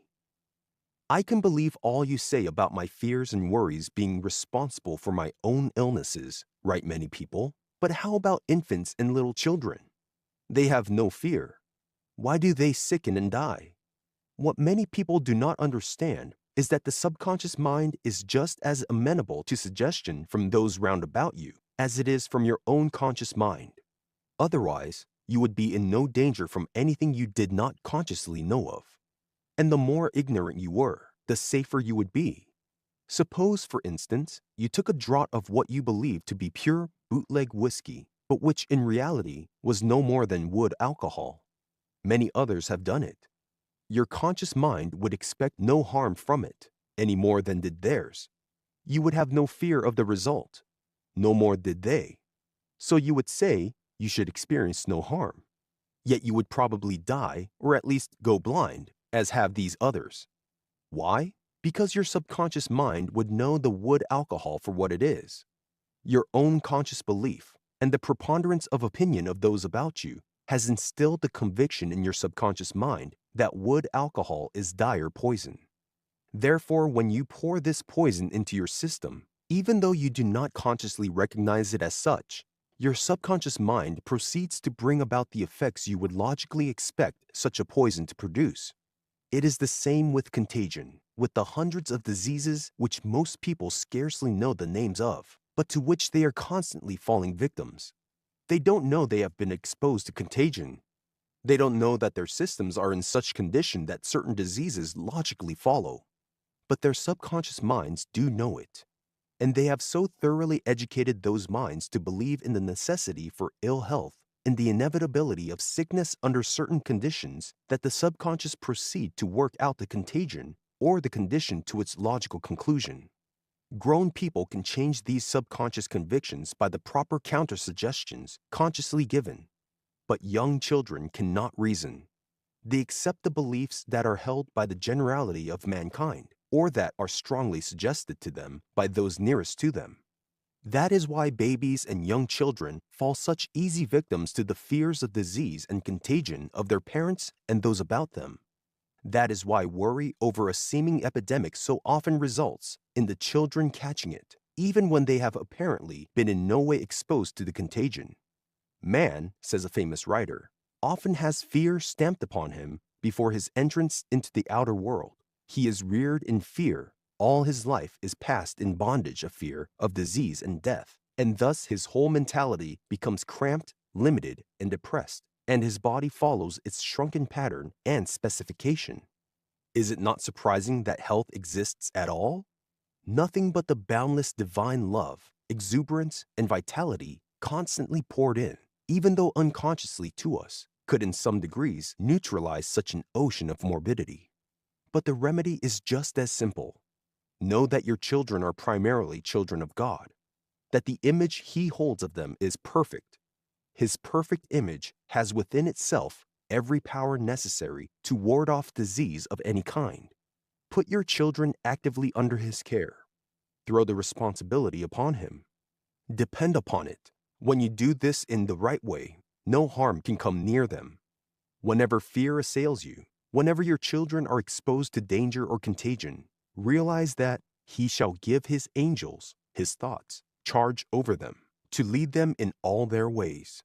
If your children are sick or ailing, read these thoughts aloud to them, just as though you were talking to a grown person. Only address yourself to their subconscious minds. Read over the past few pages. Repeat to them the little formula outlined above, adapting it to their own particular need. Above all, believe it. Your faith will work just as great wonders for your children as for yourself. Never doubt. Never fear. Go at your problem just as you would approach a difficult problem in mathematics. In mathematics, you know that the problem does not exist for which you cannot find a solution, provided you follow the rules and work in the right way. As long as you do your part, the principle of mathematics will do the rest. It is the same in all of life. Don't worry. Don't fret. Go at your problem in the right way, no matter how difficult it may seem. Follow the rules herein laid down, and you can confidently look to the principle of being to bring you the answer. L'envoi. The kingdom of heaven is like unto a treasure hid in a field, the which when a man hath found, he hiddeth, and for joy thereof goeth, and selleth all that he hath, and buyeth that field. This field is your own consciousness, a treasure you find within yourself, which others cannot see. But you know it for the indwelling Spirit, the Father within you, and are willing to sell all that you have because this treasure is worth more than all other possessions. If you have begun to realize this treasure and use it even in a small way, the most wonderful thing that can happen to anyone on this planet has happened to you. What does it mean? It means that an ordinary human being, afflicted with all the sufferings and fears and worries and superstitions of the average man, has learned the law of being. It means that he has acquired a power above all that of his would-be destroyers. It means that he has put his foot upon the rock of life, that the doorway of heaven is open before him, that all of good is as free to him as the air he breathes. There hath not failed one word of all his good promises. And we declare unto you glad tidings, how that the promise which was made unto the fathers, God hath fulfilled the same unto us. Surely we have every reason to be grateful for all the good round about us. Surely we should be thankful for the infinite power that has been given to us. And being truly grateful by this way is the surest evidence of real faith that there is. Faith, you know, is the substance of things hoped for, the evidence of things not seen. Remember when Jesus raised Lazarus from the dead, how he first prayed and then thanked the Father for answering his prayer? There was not yet any material evidence that the prayer had been answered, but Jesus had perfect faith in the Father, and it was justified. Immediately he had given thanks. Lazarus came forth from the tomb. The world today is so much more wonderful than it was to former generations. Mankind has begun to glimpse its illimitable powers. The whole world is plastic and sensitive to new ideas. The soul of man is finding itself and learning its relation to the infinite. The veil between the visible